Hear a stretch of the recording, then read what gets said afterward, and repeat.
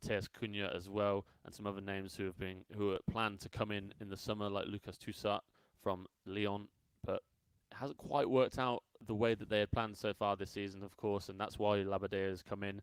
Labbadia, a known specialist of sort of surviving relegation and then bringing the club to the next level. He did it so well a couple of years ago with Wolfsburg, keeping them, winning the relegation playoff against Holstein Kiel, and then getting them into Europe the next season. It was a fantastic turnaround that he produced there, and that's obviously what Hertha have brought him in to try and replicate this season, not this season perhaps, but going into next season as well.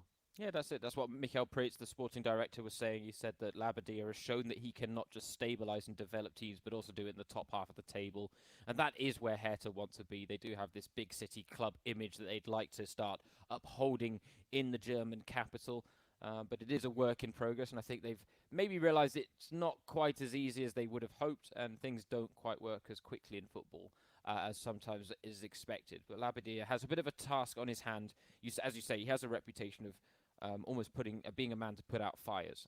But Hertha, I think, actually have him in mind of taking them into that big city club phase. And I mean, Labbadia himself said it. He said Hertha are a club with a clear, ambitious plan that we want to be a part of. And when he was saying we there, he was talking about his training team as well, bringing on a few assistant coaches too. He did admit, though, that he said we have a lot of work to do, but that will get underway on Monday. And of course, that was last Monday. That's when training, this will be the Monday coming up, so tomorrow is when his reign will start, and he'll be on the training pitch with the players in their small groups, as all the Bundesliga clubs are abiding by right now, with the exception of Bremen. Poor Bremen, not allowed to train just yet. The state of Bremen has curtailed their plans, but the rest of the Bundesliga clubs have taken back to the training pitch, and Hertha are one of them, Labbadia joining them on Monday.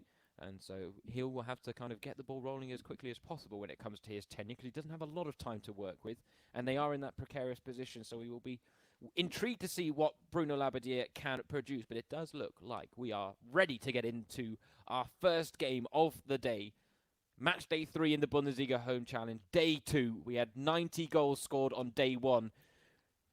Surely we're going to pick up where we left off, Alex. Here we go, James. I'm expecting big things. Yeah, hopefully if we can pick up where we left off from Tillman and Schmidt's game at the end of yesterday. We're in for a barnstorming affair today. And we are finally underway now with Bismarck kicking us off here at the Olympiastadion in Berlin. Oh, we miss the stadiums. We really do. But they do a good job of replicating the atmospheres on FIFA, I have to say. Very much so. And you guys may be used to hearing the dulcet tones of Derek Ray when FIFA 20 is on, and we have big shoes to fill here, Alex and I, but we're doing our best and hope we're matching his standards at the very least. An early chance here, and Kiprit has broken the deadlock for Bismarck. Well, the debutant not wasting any time whatsoever. Our prayers have been answered. We start immediately with a goal, and it is Kiprit who has become the sort of star man of Hertha's team in this tournament. Obviously has played a role in the virtual Bundesliga as well. These guys will know how to play with these teams that they have. An immediate goal there from Bismarck. Really tidy play. First shot of the game, as you can see, going towards that near post, and so difficult for the keepers to stop. Obviously, these guys are unable to control the keepers unless they choose to do so. Graumann just dipped into the pause menu. What was he doing there, Alex? I'm not sure, actually. I'm not sure at all. Was it a quick check of the opposing team, what formation, maybe which players he's put on, and whether he needs to counteract that at all? It is, because so often we see it, especially on the Ultimate Team as well. Some teams, some players will line up their team in one way going into the game, and as soon as the game starts, they'll possibly select the attacking style or defensive style, and that will change how a team lines up. So it is worth noting for these guys, they want to check quickly, especially having gone 1-0 down in the opening 3 minutes. He wouldn't have planned for that, so he'll want to double check how the Hertha team looks and just make sure he knows what their plans are and how they want to play. Yeah, I wonder whether Marcel Graumann was just dipping in there to figure out who Mo Kiprit is. Not a name that's been well versed in Bundesliga circles, a youth player at Hertha. But as Alex said, he's got the physical capabilities that make him quite a beast in this 85 mode, and that is why he constantly gets selected. And he has been on the score sheet more often than not for the capital city side in the Bundesliga Home Challenge. So continuing that fine run of form in the virtual world is Mo Kiprit. Maybe now a better known name for Bundesliga fans around the world for when he finally does make his Bundesliga debut with Hertha. For now, Graumann wouldn't mind an immediate response. Early goals have certainly been a trend on match day 3 of the Bundesliga Home Challenge, though maybe you could make a case it's been a trend for the whole of the Bundesliga Home Challenge, because we do see a fair few of them scored inside the opening 10 minutes. And one of our big lessons learned from last week, Alex, was that an early lead can sometimes be very hard to claw back. However, Matchday 3 has almost, changed our train of thought. But I'll hold that thought as we've got another chance building here for Hertha. And it just doesn't come off in the end, ricocheting around in the area. Yeah, our theories have been sort of debunked on that in this weekend so far. We saw it yesterday with Tillman going 2-0 down early to Schmidt in the final game of the day and then ended up getting that big 6-3 win. So we've seen it. We saw it in the first couple of weekends where teams were coming back and getting wins in the second leg of the tie. But yesterday we saw it on plenty of occasions where teams were coming back from behind in their own solo games, and Mukiele doing it as well against Balerdi. So possibly a new theme for this weekend is the comebacks in the solo games themselves. So that was it. I think I claimed with Tillman that he was the only person to come from 2 goals down to win. I was actually wrong, because Ulrich Bappo did it for Bochum against Noah Katterbach as well. Another chance here for a second for Hertha, and Bismarck, who I have to say really has started on the front foot, imposing his will in the opening exchanges. He's getting into the box really well, and Grauman is struggling to read what he's trying to do, and his style of play is going wide and getting around the edge of the box and then looking for those direct passes in towards his strikers to get quick shots away. Obviously worked wonders in the first couple of minutes with his opening goal. He's trying to make sure that he is the next man to find the back of the net as we reach the 25th minute of the game. It's been a bright opening for both these guys, but Bismarck, as you said, on top, looking for more here. Would almost opened up for Mo Kiprit, looking to bag his brace for Tom Bismarck. There's a good run being made down the wing that Grauman's trying to find. He's trying to release some of the pressure that Bismarck has had on him in the opening stages here. Long ball forward, a bit of a counter, and then he's trying to hold up the play and keep some of the possession. You need to do that.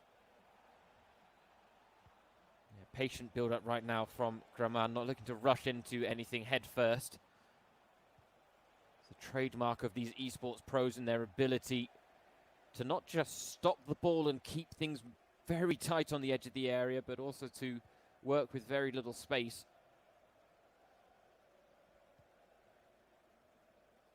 Bismarck now bringing the ball out from the back, but you can see he too not looking to break forward at the risk of potentially giving away possession and allowing Grauman to close him down.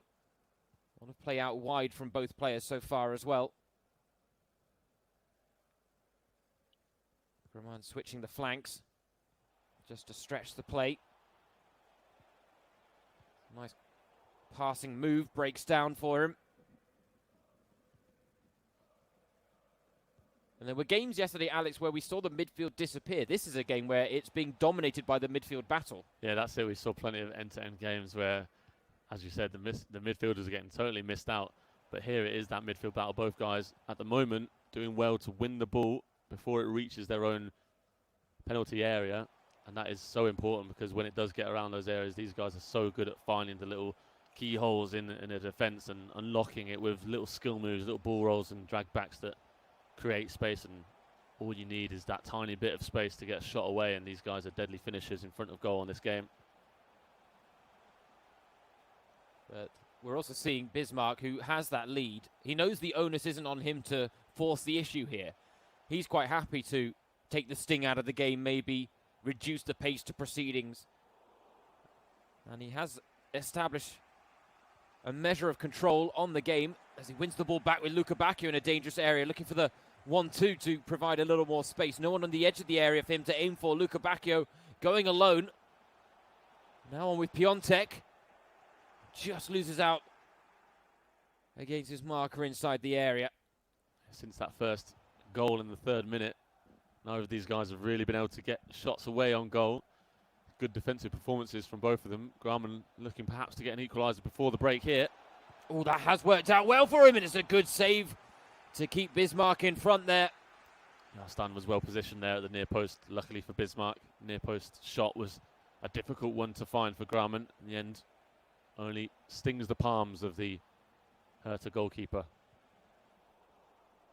He would have loved one more chance before half-time, but he's not going to get it. So it's a 1-goal lead for the debutant Bismarck as we go in at the break. A flashy start to proceedings, but then things settled into a rhythm, really, that we have seen in so many of these esports head-to-heads. Yeah, that's it. These guys, they want to establish control, and it's so rare that we see many shots in these games. And it's actually rare that for Grauman as well, that was the first real opportunity that he'd had to sort of play a direct through ball from midfield into attack for his Dresden guys, and in the end it led to his first and only shot of the game so far. A good opportunity there at the end of the first half. He needs to do more of that if he does want to break through, because at the moment Bismarck looks like he's more than happy to play on the defensive side of things, and when Grauman is trying to gather control of possession, it's Bismarck who's happiest to let him do that, because he knows he can handle the situation. Yeah, the perfect tonic for Marcel Grauman now in the second half would be an early goal to level the scores and give himself something to work with.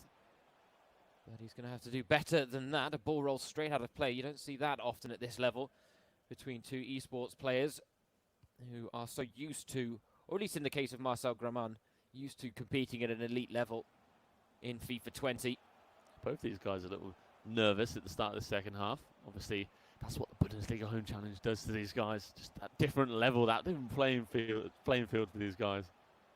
Well, that's it. We've heard from the footballers that sometimes it plays on their mind. I wonder whether someone like Tom Bismarck, who's doing this for the first time, whether there would be any nerves for him, or whether it's just a case of, oh no, this is another day at the office. I just happen to be playing FIFA for a bigger audience today.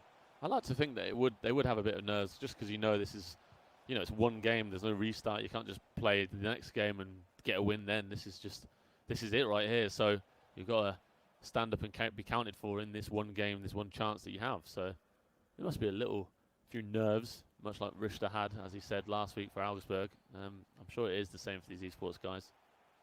Yeah, it was Richter who texted Alex to tell him that he was more nervous playing the Bundesliga Home Challenge than he was playing in Dortmund in front of over 80,000 people, which certainly gave us both a nice little smile. Seemed like a strange juxtaposition, really, but gave me a worry, to be honest. Not sure how someone could be that nervous. I guess I've never played in front of 80,000 people, though, so. I would be bricking it, though. Yeah. FIFA, I get nervous sometimes, but I don't think I'd ever be that nervous. But I guess that's the world of a professional footballer that we're not used to, Alex. Yep. Now they're in our world. Now they're in our esports yeah, world. This is it. It's a little more casual down this end, it has to be said. But Bismarck, there's nothing casual about his game, and he's looking to get in behind again here, and almost timed the pass well. The run was being made, but Grauman and the Dresden back line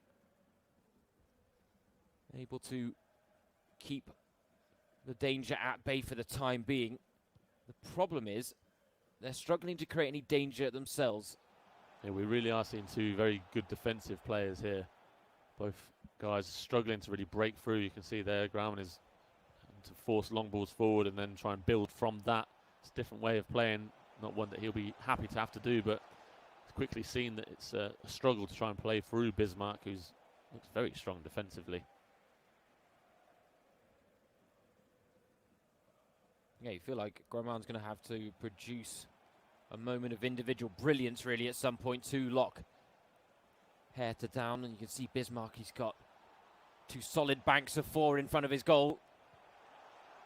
Grauman twisting and turning now inside the area, but again, it's a strong challenge at the vital moment, and a chance now for Bismarck to break. And this will be a facet maybe of the closing stages, the counter-attacks from Bismarck and Hertha. And then the question is, can he add to the scoreline and capitalise on them? But then we immediately see he realised that the angles hadn't opened up from there. The runs weren't being made, so resets, goes back to his back line and recycles play. That's the patience these guys have. We might, in the same situation, a casual player might have forced a pass there in the attack, and then you lose the ball and you lose your chance. Whereas Bismarck here, although it hasn't worked out this time, he sees that recycling possession gives him much more of a chance to get the chance that he wants on goal.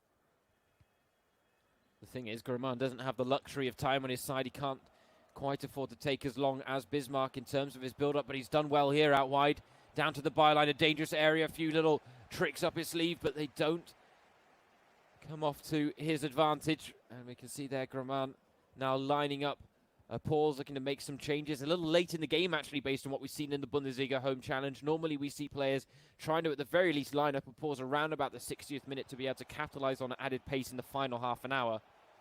For now, Gramani may go 2 down before the break, and he does as well. Bismarck doubling the advantage. Heartbreak for Graman. Perfectly timed through ball from Bismarck. He spotted beautifully that Cunha had just made a run off the defender and had got a step on him going in behind the Dresden defence, and he spotted that. A lovely pass forward, and there he is, the Brazilian man. Salsas his way through and tucks it away past the goalkeeper, and with 12 minutes to go, and he's made those changes now, Graumann, but as you said, it might be a little bit too late, just because he's struggled really to produce anything in front of goal. He's been forced to play those long balls, which have worked well for him down the wings. Every time he seems to have done it, he's gathered possession and been able to build from that. But it's been a struggle for him in the Hertha box. Bismarck has defended superbly, and I don't see that changing in the last 12 minutes here. I was going to say, there's only one real save I can think of that Jahrstein has had to make between the sticks for Hertha. And a good save it was too, from a very good chance. But that has kept Bismarck in front, and now he has doubled his advantage through Matthäus Cunha, the man who scored the goal of the season in the Bundesliga in 2018-19. If that was replicated in the Bundesliga Home Challenge, I think I'd lose my mind. What a goal. It might not be possible, actually, with the skill moves that we have. I'm not sure if the roulette is possible. Yeah, because they're capped at 3-star skill moves in the 85 mode, so that may mean it's not possible. I have to try and delve into my knowledge of skill moves ratings to see if it is possible. But yes, if you haven't seen it from Matthäus Cunha, this is while he was on the books at Leipzig, up against Leverkusen. It's a 50-50 where the ball doesn't seem to be his to win, and he somehow wins the ball, produces a roulette, and then lobs the keeper soon afterwards, and it is absolutely something special. And so, yes, I would highly recommend going and seeing it. In fact, I think it was Phil Bonney, who was the commentator for the Bundesliga World Feed. I actually thought, for what he saw, he was actually quite restrained, and he went absolutely bonkers for it. For now, Graman doesn't have a lot of time to work with. He's 2 goals down. He may not be able to snatch a positive result, but he has snatched a goal back in this one. So this could make a lively ending to proceedings in our opening game of day 2 on match day 3. Bismarck, well, we wondered whether he'd have any nerves. He may feel a little nervous now, Alex. Incredible way to find the back of the net there, and with time ticking on, as you said, we might see some drama here. First real chance that Graumann has had in and around the box, as we were alluding to before. Able to find the back of the net, and now he just wants to make sure he can get the ball back and actually get the last chance of the game, because with only 4 minutes left in FIFA time, that can go quickly, especially for Bismarck if he's able to keep the ball, which he'll try to do here. Yeah, taking as many seconds off the clock, which is another sign of how seriously these guys are taking this, despite the fact that this is a very friendly E-Invitational tournament. No prizes on the line. Really, this is pride, and even that's been damaged on occasion in the Bundesliga Home Challenge. And now, Bismarck controlling possession, though, which is exactly what he wants to do. He knows he doesn't have to try and create any chances in the closing stage.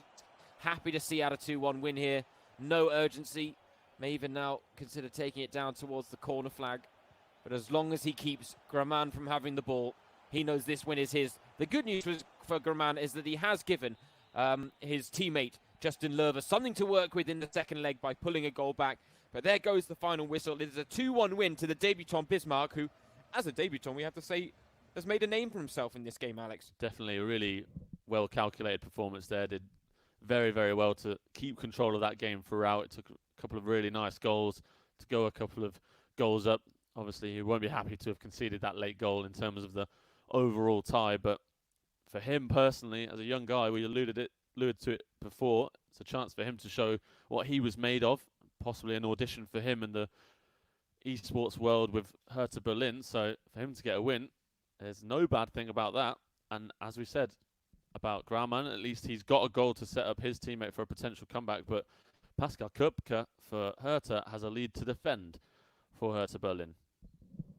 Yeah, that's it. Hertha's esports pros in the Bundesliga Home Challenge. 3 wins out of 3, with Tom Bismarck there building on the 2 wins that Alias N97 had gotten over the first 2 match days. But now we do turn our attention to the guys that have swapped the boots for the controllers. They've swapped the pitch for the joysticks. Professional footballers crossing over into the virtual world. Justin Löwe, the 21-year-old for Dynamo Dresden, and Pascal Köpke, the 24-year-old for Hertha Berlin. Of course, son of Andreas Köpke, who was a 1990 World Cup winner with Germany. Also maybe remembered for winning Euro 96. He was a member of the team that broke my heart as an 8-year-old that year. But he is now on the Hertha Berlin staff, and so too is his son, Pascal Köpke. And so, yeah, he's looking to test his mettle now. And we noticed yesterday that victories for debutants were not hard come by. Yeah, the guys coming into the Bundesliga Home Challenge actually did really well yesterday. And it could be another case for Köpke today. We don't know exactly how good he is at FIFA, what his ability is in the FIFA gaming world. So we'll have to wait and see. For Löwe, he did pick up that big 5-1 win over Vendel last weekend, which, I think for Vendel it was a bit of a rude awakening, and it ended his Bundesliga Home Challenge career very quickly. Hung up his boots very promptly. hung up the controller immediately after the game. Whereas for Löwe, for him it was as I said, a very nice way to open his Bundesliga Home Challenge account, and he'll be looking to add to that today. But for Köpke, he can try and show, as a few guys have done in the last couple of weekends, that although he wasn't in action in the last couple of weeks, he should have been, perhaps. Yeah, that is it. A very interesting character off the pitch, Pascal Köpke, as well, it has to be said. Hasn't had the easiest of times at Hertha in terms of trying to break through into the first team, and he himself admitted that the first 1.5 years weren't easy. He said he was always ready to hit the ground running, but never really got the chance. It looked like Jürgen Klinsmann's introduction as head coach may change things for Pascal Köpke. Unfortunately for him, Klinsmann's reign didn't last as long as he would have hoped, but Klinsmann did say while he was on the books that Köpke brings something different, and he said he's enormously pleased with his development, which is at least high praise for Pascal Köpke. And so, yeah, now we see whether he can transfer maybe that development onto the virtual world.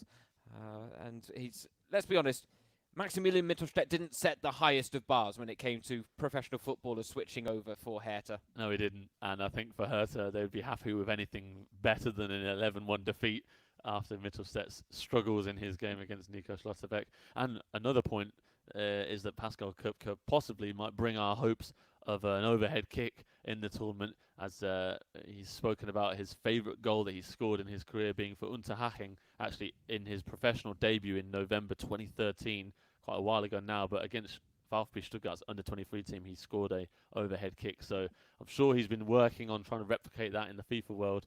He might have been able to do it in the last couple of weeks, but now see if he can do it on the biggest stage of them all with the Bundesliga Home Challenge. Where it matters most, Exactly. Absolutely. We've gone close twice with overhead kicks. We had one last week, we had one yesterday. We are getting closer, Alex. I believe that by the end of the Bundesliga Home Challenge, we are going to have one overhead kick. I've been waiting since Matchday 1. Yesterday, we got our first red card. That was very exciting. Not for Jean-Clair Todibo, maybe. In his 9-2 loss yesterday, it wasn't his best day against Marcel Deutscher, who also goes by H96_Don Chap. So he is an esports pro. But yeah, going down to 10 men against an esports pro was not a good idea for Todibo. But we're hoping maybe for a few more firsts today. And a big if, we get that first overhead kick. All I'll say is headphone users beware. Yes, because honestly, Marcel Hartel with his effort with Fabian Klos last week, if you don't remember it, he direct from a corner, that overhead kick from Klos cannoned off the crossbar. It was incredible, and if that had gone in, I'd be I am sat here talking about it now, but I would have been doing it a lot more in the last few hours, and yesterday especially, because it was so close to being something special. No, it absolutely would have gone down as one of our highlights of the Bundesliga Home Challenge. As I said, it was something that I threw out there on Matchday 1 that I hoped would happen at some point. And that was at the point we didn't know how long the Bundesliga Home Challenge was even going to go on for. We have been extended to 4 weeks, so we do have one more week at the very least up our sleeve for you next week. So we'll have another new round of fixtures, maybe some more new faces, because that has been a nice facet of this, is that there has been some rotation. Some forced, some not forced, maybe. We don't really know. We don't know whether Vendel hung up his controller after last week or whether Nadiem Amiri really wanted it, but we now wonder whether Nadiem Amiri will be hanging up his controller after losing 8-0 to Stuttgart's Atta Karasor yesterday. But at the very least, our goal-scoring form has not seemed to wane overnight. Our first game, only 3 goals in it, But when it comes to esports pros, that's actually a very good return in the Bundesliga Home Challenge, as we have come to see. It is these games between two professional footballers that are definitely a little more open, more end-to-end. Some would say more entertaining. Depends on your personal appreciation of FIFA and esports and the elite level. But there are certainly, Alex, at the very least, more goals. Yeah, I think it totally depends on your experience with esports in the past. Whether you're here to seeing as many goal mouth opportunities as possible, then these Bundesliga professional games are the ones for you. And we're getting things underway here in Dresden with Justin Löwe against Pascal Köpke. We see Löwe in the same setup as Graumann with a nice big badge behind him representing Dresden. I'm sure he got a few words of wisdom from Graumann on how to set up his team and the right way to play. Köpke at home, looking to do a lot better than Mittelstedt. He's got some work to do here defensively. Yeah, early goals have been a trend on Matchday 3. Oh, we thought we were going to have one there. Löwe denied by another strong save. Corner comes in. Corner's so difficult to score from, especially in FIFA 20. I want to say we've only had 2 so far in the Bundesliga Home Challenge, but don't necessarily quote me on that. For now, Köpke now building his first attack of the game after surviving the early scares thanks to the save from Rune Jahrstein. Plenty of men forward to work with, which is always a good sign. Suggests hasn't adopted a conservative approach in his Bundesliga Home Challenge debut as he turns in with Grujic. Now Cunha! Oh, my word, that was not far away. I thought that was in. Lovely work with Grujic. The dragbacks were difficult for Löwe to stop, and in the end it did get himself that space to pass through. And Cunha went so close with the finesse shot towards the far post. Really good effort from Köpke, who, as you said, conceded that first chance of the game, but has grown into it now in the first couple of minutes, having calmed himself down. Köpke looking to keep himself on the front foot after going close with Cunha, who's on the ball now. The Brazilian twisting, turning. Even in the virtual world, there's a bit of flair about the Brazilians. Now Köpke with the chance with himself. Would have been a glorious moment on his debut. Unfortunately, just wide. Oh, you could see him jumping up in his chair there. I think he thought that he was going to get that goal with his own player. We've seen a few guys do it in this tournament, and it has been one of the many highlights seeing them celebrate with their own guys. He would have been another name to add to that list. And again, really well worked play around the edge of the box. He's clear that Köpke knows what he's doing with the drag backs and ball rolls and things like that. The little movements that can open up space. It's hard for the opponents to read that. Doesn't quite work out with that direct pass forward, but it keeps coming. Mistakes made at the back from Justin Löwe. Even amongst the professional footballers, we've seen mistakes can prove so costly. It's actually rare that they go unpunished, seemingly, in the Bundesliga Home Challenge. On that occasion, Justin Löwe gets away with it. Köpke now forced to reset at the back himself. Löwe playing with plenty of men in attack. More like a 4-2-4 really here, so he's looking to be alive on the counter-attack if he can be, and play the ball forward quickly. But we might have an opportunity with a free kick here for Köpke, depending on his level. Yeah, direct free kicks almost as much as of a collector's item as an overhead kick in this game. We haven't had any in the Bundesliga Home Challenge, but oh my word, that was as close as we've come. Incredible effort from Köpke, just bouncing off the top of the crossbar there from Grujic. Lovely work. It's so difficult to score free kicks on this game. The variants that they added to it this season have been difficult for people to handle. It's not always it's hard to find the right way to take them, but Köpke almost found it there. Lovely looping effort. And the woodwork still playing a big role on day 2 of Matchday 3. If you were with us yesterday, you will know that it seemed to have a part to play in virtually every game that took place, whether it was goals going in off the woodwork or the woodwork not coming to the rescue of a side. We talked about that story yesterday. Yep. But at the very least, preventing goals from going in. And therefore, we had a couple, it was 2 games, we had double woodwork hits in quick succession. I think we almost had as many woodworks being hit than goals scored. Oh, that's a tough one. There's a chance now for Löwe to pull one back here. In the end, a bit of a tame effort from Dresden. With one of their better chances of the first half. But Kupka has certainly settled into his debut in the Bundesliga Home Challenge very well. And you can see he's certainly got some of the basic skill moves to aid him in his attempts. Here he is, again on the ball himself. And the defender got a vital touch there inside the area. He went for the pass through with Grujic rather than shooting from distance, and worked out for him. Getting a bit of luck through the middle, but the defender came to the aid of Löw at the last ditch there.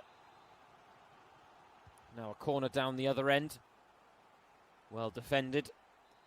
Chance now for us to also remind you, if you do want to get in touch on social media, feel free to use the hashtag Bundesliga Home Challenge on your platform of choice. We hope you are enjoying the action from wherever in the world you are joining us. We've had fans from Indonesia, India, Green Bay, Portugal, Nigeria, all over the world that have gotten in touch. So do let us know where in the world you are watching from, as Kupka goes close to opening the scoring here against Löw. Oh dear. Well, we talk about corners being hard to score from. Definitely the case if that's going to happen. 100%. He called for the man to come short and then went for it into the box anyway, and it bounced off his own man and went out for a goal kick. Comedy moment there, but for Kupka going close again there with a chance. He's looking for another one here. Just unfortunate with that previous chance that he got a late block on it. He's dominating this game right now. He wins the header from the corner, but not enough power on the effort to truly trouble the goalkeeper on that occasion. But a chance now for Löw to break on the counter. Lovely long ball forward. He's got men in the middle to aim for. And he's picked one out of the back post. And that is the opening goal for Dresden and Löw. Somewhat against a run of play, but he won't mind a fantastic result on the stroke of half-time. And that's what he was looking for. He's had the 4 men up front all game, looking for that counter-attack, and it was really swift from him. And as we've seen so often, when you get in behind a defence on this game, and you get that low-driven cross across the box, across the face of goal, it's so difficult to defend in front of your own goal mouth. And for Kupka, just couldn't get back in time. And Löw, despite being you can say worse, but on the back foot for most of this first half, he gets the goal to go ahead before the break. Yeah, chance conversion, that's been another big lesson learned when watching these Bundesliga Home Challenge games. You've got to be carving out not just golden opportunities, but clear-cut ones, and then you've got to be converting them too. Plenty of chances in these games between professional footballers that do go unpunished. Kupka's had a couple of them in this game, and now he's on the receiving end. And he's a goal down, which has leveled the scores on aggregate. Can he restore the lead for Hertha? Yes, he can. Lovely move from Cunha. He's done it so often, these drag backs.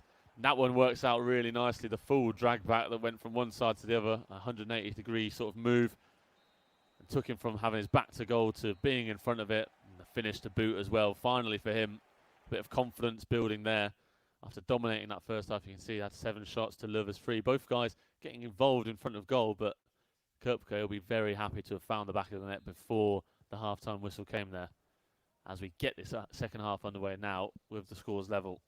Well, that was very much a feeling out process in the first half, and then it all came alive in the final 5 minutes with 2 goals in quick succession. But that's exactly what we love to see, and this is exactly the thing that Alex and I have been talking about throughout the Bundesliga Home Challenge. The sheer variety and spectrum of experiences that we are getting to see in this Bundesliga Home Challenge on FIFA 20. And right now, this game now poised finally for the second half. Hertha with that narrow advantage on aggregate, 3-2 the scores so far. Löw not with a lot of space to work with on the edge of the area. Plenty of blue and white shirts back for Kupka. The dangerous delivery. Jahrstein able to collect though. Keeps looking to go wide as Löw, but Kupka has handled it well defensively. And now he is the man looking to get involved on the counter-attack. Didn't quite get control of the right man there as he looked to get on the end of that pass into the middle. And we are getting into a more end-to-end game here. Yeah, end-to-end, a few more mistakes being made as both players rushing the play a little bit at 1-1. Again, we did see yesterday that some of these players in the second legs were very aware of the aggregate score and were certainly looking to defend it. Kupka, I think, seems intent on at least winning his game, let alone the aggregate score. Very much so. And that is where we talk about the release of the competitive juices for some of these players that have been cooped in up at home in isolation. There's a good chance for Lerver, well saved by Jahrstein again. A rare moment for him to actually have possession of the ball in the Hertha box, and he turned well there to get a quick shot away, but just straight at the goalkeeper. Oh, nice ball roll inside. Looking for the man on the edge of the area, which is Cunha. Pinging around in there, it falls to the Brazilian again. He was looking to curl it. Instead, it's worked to Ibisevic.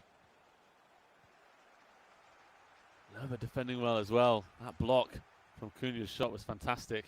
Kupka just saw that he had a moment of space and went for goal, but Lerver is there on hand to cause him more and more problems. Now he can break as well. Here is Königsdörfer on the ball. Losing out to his marker. It's very strange seeing Vedad Ibisevic popping up on the wings, I have to say, as a Bundesliga fan, and I have been for several years. I remember when Ibisevic broke onto the scene with Hoffenheim.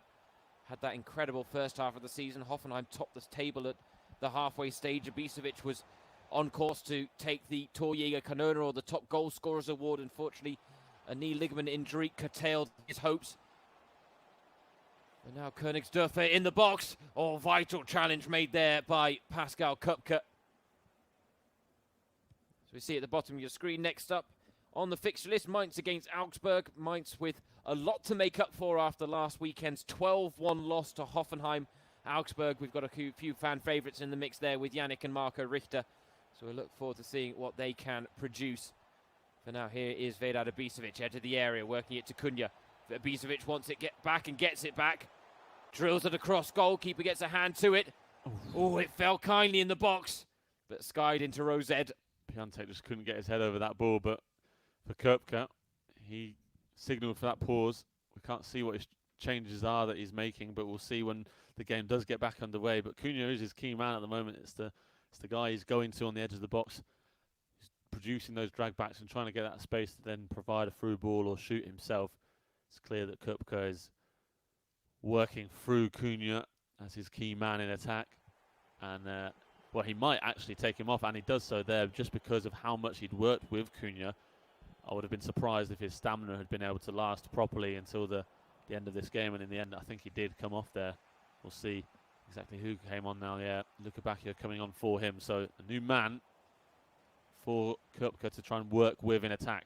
Yeah, a bit of added pace in that final third against maybe some tired legs in the back lines, but then that is an advantage that both players have in making substitutions, it has to be said. And they can make a big difference in the closing stages when those stamina bars have slackened a little bit. Holding down the sprint button. Strangely enough, even in the virtual world, tires players out. Lerver having to be very patient. He doesn't have a lot to work with in terms of passing angles or options, and in the end he does lose out. Luka Bacchio trying to win it back for Kupka. Does well twice, but it's still Dresden that come away with the ball. Errant pass there gives possession away in a dangerous area. Kupka has a few players streaming forward for him. One of them is Piątek. Now with Grujic. He's working it well on the edge of the area. One rushed pass costs him. Easily cut out by the Dresden back line. And it's broken nicely now for Golnak, who is fresh off the bench, and he's got pace to burn. Oh, it's off the post.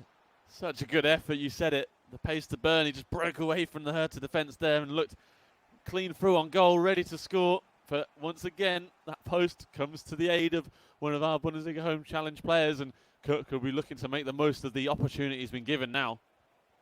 Yeah, Derek Ray, I used this yesterday, I'll use it again. Derek Ray would be talking about the woodwork still reverberating right now. If you were listening to your normal FIFA 20 commentary, with us you get a few more gasps and groans thrown in the mix as well.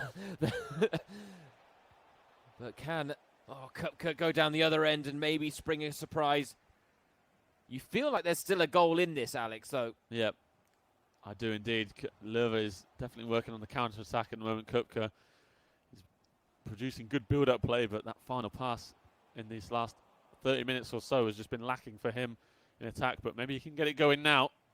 Oh, he needed to play that pass earlier. It didn't quite come quickly enough from Kupka himself. Of course, Kupka's foremost priority will be defending the aggregate lead, I'm sure.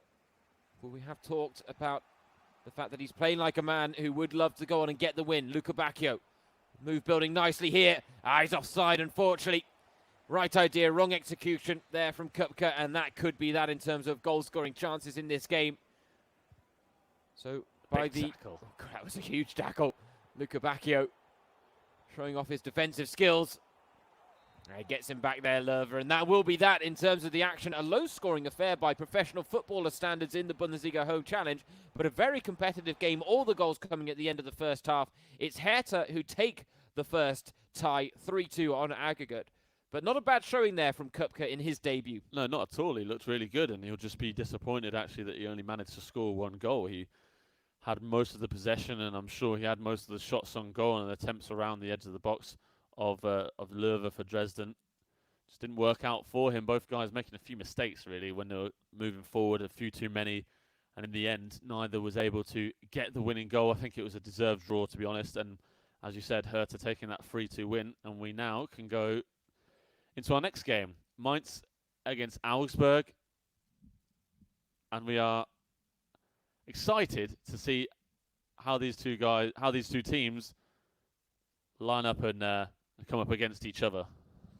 So we've got two esports pros in the first game. One new face in Dominik Nickmeier Weihrauch for Mainz, taking charge from Julian Greiss, who unfortunately didn't have the best of results. It was a 1-1 draw on Matchday 1 against Erne and Belle of Borussia Dortmund.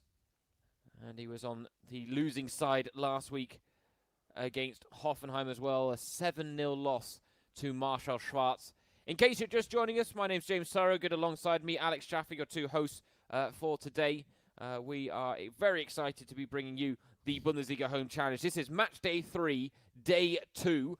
We had 90 goals scored in yesterday's action. 8 games across the Saturday, 7 today on Sunday. 1 down already, 6 to go. We had a relatively, by our standards, low-scoring affair on Match Day 3 between Dresden and Hertha, and actually it is the lowest scoring tie of the entire Match Day 3 so far. The lowest amount of goals we had across 2 legs yesterday was 8 goals in the 6-2 win for for Leipzig against Dortmund. Excuse me, get it the right way around there. Very important.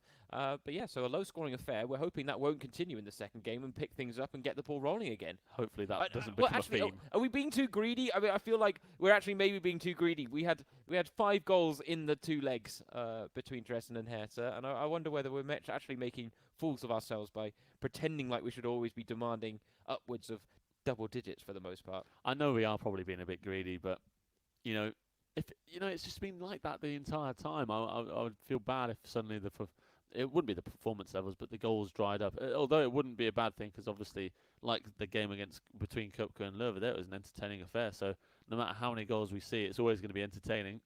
But for the sheer number of goals that we've seen, it would be nice if they carried on. We can see if Yannick for Augsburg can carry this on as he comes up against Dominik. I'm not sure how to say his. There was a goalkeeper in the Premier League for a while. I believe his last name was Myra. So I'm going to go with Myra. Well. So I think as long as we're consistent. Yeah. I mean, we'd love to get in touch with these guys and ask them, how do you pronounce your game attack? Sometimes it's not always the easiest thing. We're kind of making it up as we go along for the most part. But we will go with Nick Myra for this one. For now, it's Yannick, though, imposing himself early on. And he has been one of the more impressive performers in the virtual Bundesliga circles when it comes to the Bundesliga Home Challenge. He has picked up 2 wins from 2, and like Nassim Buyalab, Ata Karazor is the only player still yet to concede. Now, Ata Karazor went 3 games without conceding yesterday. Can Yannick do the same as he gets the first chance of the game cleared off the line from the corner? That would certainly be an elite bracket to be in, not conceding in the Bundesliga Home Challenge when, let's be honest, it has been goals galore at times in what is an invitational friendly tournament that the DFL have put on to help us cope with the football-free moments. We do hope you and yours are all staying safe and healthy out there and ultimately practicing social distancing and getting through any periods of self-isolation or quarantine as best you can. We know it's not easy. We hope we are here and able to provide a bit of light, entertaining relief from it all. But Yannick with the bit between his teeth here now. Richter on the ball, 2 to aim for in the middle. Oh, it's drilled towards the back post. And Nick Myra there doing well to get a man across to recover. Fantastic ball across there. And yes, Yannick has dominated this opening period. I think that is why he's not conceded any goals. He tends to dominate possession in games and maintain control really well. And he's been always a difficult guy for teams to break down and create chances against. Myra will be looking to be that first one to get a goal against him in this tournament. But at the moment, Yannick is looking most likely to find the back of the net to open the scoring here. So he continues to come forward. He's moving the ball well, keeping his opponent guessing. Oh no, that was the chance, but a vital interception from the defender at the back. Ball pinging about in there around the area. Hahn now with Niederlechner on the turn. Good save by Zentner. And Nick Myra is certainly up against it here in the opening exchanges. Yannick's doing really well. Chance there from a corner for Udakai. Just glances his header over the crossbar. Very difficult to score from that set piece, but we have seen, I think, one or a couple of corner kick goals so far in this tournament, so they're not impossible, and especially not for these esports guys who know exactly how to score goals in FIFA 20. I was going to say, we haven't seen any training ground routines per se, but a lot of the corners are taken short. And as you say, they are a rare source of goals, it has to be said, in the Bundesliga Home Challenge. Right now, Nick Myra trying to settle into a rhythm, but Yannick is giving him absolutely no time to do that. Seems to be struggling to find an answer to this early pressure from Yannick. But as we saw already today, early pressure and early chances mean little if you can convert your first chance on goal. And Nick Myra now building an attacking move of his own with Danny Latzer on the ball. His first chance he's really had to get forward here, so doesn't come to fruition for him, but a good moment to get some confidence going. Yannick has dominated the opening periods of this game, as he does come forward again here with Finn Bogerson driving through midfield. Doesn't find the pass, though, in the final third of Mainz. Yeah, rare moment of poor decision-making there from Yannick. We haven't seen that from him too often in the Bundesliga Home Challenge, but they're all human in the end, I guess, even these professional esports pros as well. And now Yannick, though, winning the ball back well in midfield. He does have a bit of pace to his game as well when he likes to move the ball forward. Andre Hahn has pace in his game too, and that's a tap-in for Niederlechner.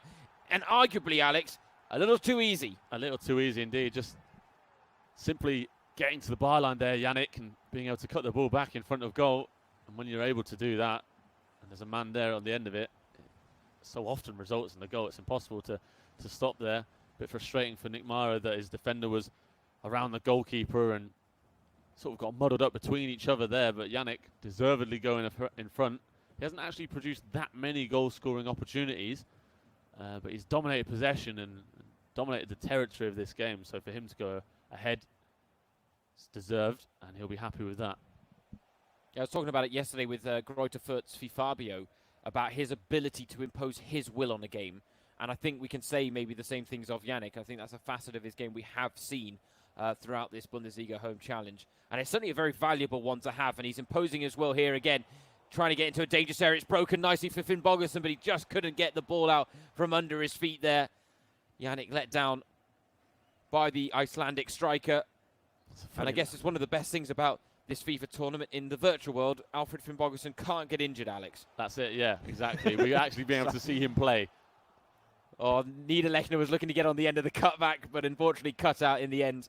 Sorry, I shouldn't maybe joke about people getting injuries too much. It's just, I feel so sorry for Alfred Finn Bogerson, the amount of injuries he's had throughout his career, in the Bundesliga especially, where he's been so prolific when he has been fit. Even this season already, he's scored that equaliser against Bayern in the 2-2 draw for Augsburg, late equaliser. So when he is on the pitch, he's such a deadly finisher. And as you said, it's just been a disappointing season for him in terms of injuries, while Niederlechner has been finding the net.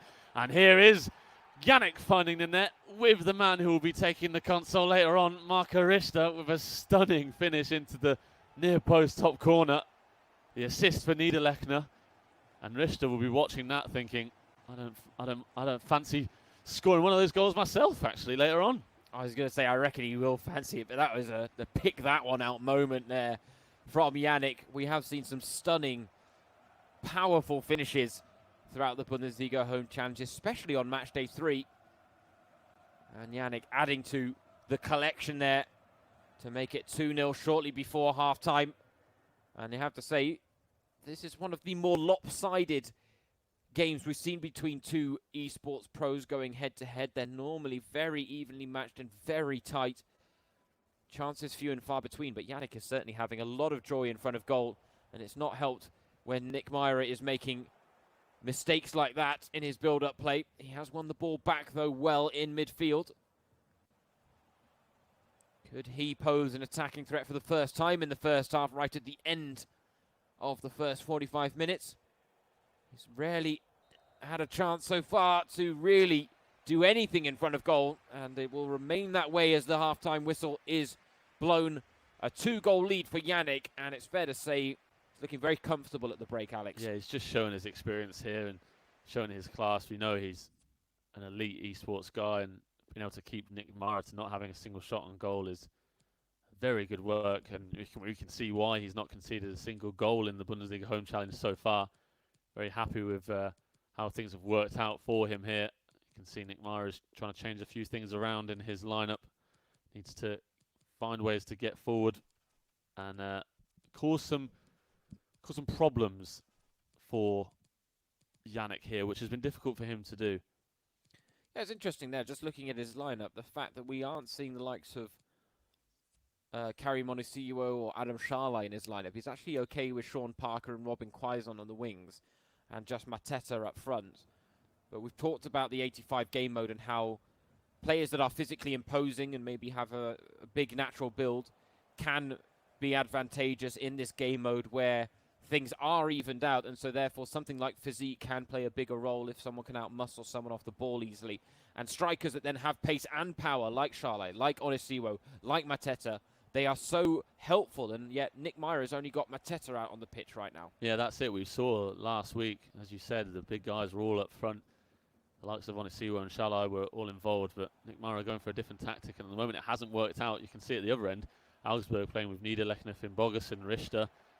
Plenty of attacking players going forward, and that is important because, you know, as we said before, although these guys are all capped at 85, the strikers have more pace than their defenders. So if you have 3 strikers up the pitch, you've got 3 players running at a defence which they know they're quicker than, and provides more opportunities to get in behind and obviously, as we said, get those rare chances which in the esports gaming world are hard to come by just because how good these guys usually are at defending.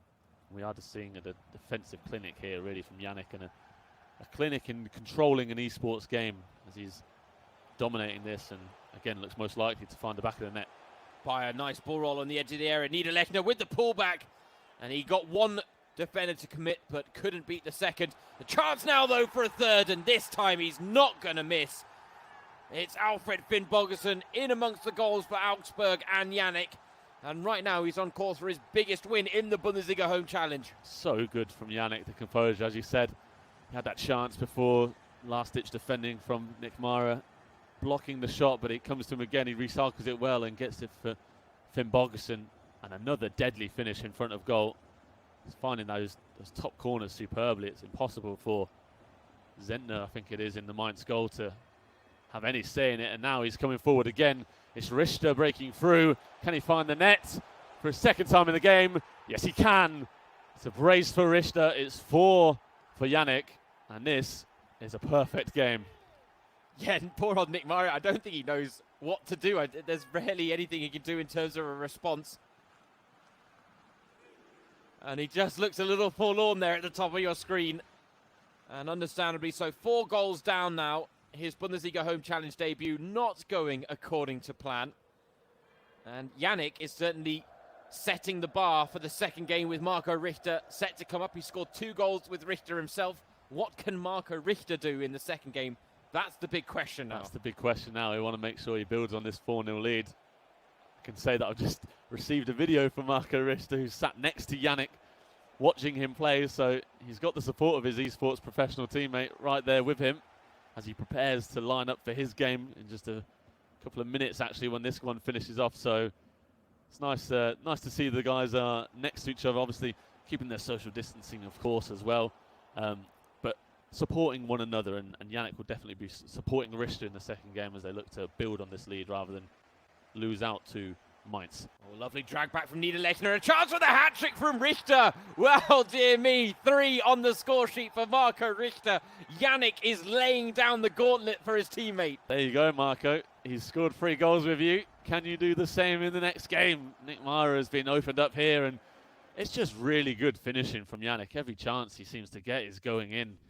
He's working the ball really well, but the shots he's taking are all superb. And for him to have scored 3 goals with Richter, you can see him there looking to his right. He's giving Marco a little smile to say, I've scored 3 goals with you, mate. What can you do? I think he's saying exactly what we're saying, actually. Yeah, it really is a case of, come on, lad, I've laid down the gauntlet. It's now up to you to match it. And it's a strange thing. I mean, Nick Meyer, we had an eSports Academy player for Hertha in the form of Tom Bismarck going up against Marcel Graman in our very first game of today. And he acquitted himself very well, picking up a victory. Nick Meyer, an eSports Academy player for Mainz, and he is struggling in the big leagues right now against Yannick, who is a veteran of the virtual Bundesliga and a well-known name, and also, you know, a very well-respected opinion when it comes to his stance on esports, and he has talked at length about it as well. He's talked about aspiring players, the fact they must have fun, train, believe in a dream, and make sure they don't give up after setbacks. I'm sure that's a message that Nick Meyer can maybe take on after this game, because he has been on the rough end of the stick against Yannick so far. Yeah, a rude awakening for him in the Bundesliga Home Challenge. On his Twitter profile, it does say, never underestimate an underdog. Sadly, it hasn't worked out for him in the underdog scenario today, but you can know that if he does get the opportunity to play again for Mainz in the Bundesliga Home Challenge, he'll come back fighting. What I can recommend, because he's got one of the best Twitch channel names out there, in my opinion, Nick Meyer, is go give this guy a follow on Twitch if you want to support him. And we'd recommend and encourage you to support all of the esports pros that are in action in the Bundesliga Home Challenge, of course. They could be supported in a slightly different way than you would the footballers out on the pitch. You'd be standing in a stadium cheering them on. Streamers and esports pros, they can do with a little bit of help when it comes to their YouTube videos and their streams. And Nick Meyer's gamer tag on Twitter is Mo Ober's Friseur, which is Mo Ober's hairdresser. And if you know Mo Ober, he's the reigning FIFA E World Cup champion from 2019. He's bold, though. So there's a tongue-in-cheek statement there from Nick Meyer as he's trying to prevent going 6 down and unable to do so. And there's a flash of the hands where it really is a case of, what can I do? Exactly, that's it. What can he do? As difficult as it's been for him, there's no real way you can stop this onslaught from Yannick, who, as I said, has been so clinically in front of goal while he's been on top in possession and playing well. It's that clinical nature in front of goal which is really why he's so far ahead. And I think it's fair to say this is one of the most wide open games we've seen between esports guys. A possible chance here for Nick to get a goal. Just unlucky there in front of goal. Looking for the shot. I'd love him to get a consolation effort, but I also want Yannick to keep his clean sheet record and join Atta Carousel with 3 out of 3, because I think in this home challenge, that is maybe one of the most impressive statistics you could have to your name at this stage. 100%. We know how difficult defending is in FIFA normally, especially in esports game as well, but coming up against the unknowns that Yannick has been doing so. I like Nick Meyer as he wins himself a penalty here. Nick Meyer can hardly watch, to be honest. Oh, things continue to go from bad to worse for Mainz here, and Nick Meyer. A debut to forget when debutants have actually been doing well on Matchday 3.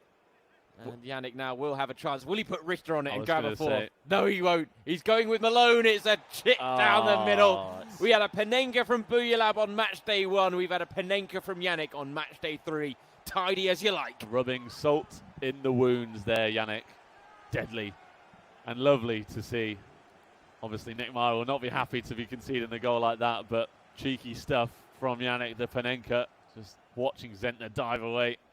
Nothing you can do about that. And it's 7-0 now. Incredible scoreline for Yannick. Well, that's it. After talking about the fact that the Dresden Hertha tie was so low scoring, Yannick has said, hold my beer, Alex. I'll sort this out single-handedly. And yeah, now 7 goals to the good. Easily our most one-sided game between two esports pros going head-to-head as well, it's worth noting. And that really, there's no disrespect here to Nick Myra, because he is a young kid that is up and coming in this esports world. And it's a steep learning curve at times, just like it is in the real professional football world as well, for some of the youngsters trying to break through into the big leagues. And Nick Myra with a big lesson to learn from this one, and it could still get a little worse for him. There is still time, but maybe a chance for him to get a consolation effort. Can he build one last chance? He's had so few of them in the 90 minutes so far. Burkhardt, he's skipped past one challenge. Oh, it's a lovely ball into Parker. Chance brewing. Parker on the follow-up, and it's wide. Just wide there, lacking that clinical nature that Yannick has had. Really well-worked move, to be honest, from the Mainz man. Just unlucky, and it would have been nice for him to get that consolation goal. But in the end, it's Yannick who comes away with a barnstorming 7-0 win. Well, eat your heart out, Marco Richter. The gauntlet has been set by your teammate Yannick. We now wait eagerly to see whether you will be able to match it. But a stunning, stunning performance from Yannick there. He had the control on proceedings from start to finish. He rarely broke a sweat. And let's be honest, Nick Myra unfortunately had no answers for the elite level of play that Yannick was bringing to the table there. Yeah, that's it. He seemed to score with every chance that he was getting. Every time he moved forward with the ball, it looked like it was going to come to a really good chance in front of goal. And for him to score 7 goals against a fellow esports pro is incredible stuff. So fantastic result for him. Probably the most wide open game we've seen between two esports guys. But hopefully Nick Myra can take it on the chin and come back next time. He was new to the Bundesliga Home Challenge. That was his first game, a rude awakening, as we said. But hopefully it doesn't take him away and hopefully doesn't hang up his controller for the invitation. We'd like to see him again. Yeah, we certainly would, no doubt about it. And yeah, I think it was last week, it was Marshall Schwarz against Julian Greis of Mainz, actually, that also picked up a 7-0 win in the first leg. But I will maybe add the caveat into that Julian Greis isn't an esports pro, but a YouTuber by trade. Yeah. And so that result maybe isn't quite as stark in contrast as what we just saw there between Yannick and Mainz's esports academy player Dominik Nick Myra Weirauch. And he said he's been a huge football fan since he was a kid. He watches all the leagues. He's a football fanatic. Hopefully that doesn't take the gloss off his Sunday too much, the 20-year-old. Being beaten by Yannick there. But we are now ready for our second tie. The goals once again flowing freely in the Bundesliga Home Challenge. 7 in the first leg of the tie between Mainz and Augsburg, all going the way of Augsburg. And now Marco Richter will pick up the baton from Yannick and look to seal the victory for Augsburg on aggregate. Alex seems to have been texting away with him for the last couple of minutes, so I'm sure there's hype building in the Augsburg press room as he takes over the controller from Yannick 0109. And he made some interesting predictions earlier on in the Bundesliga Home Challenge.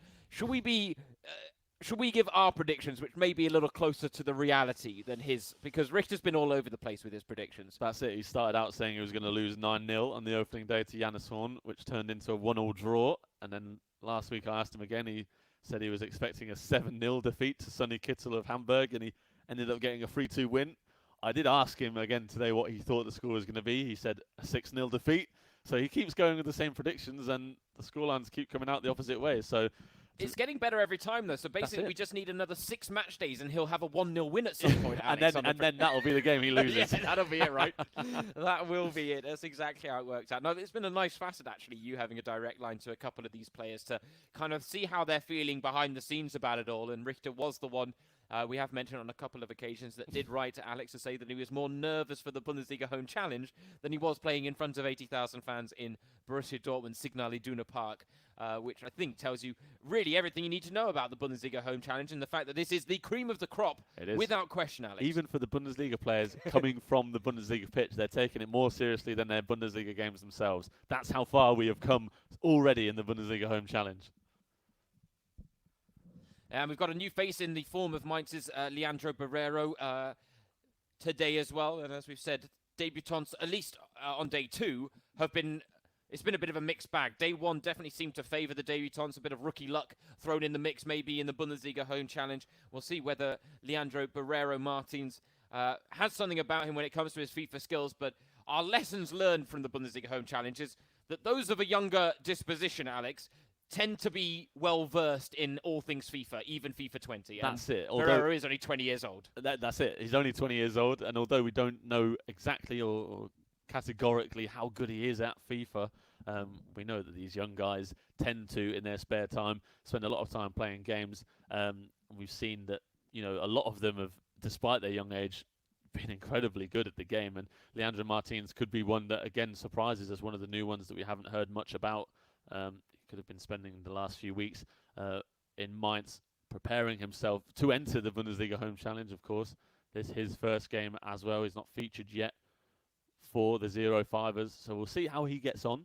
And obviously he's coming up against Richter, who himself is only 22, so a couple of young guys coming up against each other here. Yeah, that's it. Richter got a 1-1 draw against Johannes Horn on Matchday 1. It was that 3-2 win against Sonny Kittel last time out that got him in the win column for the first time. He'd like to follow that up with another one.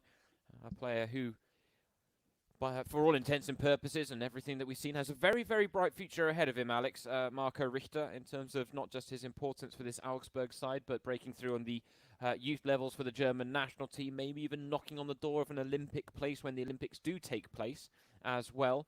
And of course, he was part of that under-21 side that in the summer of 2019 got to the finals of the under-21 European Championships. They did lose out to Spain in the end. It was Dani Olmo, the Leipzig player now, that did a lot of damage that day. And it was Nadiem Amiri who scored the consolation effort. He was in action in the Bundesliga Home Challenge for Leverkusen yesterday. But Richter was one of the bright sparks of the whole tournament. And he's kicked on this season. I don't know. I think people expected him maybe to really burst onto the goal-scoring scene in the Bundesliga this season. Hasn't quite happened for him that way, but he has been such an important player for this Augsburg side. Yeah, and it's a really young side, actually, in Augsburg. They've got the likes of himself, of course, and Ruben Vargas, and these young guys who are trying to make a big impression. And as you said, coming from that under-21 outing in the summer that he had, a lot of people might have expected him to go even further than he's done so far this season. He's got 4 goals and 3 assists in his 22 appearances this season for Augsburg, which aren't massive numbers, but when you consider the fact that he scored against Bayern, he scored against Dortmund, got an assist against Leipzig, and he's performing in the big games, and he seems to be a guy who thrives in the big moments. And for a guy who's only 22 years old, that is a really important thing, because that's something that I think cannot really be taught. It has to be sort of embedded in someone. And so for him, as a young German guy, young German player trying to break through and make a big statement in the Bundesliga, I think he's doing that quite nicely. Yeah, I think that actually comes down to the statement he made in the text message to you about the fact that even in front of 80,000 people in Dortmund, he wasn't that nervous. No nerves, yeah. And that shows that that's a very key quality to have in those big games when a lot is expected of you and the pressure is sometimes piled on. And Richter is someone that has admitted that he doesn't play FIFA that often. He says he's normally on GTA, actually, with Jozo Stanic and Raphael Framberger, his Augsburg teammates.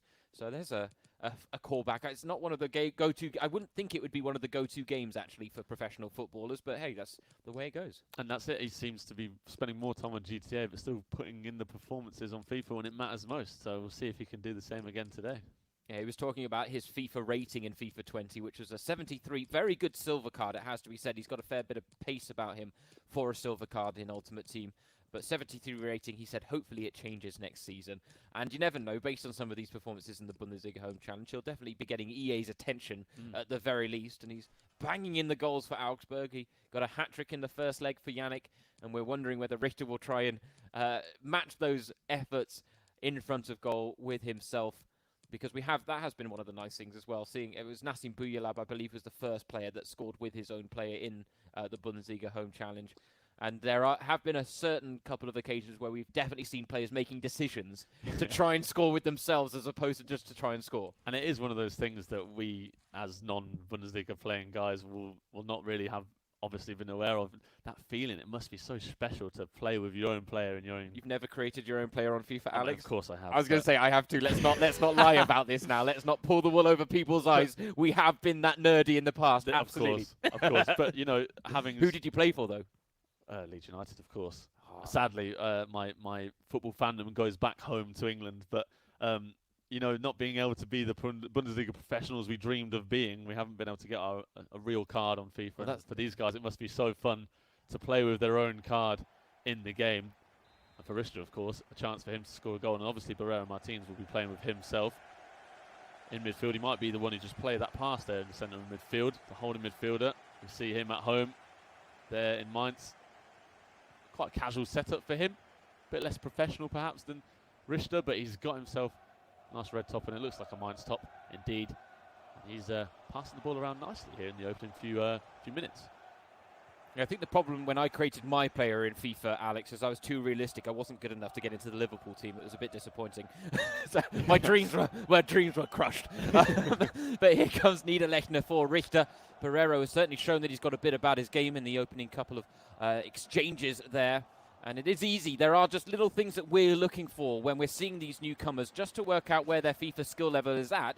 And it is little things like these drag backs, ball rolls, just little moments and little details that really tell us a big story. 100%. You can quickly see it. Another thing that I look for is the ability of these guys to play sort of first touch passes and play a pass to then play a second pass immediately after it. You know, it's quite difficult to plan ahead like that. And it's important to do that on FIFA, as Martins is doing here. Oh, good chance, early chance to pull a goal back in the tie. Of course, a reminder, in case you're just joining us, Mainz are 7-0 down after the first leg. Yannick beating Nick Myra 7-0 in the first leg. And so a lot of ground to make up, but we've talked in the past about pride being on the line at the very least. Barrero can aim to win his game, even if it's not enough to win the tie. Richter, meanwhile, will be looking to build on last week's 3-2 win against Sonny Kittel, which was a back-and-forth game. It had a bit of everything. Richter coming out on top in the end, though, and giving him a foundation to work with coming into Matchday 3 against the newcomer, Leandro Barrero. I think we know Richter is one of those guys where he's not going to be in total control of the game. It's a proper Bundesliga professional game where it's end-to-end and open for goals. So it looks like Barrero might be the same here, but he's playing well in the opening 15 minutes or so. You can tell this is clearly not his first time of playing FIFA. He must be used to it. He's got a few of the passing moves that I was speaking about, the planning ahead, the one-touch passes to quickly move through an opposition's midfield and defence. But Richter is working well again here as he comes down the right-hand side on this counter. Yeah, we have seen with Richter his attacking game is definitely a lot stronger than his defensive game. That's, I think, fair for a lot of these casual players that are making the crossover. Defending is such a unique art, especially on FIFA 20. It's become even more predominant in the game this time around. And that does mean it makes it more difficult for the casual fans as Richter goes absolutely flying in there. We had a red card, the first one yesterday. And we're going to get another one. Here. Oh, no, Marco Richter. Just look at his reaction. It tells the whole story, Alex. Maybe his prediction of that 6-0 might come true here. He's going to have an uphill battle down to 10 men early on. Edvard Löwen, the man to see red. He won't be happy with that at all. We see the reaction head in hand there for Richter. He's got an uphill battle now. Someone's changed the dial on the referee strictness on Matchday 3. Yeah. We've had a couple of challenges that have been questionable Matchday 1 and 2. We thought we might get a red card. It didn't happen. Now 2 in quick succession. 1 yesterday with Jean-Clair Todibo of Schalke. Now Marco Richter joining him in that unwanted category. We quickly see the red cards coming on like London buses. And interesting that Richter hasn't paused the game to sort of change things around. Surprised he hasn't paused the game to text you about that, Alex, actually. You should be texting him right now going, that was a shocking challenge. You should be ashamed of yourself. What on earth are you doing, Marco? You can't be having any of that, even in the Bundesliga Home Challenge. It's a friendly tournament, but that is it. This is all good tongue-in-cheek fun. As much as it is fair play in this invitational, obviously you see these guys taking it very seriously. Richter flying in with the tackles. He wants to win. Although he is down to 10 men, he's moving forward quite well here. Oh, lovely ball through to Niederlechner. Takes the shot early, and I think he had to. Stings the palms of Zentner, earns himself a corner. He was just getting closed down by the Mainz defence on the run net. Corner chance, and it's in for Richter. Poked home by Alfred Finnbogason from the corner. Very happy with that. Quack, quack, quack. Chicken it is, not a duck. And he's laughing away at his own celebration there. You committed to the quack quack early there. I wasn't quite convinced myself, but I like it. Oh, yeah, flying away with this one, even with 10 men, Marco Richter. But that's probably the ugliest goal we've seen in the Bundesliga Home Challenge. We've had a couple of own goals, but in terms of just bundling it home and no one really getting a touch, there's no control on it. It's just ricochet. Yeah, it just bounced around there and hopeful. I think both guys were button bashing there, just hoping that their man was in the right spot. And in the end, it was Finnbogason. Nice to see Richter enjoying the celebration there, and for him, very important to be 1-0 up now already. half an hour gone, but still, as you see, down to 10 men. So Barreiro will be wanting to break out of his shell a bit more and get moving forward as he is now. Yeah, that's it. Barreiro just has to keep his composure. He knows throughout the 90, well, for the remainder of the hour left in FIFA, that he will be able to find space and create chances, given that he has that man advantage. He just has to bide his time. And again, right now, Augsburg 8-0 up on aggregate. The tie may be beyond reach. Doesn't mean that Barreiro can't snatch a win himself. Finn Bogerson, the goal scorer, earning a free kick in a very dangerous area here for Richter. He might try and give it himself. Here it is, Richter on the ball. If he scores this free kick, it would be incredibly special. It'll equal a hat-trick, in my opinion. 100%. We wait, bated breath. Oh! It wasn't far away. Good save from Zentner. We both get very excited there. A wry smile on Richter's face there. He knew how close that was. But Zentner denies him the party pooper. Coming to Mainz's aid to keep it at 1-0. I tell you, I'm half hoping he's got our commentary on in the background, actually, Marco Richter here. It would be quite funny if he was able to listen in on what we're saying. Oh, nice 1-2 from Barreiro. He went for the little heel chop inside the area to get past this man, instead ran into trouble. I think it might have been the right idea, unless he'd tried to go with a first-time shot at the near post. Just an awkward angle for him there, but in the end, Augsburg's defence doing well. A little exposed here. Burkhardt onto Barreiro Martins. The angle just didn't work for him. I think he's pushed his own man a bit further forward up the pitch as Barreiro trying to get a goal with himself. Quite funny that he's trying to do that despite being a defensive midfielder in the game. Well, that's the beauty of the 85 game mode as well. His shooting stats may be a little higher than they normally are when he plays FIFA with himself, of course. A 20-year-old youngster, as we've mentioned, breaking into the Mainz first team, 10 appearances in the current campaign. Leandro Barreiro, and he's got space to work with here with Robin Quaison. Closed down well by Iago, the Augsburg left back. Edge of the area. Richter still with plenty of bodies behind the ball, suggesting he may have switched to a more defensive setting. He's got to keep things tight. He does very well there. But this could be relentless pressure. Is there one last chance in the first half? It looks unlikely now. There goes the halftime whistle. And, well, a bit of a roller coaster ride for Marco Richter in that first half, Alex. Very much so. He's obviously gone down to 10 men with that rash challenge from Leuven, but he's been the better man going forward and found the net, even if it was a scrappy way to go ahead. Barreiro, although he has struggled to really create chances, as we saw there towards the end, he was doing well to keep the ball around the edge of the Augsburg box, but you can just tell the difference between a casual player and the esports guy. Barreiro not really able to get that pass through, just lacking with his touch in the final third, not finding the right pass to get an opportunity to shoot on goal. And in the end, Richter comes into the half-time pause, 1-0 ahead as we get straight back into the second half here. That's the question. Will Richter look to crank things up in the second half? Because so far he has proven himself to be not one of the expendables in the Bundesliga Home Challenge. And if you are a Jason Statham fan, you'll realise I've just referenced 2 of his movie titles. The reason I do that is because Jason Statham is Marco Richter's favourite actor. It's one of the questions he answered for us pre-match. It's always one of those fun things to just find out what these guys are like a little bit behind the scenes. And Jason Statham movies are amongst his favourites. So too Adam Sandler. You've got to respect a comedy genius like Adam Sandler, but in fairness, Richter's goal in this game was slightly comedic in its own value. That's it. Maybe he's learning from those Adam Sandler films. And I think it's nice to ask these guys what their favourite actors are and films are, just so people at home might get a bit of inspiration to watch a film in the evening looking for a choice. Maybe you want to watch Marco Richter's favourite film or something like that. We're trying to provide you with that fun fact information during the Bundesliga Home Challenge, as well as some cutting esports content. And Barreiro with a cutting attack there, and he quickly equalises this game, punching the corner flag away. It's 1-1 early in the second half. Yeah, it's the first time there we saw the space open up with Barreiro carving Richter apart, much like a good Sunday roast. And he's got the equaliser in the game to pull it back, and you have to think that the impetus now will be with him in this second half. We know momentum's such a big thing in FIFA, and the fact is he's got a man advantage. He's now got a goal back. He'll be in the ascendancy, and Richter's got to be careful not to risk too much now. Yeah, that's it. Richter's got to actually take more control of this game and play a more conservative way, because you have to remember he is down to 10 men, so mistakes like this he's made for Boetius could come back to haunt him. He's looking for a second red card as well with some of these challenges, but he's done well there. Boetius was dancing his way through. In the end, the music stopped right at the vital moment. It's just going to be a struggle for Richter, as you can see. Not many men getting forward. He's going to have to be patient in his build-up to actually move the ball forward. He's doing well here.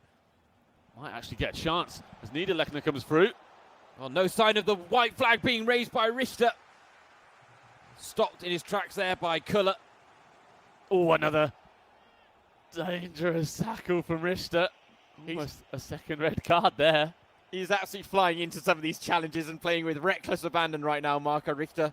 This is what happens when you give Marco Richter a 7-goal lead in the first leg. He just goes all in when it comes to his challenges. I think he might have also been playing a bit of GTA this morning, perhaps. You can get away with a bit more on that game than he can in FIFA, unfortunately for Marco Richter. That's it. He just needs to calm himself down, really, because if he does want to win this game for personal pride, he's going to have to play a bit more conservatively because Barreiro is going to try and take control of it and use his man advantage. But is that what we've maybe gained in terms of our insight with Marco Richter, with your text messages with him, that he is taking this quite lightly, he's having a bit of fun with it? Oh, Burkhardt! Well, almost with a Bergkamp-esque goal there for Barreiro. In the end, it was well recovered by the Augsburg goalkeeper. Interesting defensive work there from, I think it was Udekai for Augsburg there, making a big jump. Almost cost his team, but in the end able to clear it. See, our next matchup is VfB Wiesbaden against Hamburg. Two new faces in the Hamburg lineup, including a very prominent German YouTuber in the FIFA community, Wakes. Of course, VfB Wiesbaden, a side that will host birthday boy Sidney Frieda in their lineup, along with footballer and esports pro Sasha Mucky. What a move! Oh, he hasn't gone in!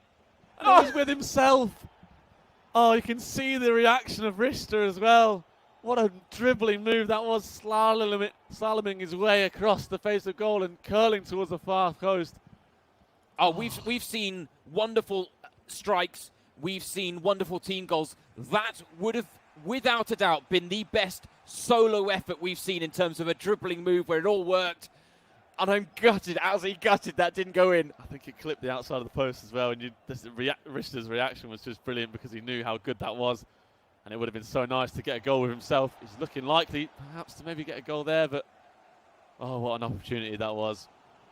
Great, great move from him. And it might be the last opportunity he gets if Barreiro keeps coming forward like he is. I will say I've been impressed with the fact that Richter has been able to create chances despite being a man down, and we didn't really see him shut up shop. He wasn't that interested in protecting the lead. I think he actually was playing for the entertainment value of this FIFA game, which I greatly respect and appreciate from him. 100%, I'm the same. And I think, you know, as you said earlier, coming into this, it's clear to see that Richter isn't a massive FIFA player all the time, but he's clearly doing well and providing the entertainment value for us. Barreiro going close there with a header. And we'll get some late changes with 10 minutes to go in this game. And it might be a chance for Richter to perhaps change his tactical lineup now. But, oh, my goodness. I would have been more intrigued, actually, to see what Richter was doing if he was making changes right now. Yeah. Because Barreiro's going to throw men on. I think it's understandable. Mateta, Onisiwo joining the fray. But I would have been intrigued to see whether Richter was maybe trying to shut up shop, maybe making defensive changes, or whether he's just left it as is and he's willing to just see what life throws at him in this game. Because he hasn't suffered a loss yet in the Bundesliga Home Challenge, Alex. No, that's it. He's defending an unbeaten record, and even with 10 men here, he's done well to get forward, but it would be a shame for him to concede defeat, especially with how well he's done since going down a man, and how close he came to that go-ahead goal with his own player, that dribbling move. Oh, danger here.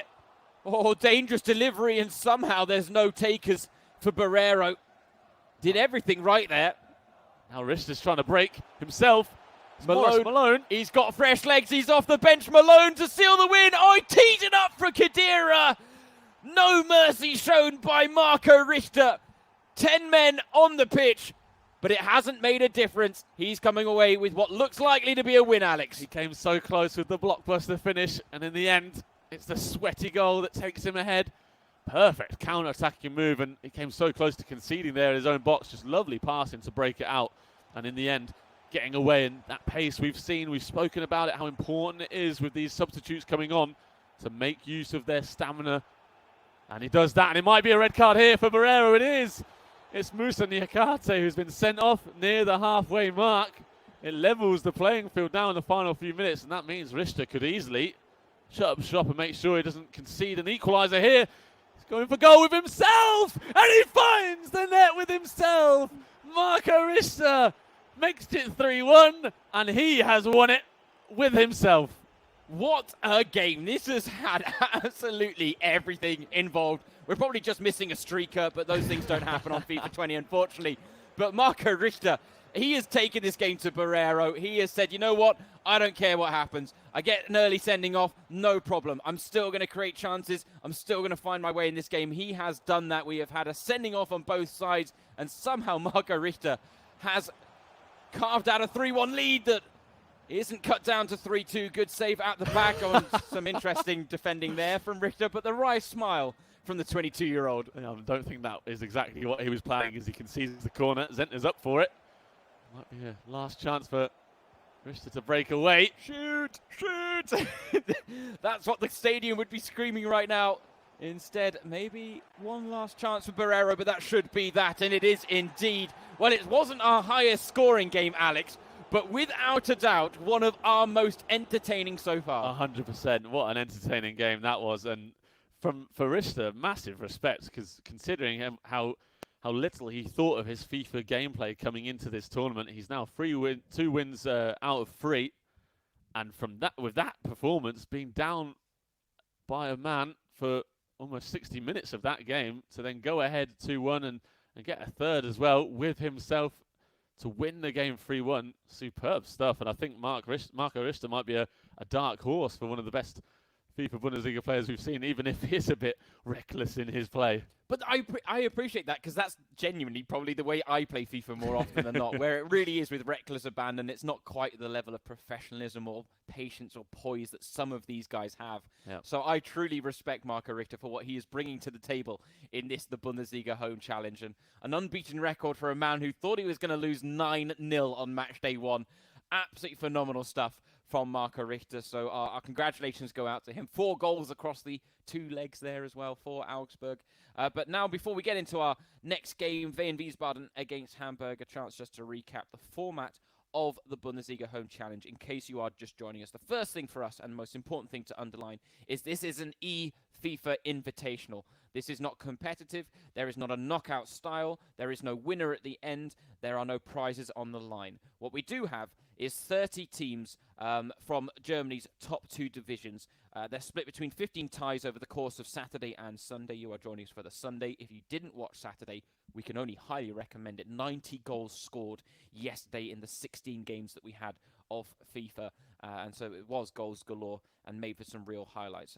But each tie will feature 2 one-on-one matches. The second game will always consist of 2 professional footballers, and those 2 ties will make up an aggregate score.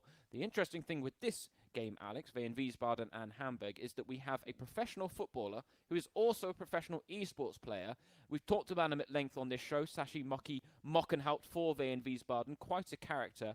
And he is the perfect example of this crossover event and the target market, and what we hope maybe will be future trends where we do see footballers crossing over into the virtual world more often. That's it. We saw Diego Demmer doing it for Leipzig before he moved away from the Bundesliga. Sadly, he joined Napoli in the winter break, and he was playing both the virtual Bundesliga for Leipzig and obviously on the pitch for Julian Nagelsmann's side. And Sascha Mockenhaupt is the same. He's doing that for VfB Wiesbaden. He's featured in all but 2 Zweite Bundesliga games this season for VfB Wiesbaden, and has played in the virtual Bundesliga 3 times, losing twice in the one-on-ones, but he did win a 2-on-2 game against Bayer Leverkusen, so he's a Twitch streamer as well. Began his Twitch channel just a week ago, showing off his pro gaming setup, and we can see it there on the left-hand side. He's got plenty of shirts in the background once again. The towel is at the ready. He's keeping the hands dry, and yeah, he's a pro gamer, you could say, a pro Bundesliga professional and pro gamer. It's quite a interesting combination that not a lot of people are able to have, but as we've seen, there's plenty of Bundesliga professional players who have shown in this tournament that they are definitely capable of producing the goods on the esports level, and it will be a big test of Mockenhout. He got himself a 2-2 draw in his only other game in the tournament against Nico Schlotterbeck, which we know is a very good result considering how he played in his other game, Nico Schlotterbeck. But now it is a big test for Mockenhout against Wakes, one of the most prominent FIFA YouTubers around in Germany. Yeah, that's it. We don't know whether Wakes really is at the competitive esports level, and he's going to be tested here against Mockenhout, but actually maybe a nice entry into the Bundesliga Home Challenge. I don't think Mockenhout has been one of our best esports pros out there, but certainly someone that has a good caliber of play. And it's Wakes trying to carve out the first chance of the game, stopped in his tracks on the edge of the area. It's nice to see him bring his following along. Just under 700,000 subscribers on YouTube for Wakes, the 22-year-old. Under pressure now as Eigner's looking to carve something out in the final third. That chance fails to materialize for Wakes. And he is one of those guys that churns out the content creation when it comes to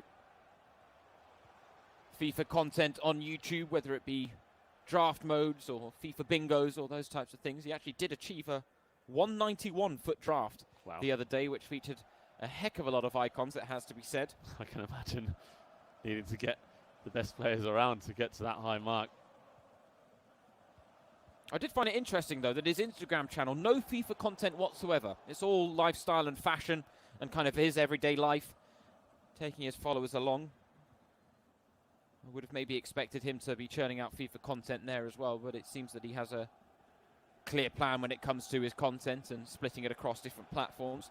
Does have a good following on Instagram. Just over 150,000 followers. And I'm sure a lot of them will be tuning in, intrigued to see just how he fares in this, the Bundesliga Home Challenge. Definitely. He's making good early inroads here as he breaks forward, looking for the opening goal. But as we've said, this is an esports game between two competitive FIFA players, so it's going to be a lot more controlled than that previous game we just saw between Leandro Barrero of Mainz and Marco Richter of Augsburg. Even though we do see a free kick here on the edge of the box and a yellow card as well. Curse of the commentator. And I definitely think there has been some sort of change to the referees in this third match day of the Bundesliga Home Challenge. Maybe Dennis Eitekin and Daniel Schlager had a word last week saying it's too lenient, guys. We need a few more red cards in the Bundesliga Home Challenge. And we actually thought Dennis Eitekin would be the man providing the red cards because he himself admitted that he regularly gets himself into trouble with some of his defensive work. For now, Mockenhout from the free kick. Oh, it's plucked out of the air by Pollersbeck. Free kick is becoming another one of those goals that I want to see as much as we want to see an overhead kick. We're getting close to these free kicks now as well. We've had a few good opportunities. Another one there for Mockenhout. Yes, intrigued. Our best chances, arguably, with a direct free kick would be with one of the esports pros, but it's in those games where you rarely see fouls even conceded, especially not in dangerous areas because they are so wary of the threat that set piece poses. So it's rare to see an esports guy go to the ground and go for a slide tackle with his defence. They prefer to stand up and make sure that they are in play, because one thing about going to a slide tackle is it means you're on the ground, so you can't actually then get up quickly and make a next move in the game. So if you can keep yourself up, makes a difference. Doesn't matter though for Wiesbaden and Mockenhout. He is carving his way through the Hamburg team and he gets the opening goal of the game. Schäffler with a stunning strike off the inside of the post. Just kissing the woodwork on its way through, and it was that first touch that just opened up all the space for Mocky. Wakes couldn't get touch tight, and from those types of positions, even an average FIFA player will struggle not to score, I think it's fair to say. That's it. Wakes just didn't read the move there from Mockenhout. Didn't expect him to turn back when he got that pass with his back to goal.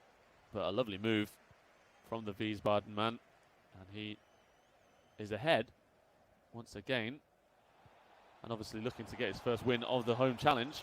Offside flag comes up against him there, but yeah, that 2-2 draw with Nico Schlotterbeck, considering how he played against Maxi Mittelstedt, it's proven to be a really good result, even if Mocky is the esports pro in that matchup. Well, it's funny, they're both kind of esports pros, but not full-time. That's the weird thing about Wakes. It's two very different things, one coming from a YouTube background, one coming from this professional football background. And it means that they can't quite be as dedicated to it as some of the other esports pros out there, but it doesn't take anything away from their abilities at this level, no doubt about it. And, I mean, with Sasha Mockenhaupt, it's also nice that he's been using his platform and reach both in the professional football world and the esports world. He set up a charity league Twitch stream this week that included both professional footballers and esports pros. It raised over €10,000 for charity, and he actually got through to the final of his own tournament, and he was partnered with Fabio97, who we know is one of the best FIFA players out there in the esports world. However, they lost. You will find out who they lost to later on in the show. For now, that was a good chance for Wakes to level the scores, stinging the palms of the keeper, looking for that near post finish, which, funny enough, was a huge feature on Matchday 1, Alex, but hasn't been that big of a deal since. We know it's an overpowered feature as Wakes with the header couldn't get the power to get it up and over the keeper. Lindner in goal for Wiesbaden.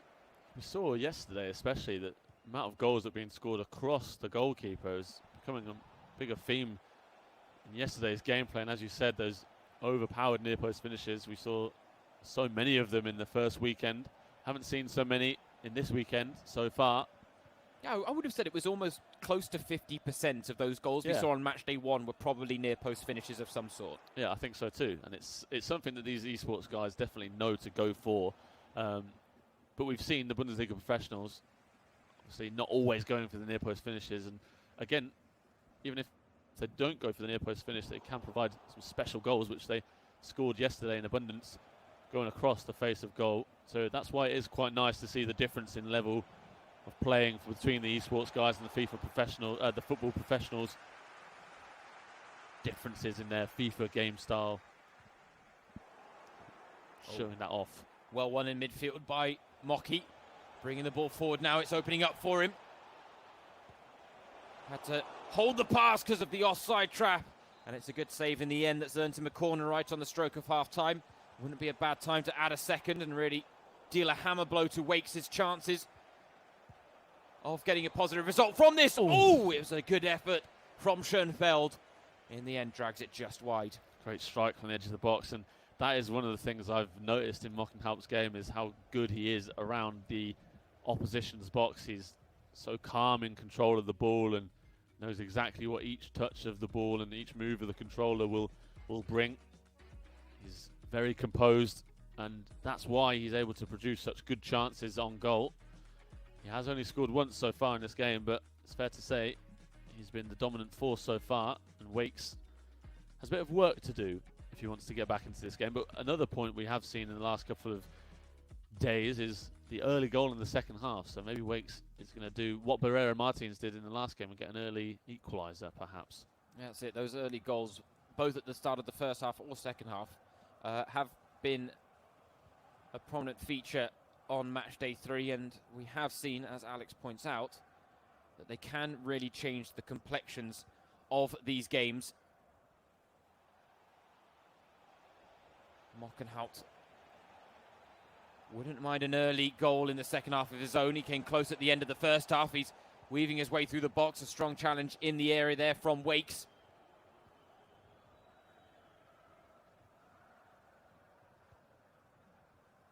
Closed down in midfield, but he handles the pressure well.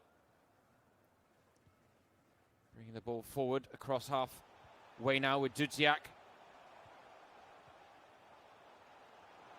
And there's certainly very purposeful play here from Wakes, but it really is in the final third that he's just not able to establish himself, really. Yeah, that's it. Mockenhaupt has so much control around the edge of the Hamburg box. It's something that Wakes has been unable to replicate in this game so far. Mockenhaupt's really strong defensively as well, and as you see, Wakes is signaling. God, I can't say it. Almost got there. Signalling for a pause. Got there eventually.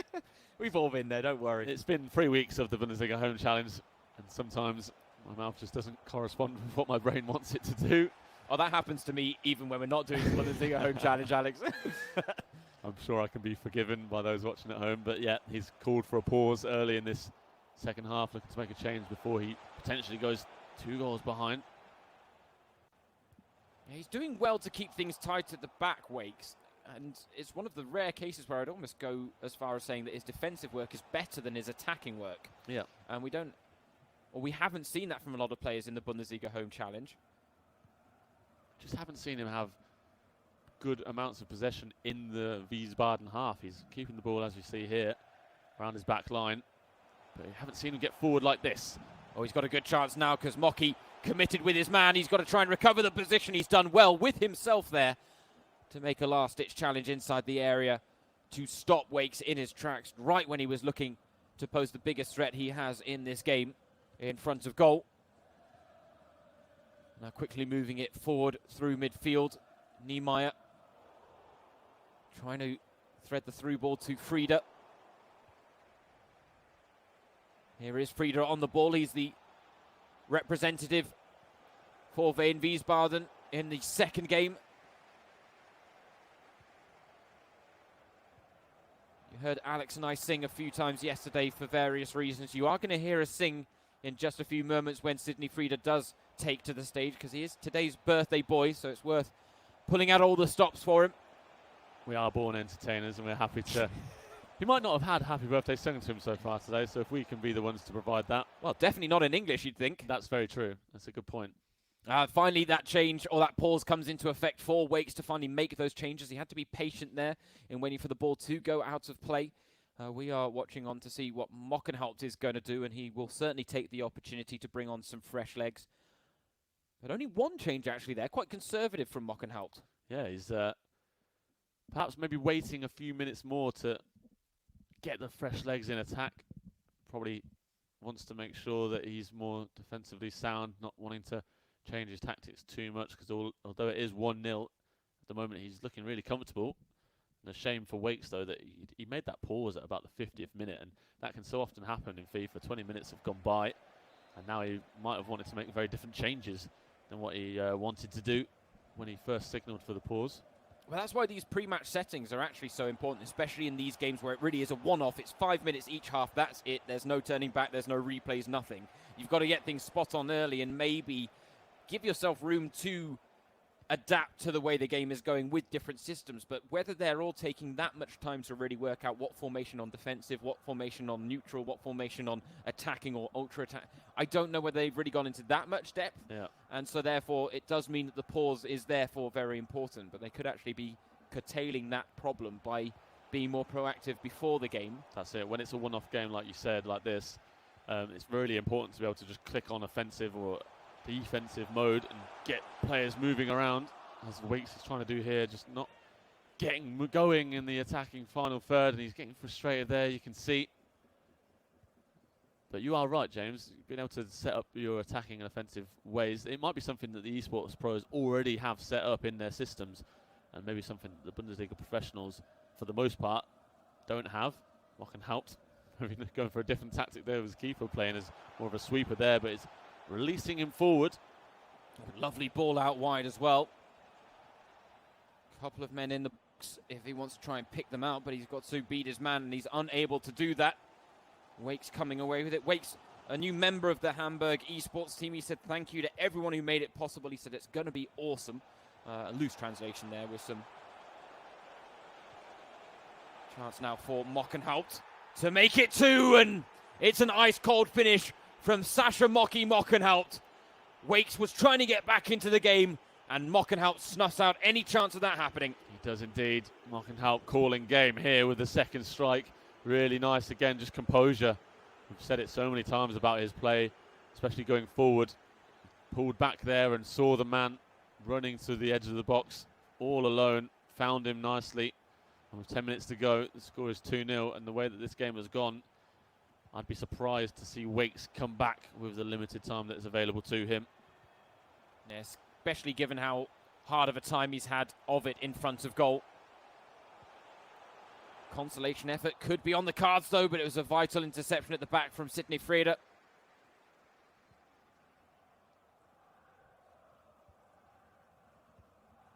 Mockenhaupt wouldn't say no to adding a third before the break to set up Sidney Frieda for that second leg, giving him a big advantage to work with. 2 goals is her pretty comfortable cushion, but we have seen that type of cushion disappear quite quickly in the Bundesliga Home Challenge, where the goals, let's be honest, have been flowing freely.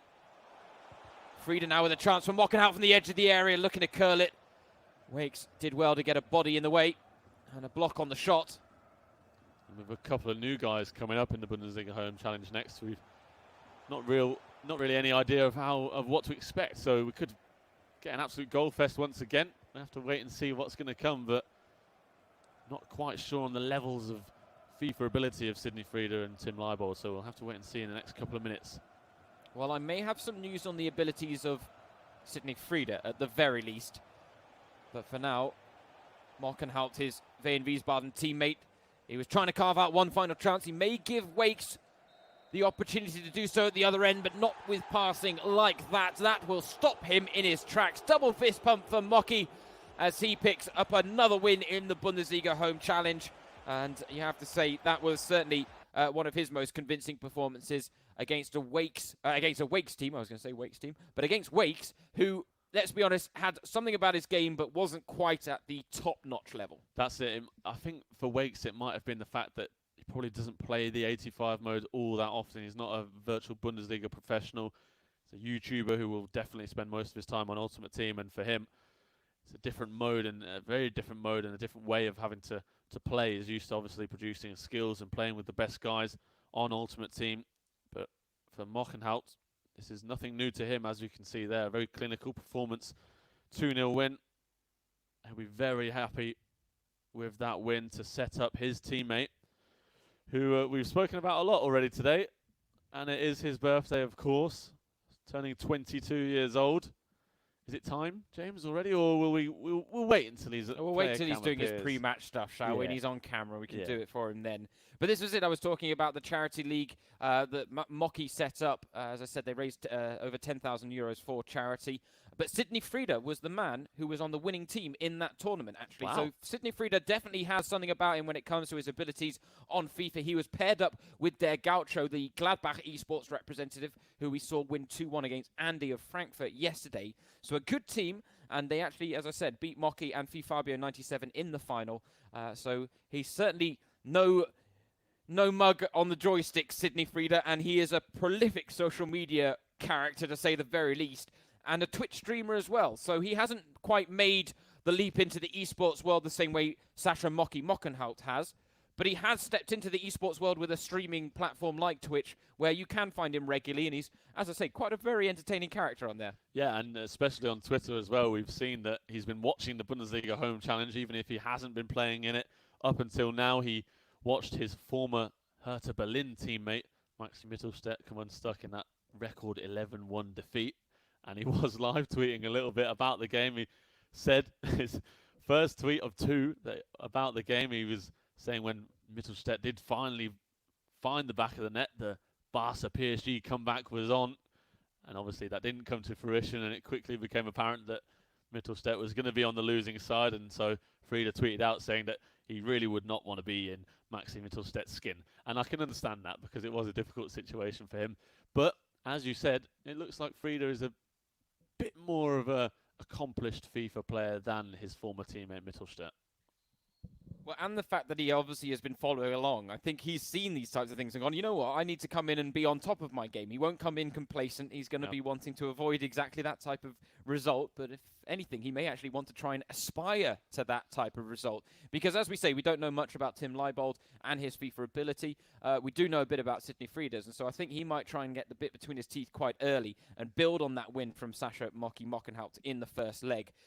Because, yeah, he is a prolific feature of social media channels. He's on Twitter, Instagram, TikTok, Twitch, YouTube, you name it. He's got a YouTube channel that, funnily enough, is actually dedicated to Fortnite games, which you can also find featuring Hertha Berlin centre-back Jordan Torunariga. Those two seem to be quite close friends from the time that they both spent at Hertha. Sidney Frieda, of course, leaving the capital city club in January to join Veen Wiesbaden, go in search of more regular first-team football, because he didn't quite make the breakthrough at Hertha. And so now trying to make a name for himself in Veen Wiesbaden. One of those ways to do that would be to shine on the Bundesliga Home Challenge stage. And that's it. He's got a perfect opportunity now with the first leg lead of Mockenhout 2-0 win in that previous game we saw. If he can build from that and get Van Wiesbaden a win here, it would go no end to building his reputation in Wiesbaden, and they've had a good Bundesliga home challenge so far. They got that 5-5 draw with Freiburg across the two legs in Matchday 1 before beating Paderborn last weekend 6-4. So unbeaten across the two games in the Bundesliga home challenge so far, and Sidney Friede will be wanting to make sure that that does not change one bit against Tim Leibold. Yeah, we should talk about Tim Leibold as well, because we had Sonny Kittel on Matchday 1 and Matchday 2 for Hamburg, but it's Tim Leibold taking control of the controllers for Hamburg this time around, and the action is underway in this second leg. You can see there Sidney Friede and Tim Leibold at the top of your screen with their face cams. Sidney Friede looking very relaxed with a nice little neck pillow to help get him through the Bundesliga home challenge. It is a stressful affair, it has to be said, at times. He's enjoying a relaxed birthday, it has to be said, I think. I was going to say, now we might need to bust it out now as, well, you know what, he's going to create chances, though. That's the problem. This is why we missed the build-up. We were missing their pre-match preparations. And so we've lost the opportunity to do it. So we'll do it at half-time, Alex. We'll do it at half-time. We'll build it up at half-time, build up a bit of hype. Happy birthday hype in the chat for half-time, because Sidney Friede has today turned 22, and he'd love to cap it all off with a win in the Bundesliga home challenge. The perfect present, some would describe it as, Alex. Definitely, and gave a little prediction before the game saying he was going to get a 4-1 easy win here against Tim Leibold. So clearly confident in his own ability on the game. Maybe he knows something we don't know about Leibold's ability on FIFA, but at the moment, Leibold looks okay. He's managing the game well, and he's passing the ball around well in these opening 10 minutes or so. Well, something that bodes well for us with Tim Leibold, he talks about his own playing style in the real world. He says, I'm the type of player who loves to push the game. I've played a variety of positions at youth level, but one of the things I love to do is get forward. Hopefully, he can bring that into the virtual world as well, because that should make for an exciting game, even though he is going up against someone like Friede, who has a bit to his FIFA ability in terms of probably being a weekend league regular, but chance here for Leibold, and or maybe one pass too many, but it is still alive in the box. And, well, Friede living a little dangerously there at the back. Definitely getting a bit of luck there. A few little moves from Leibold, which didn't quite work out for him.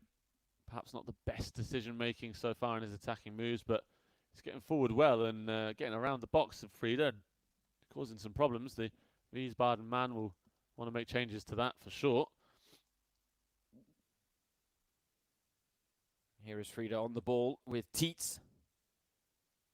Plenty of Hamburg players back to stack out that back line. Not exactly the way to overturn a 2-goal first leg deficit, though, for Leibold. Here is Tietz. Friede with the chance to score with himself. And in the end, the keeper has to make a smart save down low to his right. You can see how excited he was about the chance of scoring with himself. Lovely move there, the quick pass and one touch from Friede before his shot.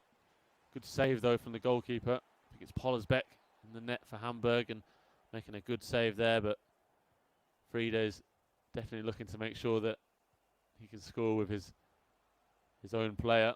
He's got him in an attacking position here for Wiesbaden. On the ball now, around the edge of the box. Now a chance for Leibold to break down the other end, but he doesn't have a lot of men getting forward. A suggestion there that he's gone with a very defensive approach in the start of this game. Because it was a chance to break on the counter. But if you're going to capitalise, you need options at your disposal. Here he is on the ball with Kwarteng. Dudziak. Back with Kwarteng. Trying to shimmy his way past a few defenders on the edge of the area, unable to do so.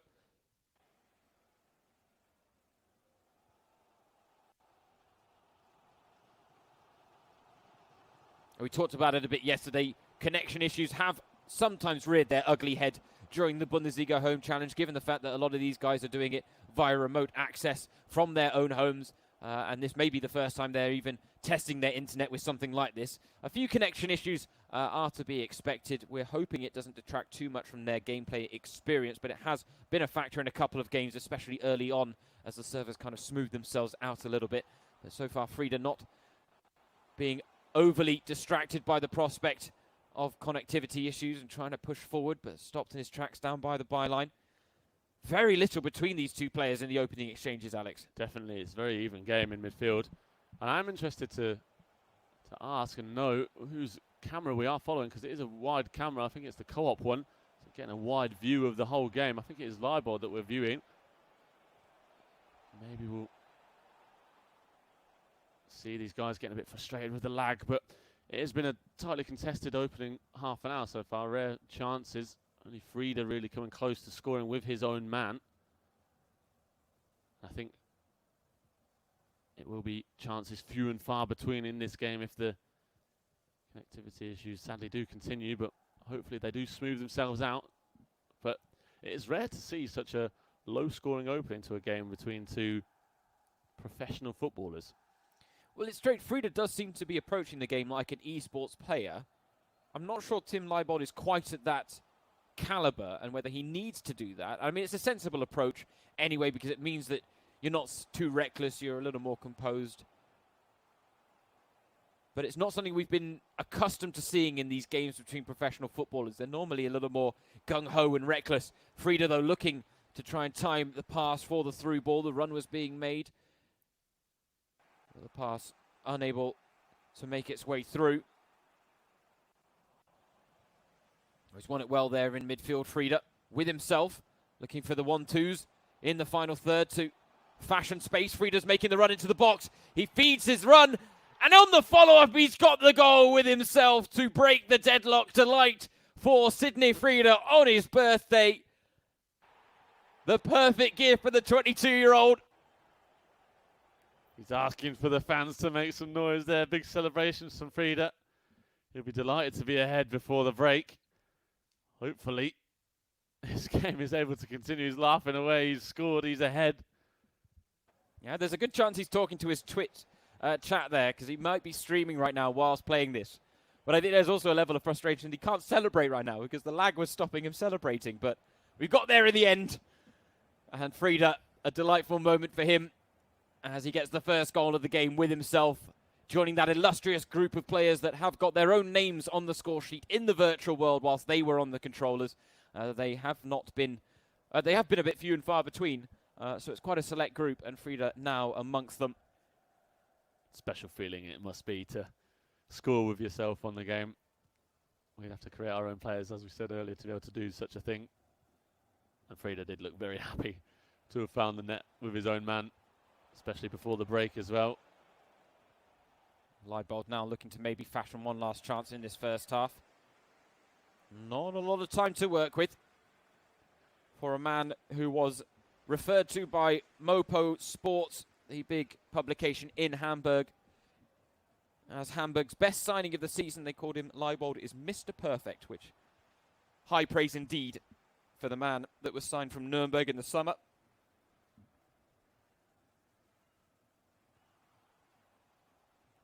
He's having a bit of a tough time of it here in the Bundesliga Home Challenge. Tim Leibold against Sydney Frida, who takes a 1-goal lead in at the break.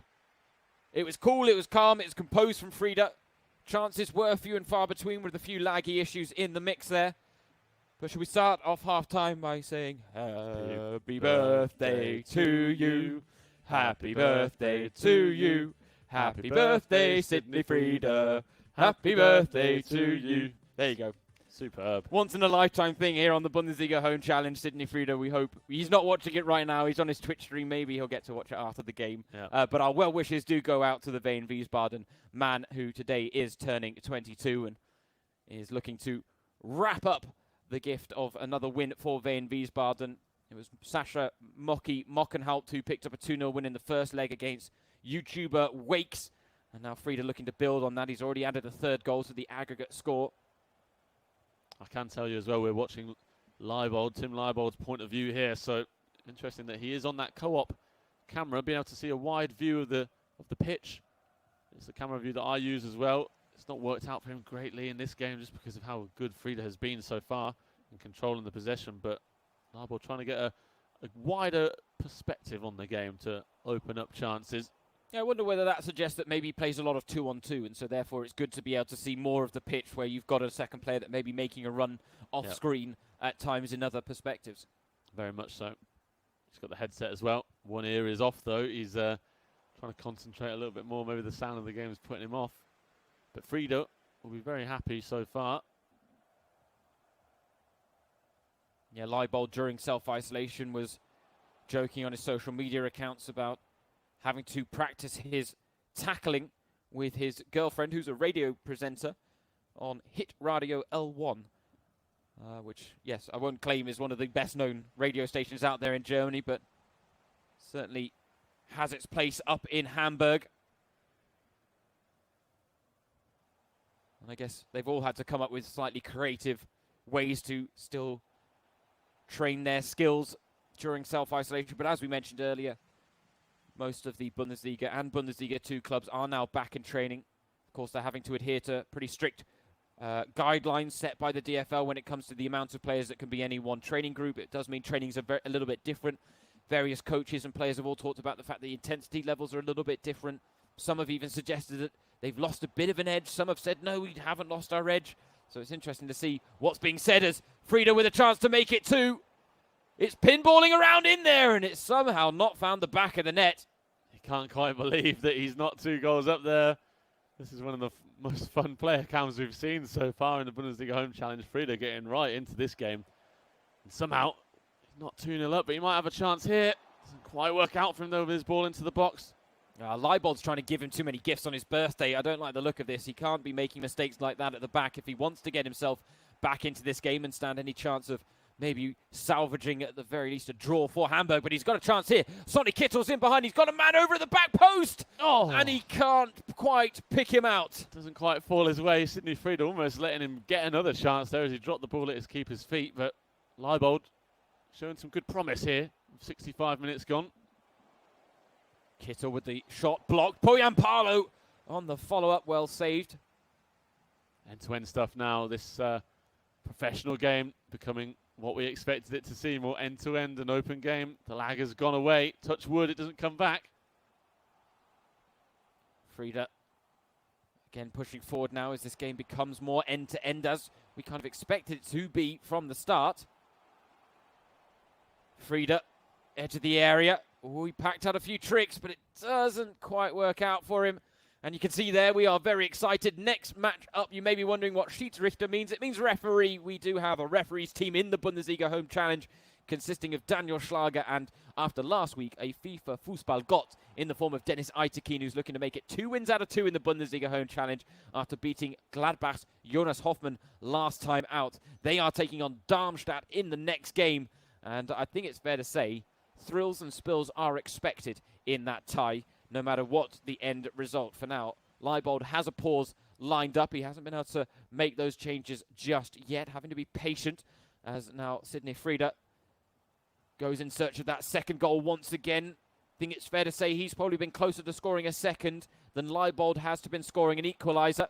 Here he is on the ball inside the box. Not a lot of space to work with, but he makes it look easy. And that's a brace for Sidney Frieda on the pitch with Sidney Frieda on the sticks. Sidney Frieda, 2 goals. There he is, answering the call. You called for goals? Sidney Frieda answers, whether he's controlling it or putting them in the back of the net himself.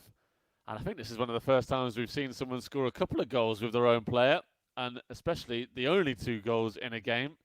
Frieda on the sticks winning 2-0. And Frieda on the pitch winning 2-0. Superb stuff from the Wiesbaden man. A really tidy move there. You can just see gets possession. Leibold might have been expecting a first-time shot or a move the other way onto Frieda's right foot, but he turns the other way onto his left and has a simple finish to curl it into the bottom corner past Jan Pollersbeck. That's it. I don't think we've had a hat-trick scored by a player themselves just yet. Nassim Buyalab, I know, bagged a brace on Matchday 1. He also got an assist in that game, but didn't get all 3 goals. And I think we've had hat-trick scored by players in the Bundesliga Home Challenge, but not by themselves. If I'm right, Marcel Hartl scored a hat-trick with Andreas Vogelsammer for Bielefeld, for instance, but Vogelsammer didn't do it himself. So yes, Frieda may have a very rare opportunity here to become the first. And let's be honest, the ability to claim a record in the Bundesliga Home Challenge is an illustrious opportunity that all these players are aiming for. Indeed. Schlotterbeck has his name on a couple already. He's in action later, but Frieda with the hat-trick! He's got it as well! He's done it. Frieda backs his third. Really tidy goal. And he's copying the celebrations as well. That is so lovely to see. He's in relaxed mode on his birthday. And what a perfect birthday celebration this is. 3-0, 3 goals with himself. Sidney Frieda is feeling the birthday vibes. Put the presents away, Mum. I don't need them. I've got a 3-0 win in the Bundesliga Home Challenge. I'm set for life. That is what Sidney Frieda's talking about right now. As we've said, becoming the first player to score a hat-trick with themselves in the Bundesliga Home Challenge. That will be something that he can tell his grandkids about later in life. For now, Tim Leibold wouldn't mind a consolation effort. A comfortable 5-0 win on aggregate is what Wiesbaden are shaping up for here. But Frieda may have thoughts of maybe going for a fourth as well in this one. He did say he'd win the game 4-1. He's got the margin of victory right at the moment, but he hasn't conceded a goal, so credit to him so far. Tim Leibold's just struggled, especially in the second half, to really move the ball forward. It's been all Frieda, whether it be him on the sticks or in control of his own man, but a chance for Leibold. Oh, it's off the crossbar from Gianpaolo. What a chance to find the back of the net right there at the end. It does end up as a corner. Gianpaolo just pushed the goalkeeper behind from play after he'd collected the ball there. Some lovely FIFA mechanics. But the corner comes to nothing for Leibold.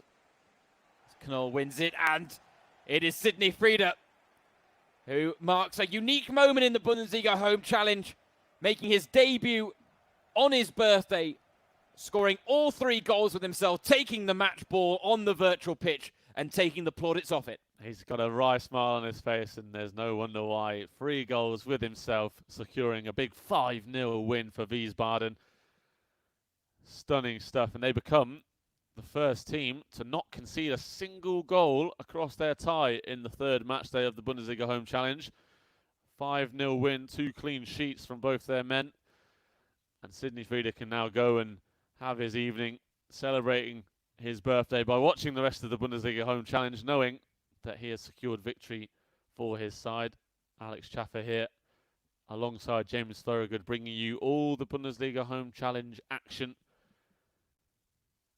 VirtualBundesliga.com is where you can find the schedule and all the results from today's and the last 2 Bundesliga matchday games. And indeed, we see Frieda was live streaming that game on Twitch, so if you want to see more of his reaction, go and get involved. His chat is absolutely popping off. We can see, I think, over 1,000 people are right now watching his stream, so he's loving life, smiling away, enjoying his birthday. Delightful to see for Sidney Frieda. Yeah, GG's all up in the chat for Sidney Frieda after that stunning 3-0 win. And a quick chance just to recap the format of the Bundesliga Home Challenge in case you are just joining us. There are 30 teams from Germany's top 2 flights. They have both put out a 2-player team, so 60 players in total.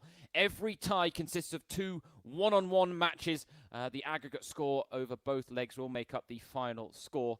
And another reminder that all players are playing in the 85 mode, which caps their FIFA rating at 85, or in the cases of some of these lower league teams, it actually raises their rating up to 85. It makes for an even playing field. It doesn't take away any of the advantages necessarily, because strikers are still faster than centre-backs. Centre-backs can still tackle better than strikers, but it is the most evenly matched game mode that we can provide for the best viewing experience, we think, in this e-invitational friendly that the DFL have put on to help us cope with the lack of football on our TV screens. And we are almost ready to get underway in the next tie. And it's one that Alex and I have been really, really looking forward to, because it's the referees up once again. Daniel Schlager's up in the first game today for the refereeing team, and he did suffer a loss last weekend in their debut in the Bundesliga Home Challenge. It was a 4-0 defeat to Jeffrey, if I'm not mistaken. That is correct. Not the ideal way for them to start, but he was given some joy, given some relief in the fact that his teammate, his fellow referee Dennis Eitekin, produced that stunning win over Jonas Hoffmann. And for Schlager, he's once again in the difficult hot seat here, as he is coming up against the virtual Bundesliga star for Darmstadt. The 20-year-old Luca Bernhardt, 26 goals in the virtual Bundesliga, 9 solo wins, 6 2-on-2 wins. He's had multiple top 100 finishes in the weekend league, and he's gone 30-0 as many as 4 times this season. So he's a proper esports pro. He knows exactly what he's doing. And as you can see there on the left, Schlager going for a 4-5-1 across midfield. Perhaps has learnt his lessons from last week, having suffered that defeat. And it is difficult, of course, because for him, I think we're seeing that he's not quite a FIFA regular all the time. He might have been in the last week in build-up for this game. He might have improved himself in the last few days, having had his Bundesliga Home Challenge debut last weekend. But for him, it's a really tough challenge coming up against an esports professional. And obviously, I personally have big respect for him, because for the referees as well, they're often the ones getting shouted at by Bundesliga fans. But for them to get involved in the Bundesliga Home Challenge, of course, you can see they will be playing with the German national team in this tournament. And of course, the 85 mode means that is put on a level playing field with the likes of Darmstadt. But yeah, I'm just really happy that the referees have been able to get involved. And even if Daniel Schlager had struggles last weekend in his game against Jeffrey, he's back again for another weekend, and it's going to be another tough task for him against the Darmstadt eSport Pro. Yeah, that's it. We know the referees, like some of these professional players, during their off time, also do turn to FIFA as a nice release from everyday life. And Dennis Eitekin has talked about playing FIFA with his refereeing colleagues, and Daniel Schlager being the second youngest in the refereeing team that German football has in its top tier. I think it's understandable to expect that he's probably one of the ones that Dennis Eitekin is testing himself against on a regular basis. But it would be interesting to know whether Schlager has put in a bit of the grind this week to maybe improve himself and set himself up better for this second leg. We will see whether we see any improvements. At the very least, we'd like a goal for him, wouldn't we? We would indeed. We would, of course. It would be great, because obviously he suffered that 4-0 defeat. And we saw Dennis Eitekin score twice against Jonas Hoffmann and inflict that stunning defeat on the Borussia Mönchengladbach midfielder. And, we've seen a couple of red cards already this weekend. Schlager himself this season hasn't given out any red cards in the Bundesliga, so if he was to get one himself in this game, it would be quite hilarious, to be honest, if the referee was refereed, you could say, showing a red card. Perhaps we'll have to wait and see if he goes behind to Luca Bernhardt here. I was going to say, I'd just like to see them complain to the referee about a decision made. That would be a nice box to tick off.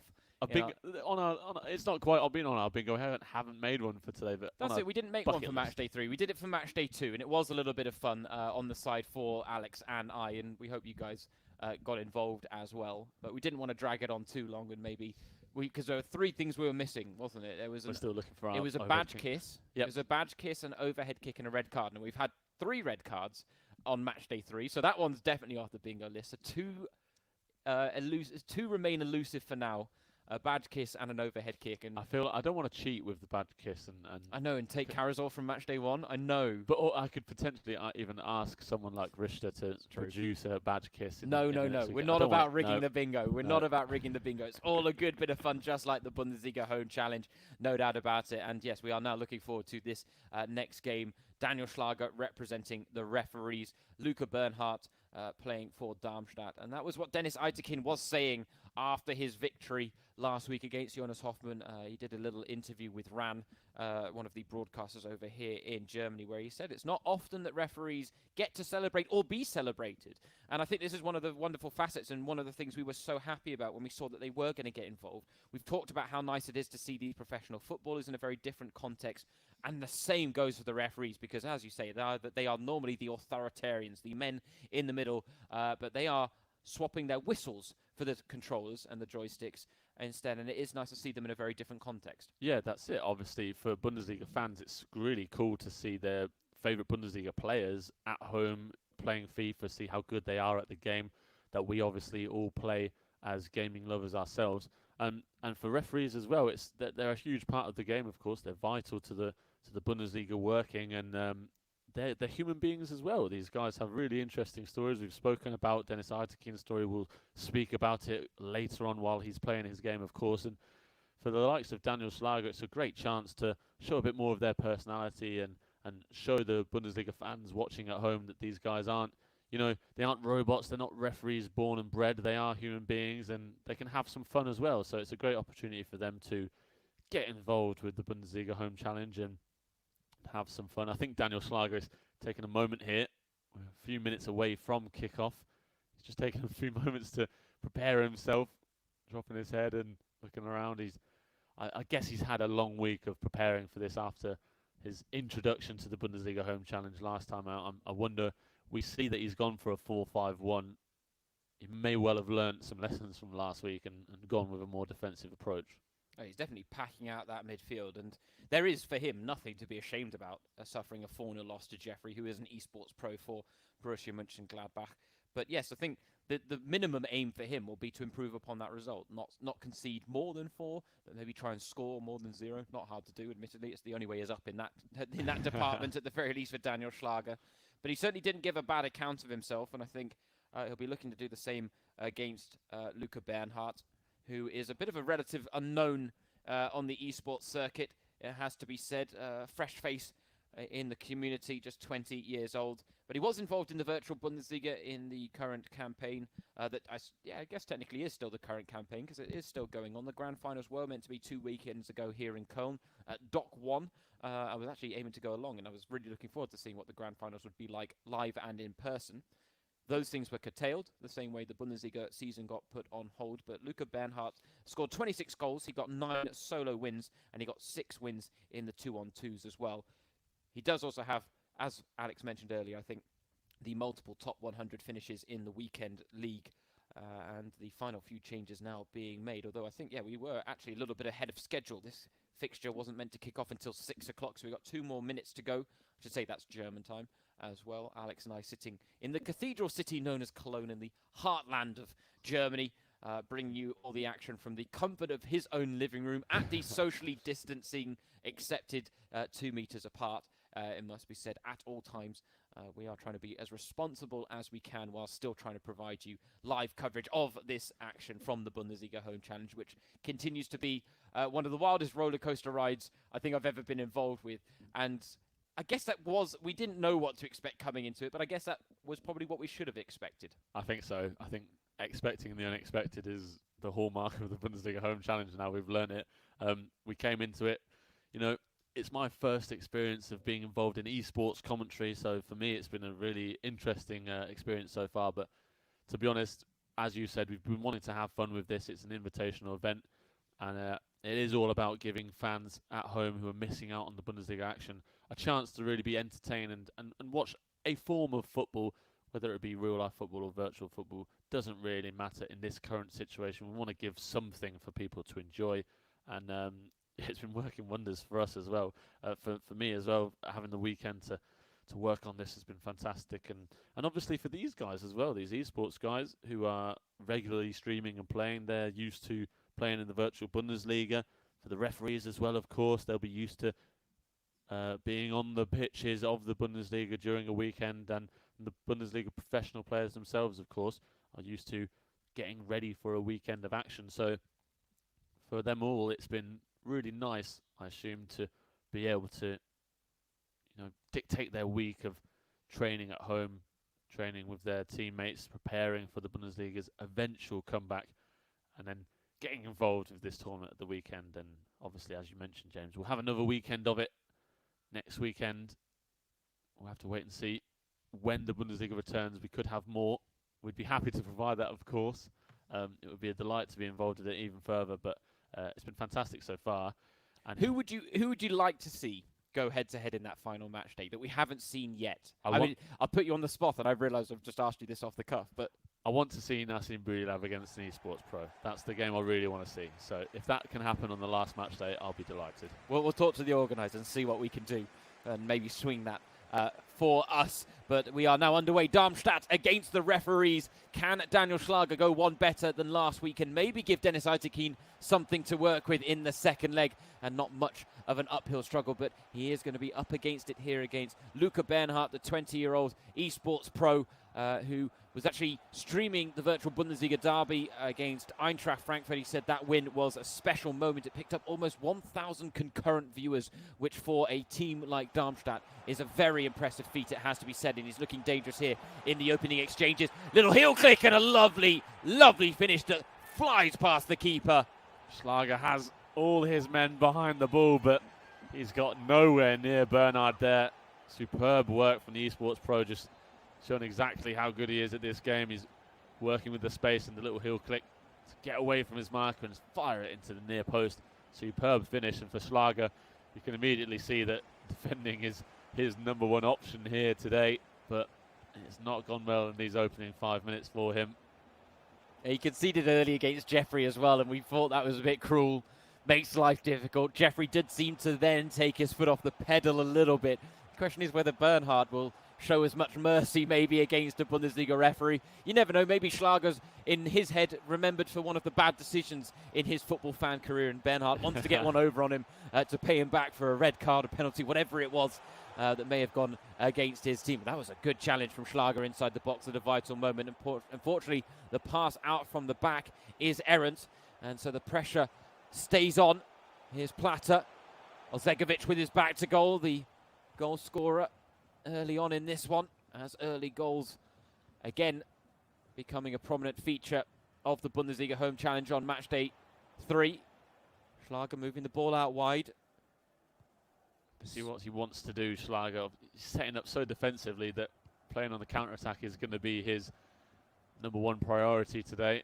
Obviously going 1-0 down so early was not on the plan, but he can work with it, and I was going to say if he can keep possession for a bit of time, he can build some pressure, but it's so difficult against an esports pro to do that. Even as a casual player like he is, it's so difficult. These guys know exactly how to play the game. Well, it's just they've done it so much, so they've seen almost everything you can throw at them at least once in their career, right? And that allows them to read the game in a manner that a casual player cannot. And I think we're seeing that with Bernhardt, because he's not just reading the attacking play, but his defensive play really well. Doesn't have a lot of space to work with. Schlager doing well to keep things tight at the back, and now a chance for him to break. But that's it. There's a lot of passes that even I, with someone that has a limited knowledge of FIFA compared to someone like an esports pro, I'm spotting things that you can see Schlager trying to do long before he does them. Yeah, and that's it. That's what's so important at this level for the esports guys. It's all about reading the next pass before you even get to the first one. But Schlager is reading the game superbly, and he has his goal. And he is level in this game. Daniel Schlager finds the net for the first time in the Bundesliga Home Challenge, and we are absolutely delighted. Daniel Schlager in amongst the goals. Happy, happy days. No, we're absolutely delighted about that. But that was it. We're talking when there's this big skill gap, sometimes you need a slice of luck as well. And Schlager got it there. The pass to Werner, we all saw him making the run. We knew where the pass was going. Bernhardt read it perfectly, made the tackle. The ball bounces free. Fortunately to Gundogan, quick through ball where Bernhardt isn't quite as set and ready for it. And that's the luck of the draw that you need sometimes to go your way. And Schlager now with the wind in his sails as Bernhardt then stops him in his tracks again. But yeah, when you have that skill gap, sometimes you just need things to go your way. Against Jeffrey, nothing went Schlager's way on this occasion. He's got a goal at least, and happy days for him. So he can join Eitekin in the goal-scoring books at the very least. And I think we've all experienced it at one point when you're playing against someone who's clearly not at your same game level. Sometimes you're expecting them to be better than what they are, so you can't read what they're actually going to do because they do the novice sort of things. And I think that's what Bernhard's getting frustrated with here. He's trying to break through, and he's not playing as he normally would, because usually he'd be playing against an esports pro. He's playing against a novice who won't be playing the esports way, and it's proving difficult for him in these opening 30 minutes or so. Yeah, it's that stylistic matchup. We've talked about some players maybe not used to the 85 game mode and how that affects their performances, and you're right. Coming up against someone who is so beneath you in terms of a skill level, it actually can prove. It's almost like the age-old adage of going a man down can sometimes bring the best out of a team in terms of they somehow pull out the best in their performance when they have a disadvantage out on the pitch. And it's fair to say that Schlager And no offence meant to him, but he does have a disadvantage here against Bernhard, as we knew he would have before this game started, up against the eSports Pro, a casual player, the referee, Daniel Schlager, picking up the joysticks and hoping to acquit himself well. There's some nice passing going on here. And he's got men making the run, but Kimmich doesn't quite have the pace to burst beyond his man there in the box. I think it's clear that Schlager has been spending time on this game during the week. His passing is much more crisp and fluid going forward. He's combining well with players, getting 1-2s going and being more controlled than he was against Jeffrey.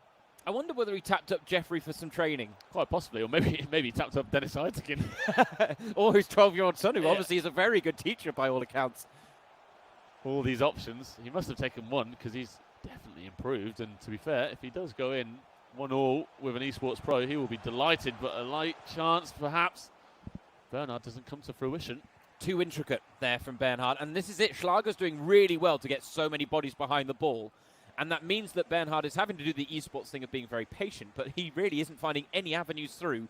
That one goal he scored really is the only time he has found space and time to work within the box. Yeah, I feel like he's trying a bit too hard. He knows he's coming up against a novice in Schlager, and he knows he could just play his casual way and probably get through him, but at the moment the frustration is building and he can't seem to get the ball off Daniel Schlager, and just maybe trying a bit too hard, maybe trying too many different things. He needs to go back to his normal way of playing, but at half-time, Schlager will be absolutely delighted. We might have another upset on the cards. We had Dennis Eitekin beating Jonas Hoffmann, and quite frankly, if Daniel Schlager manages to beat an eSports Pro, sorry, Dennis Eitekin, your win doesn't count in that department. Daniel Schlager will have the biggest upset caused by the refereeing team. We do have 45 minutes left to go, and you've got to think Luca Bernhardt is going to be looking to change things up at half-time, because it certainly wouldn't do his reputation a world of good if he wasn't able to get a win against a referee on FIFA 20.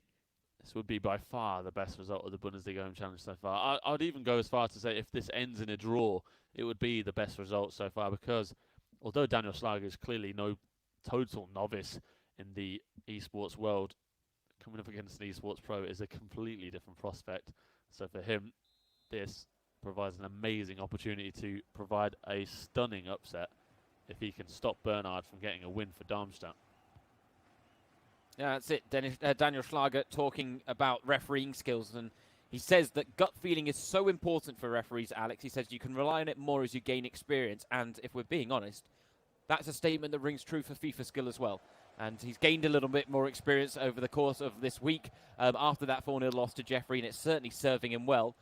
Well, he will have to be careful, and this is where maybe Bernhard can capitalize on any advantage he does have, because all Bernhard has to do is maybe throw a few men forward, and that's going to cause Schlager problems. He's got men in the box to work with here, but again, Schlager closes him down well in a dangerous area. He couldn't go risk going to ground there, Schlager.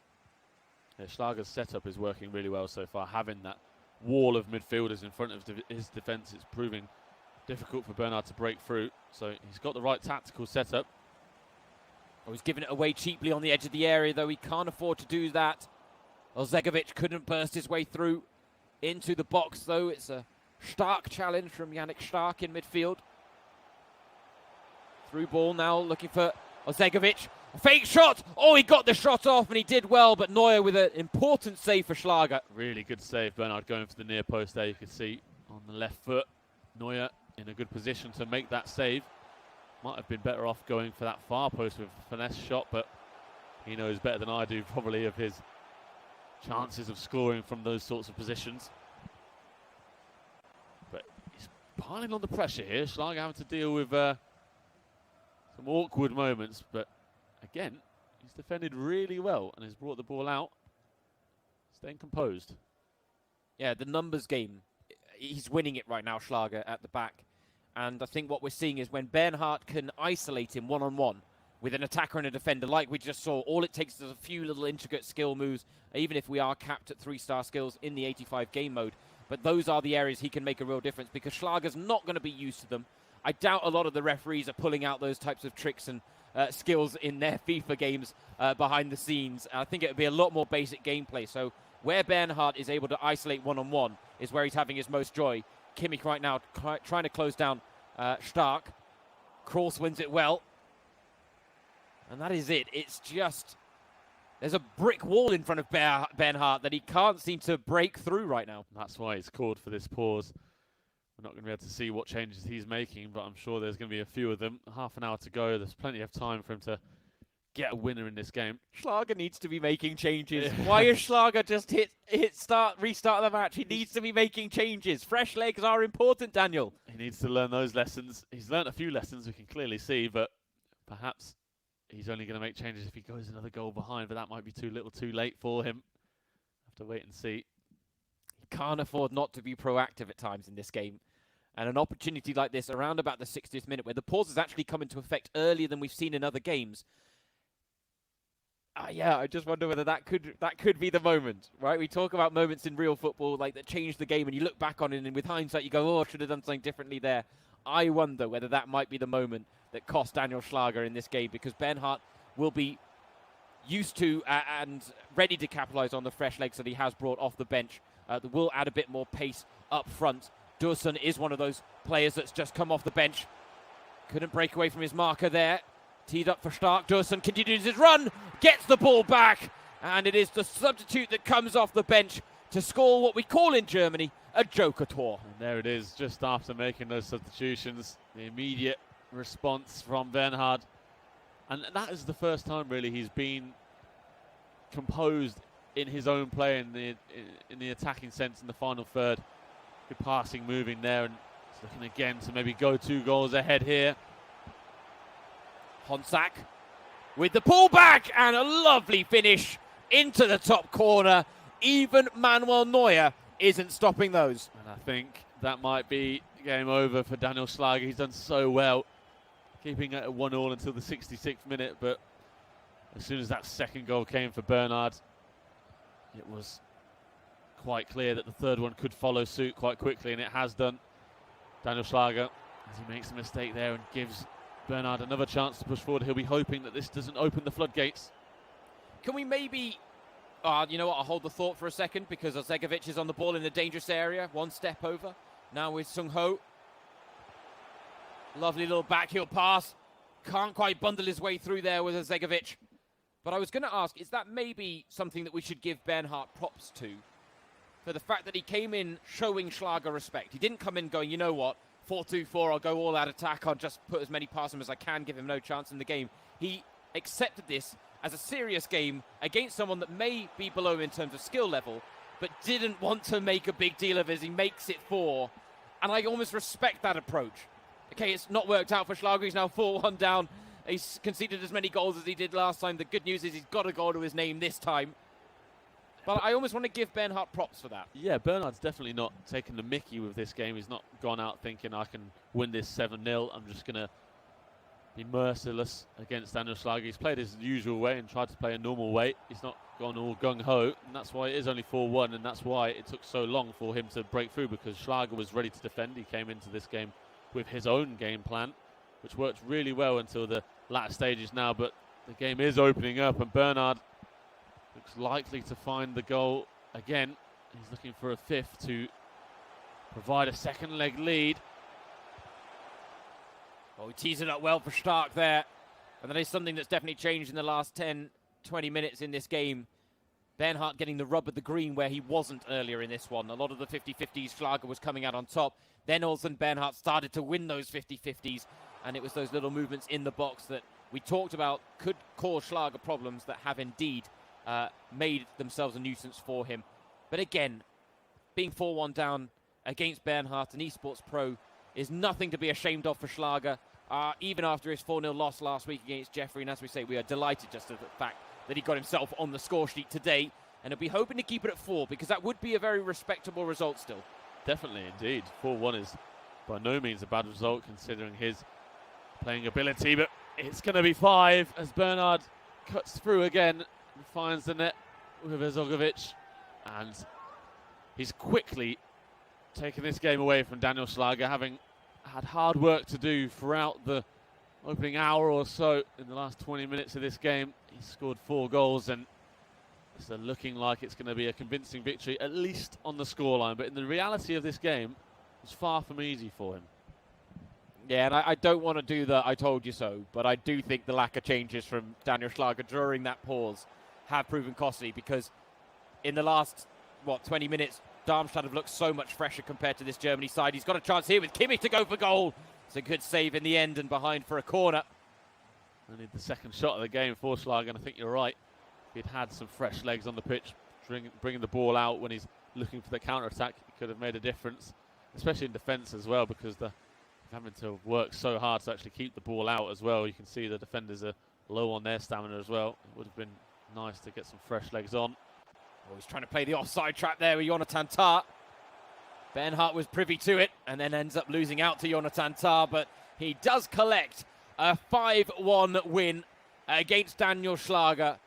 We will take it as a victory that Schlager got himself on the score sheets. We will not take that away from him after his 4-0 loss last weekend, but unfortunately back-to-back losses for Schlager, who, let's be honest, he's drawn the short straw though, Alex, hasn't he? Of course. 2 match days coming up against 2 esports pros was never going to be easy for him. Not at all, and I can only have respect for him, as you've said, for coming up against esports pros, especially, we're not sure exactly how much FIFA he does play. Obviously, he does have a console at his home, so he's got the opportunity there, but I think it's clear to say that he's not on the same level as some of the Bundesliga professional footballers that we've seen and their ability in this game. And the fact that he's come up against esports players twice and only lost 4-0 and 4-1, massive respect to him. And now, after that first leg, we are getting ourselves ready and prepared for Dennis Eitekin's second outing in the Bundesliga Home Challenge.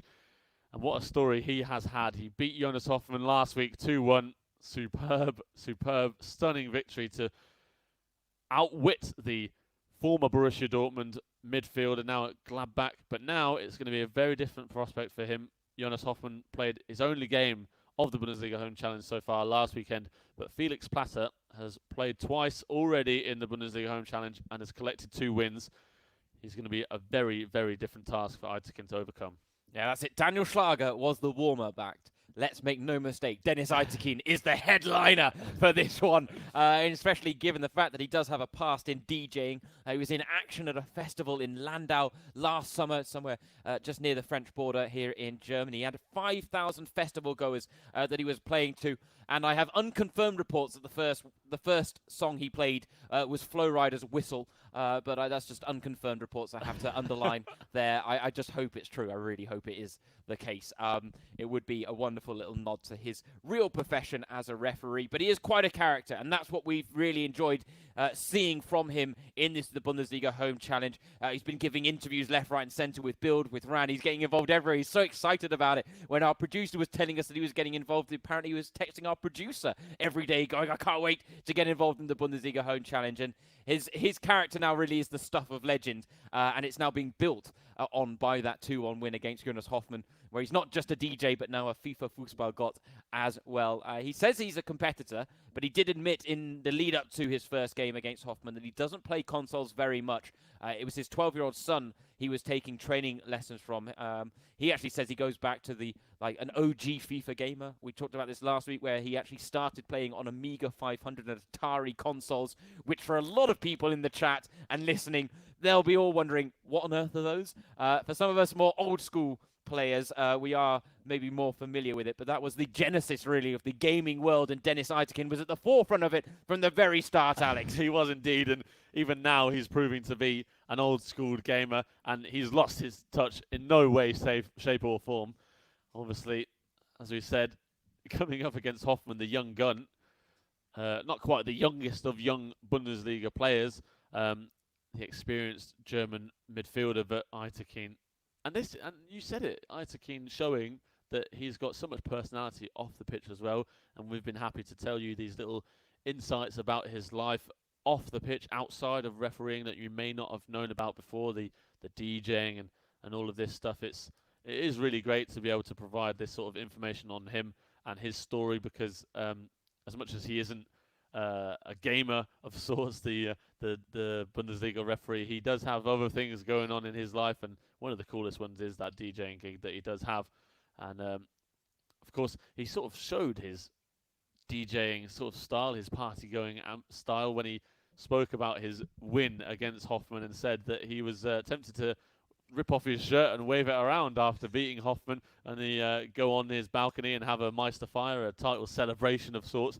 Sadly, he didn't provide that for his player cam, but who knows? If he beats Felix Platter today and gets 2 wins out of 2, we might see some special celebrations from him on the player cam. Yeah, he joked about wanting to take his kid off, but he said he'd spare the people at home that were watching. He didn't think that was necessarily what they'd want to add to their viewing experience, and I think that's fair to say. But I think we would relish in the moment with him if he let himself go a little bit with his celebrations.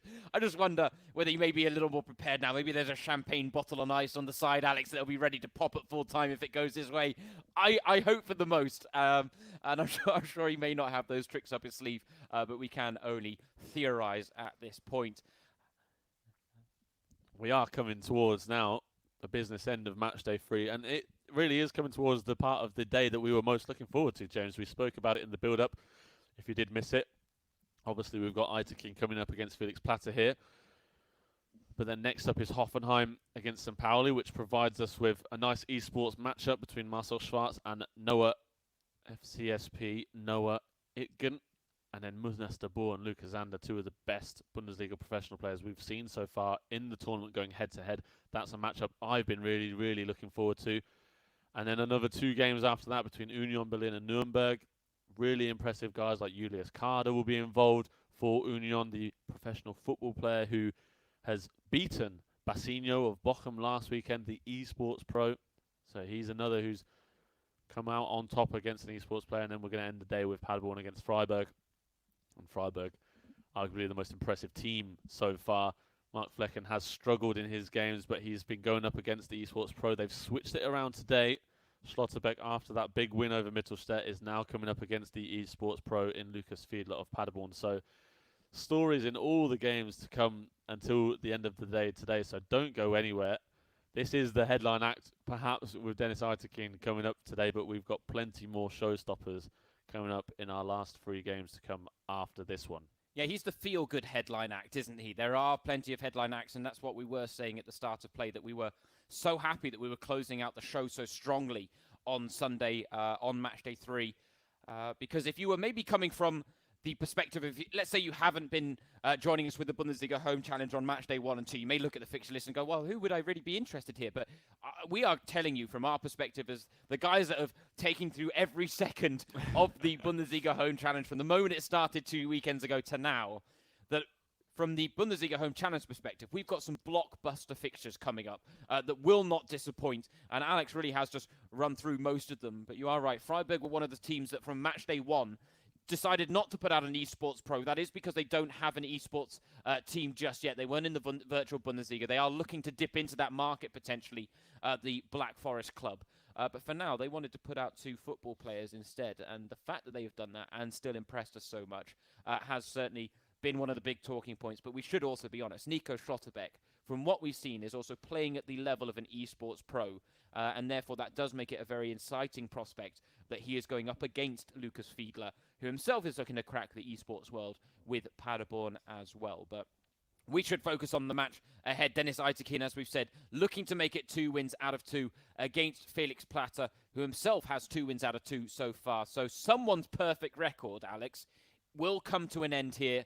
And we are hoping that at the very least, we've got a fair few goals in this game. And Platter has been known for that. Not a clean sheet in sight in his 2 games. A 3-2 win against Adrian Stanilovic of Bayer Leverkusen on Matchday 1. It was a 2-1 win against Julian Korb last time. I believe he came from behind in that game to win 2-1. So Felix Platter certainly has proven that he's got a little bit about his FIFA game. And he's actually been talking about how during the self-isolation he's been keeping productive at home by doing a remote learning course for his fitness coach license, which shows, again, that these footballers are putting in place plans for beyond their footballing and playing careers, and a lot of them are looking to go into coaching. Felix Platter, despite being just 24 years of age, Alex, getting the ball rolling early. Yeah, definitely. That's really cool to see as well. And obviously these guys, plenty of time on their hands at the moment. Obviously they're training as normal as they can from home, and now in the last couple of weeks at the training ground as well with the Bundesliga teams. But this is a great opportunity for them and for everyone to take a chance to take this time and try and maybe learn some new skills or develop themselves. And obviously Platter, despite being only 24, he's been through a lot in his career already. The former Schalke youth product who played in the Champions League against the likes of Real Madrid in his 57 games for Schalke. He's looking ahead to the future, and he knows that this is a good time to better himself or look at ways he can improve himself as a person and his footballing ability. And clearly, him doing a remote learning course for his fitness coach license means he has some ideas in his head for what he wants to do. But we are here, and we are now ready to go, as we can see. And the game is underway. Dennis Aytekin against Felix Platter. And we are ready to see what Aytekin can produce on his second outing in the Bundesliga Home Challenge. We can only see his shoulders and his head there in his player cam. I have to hope that if he does score, he stands up and gives us a big celebration.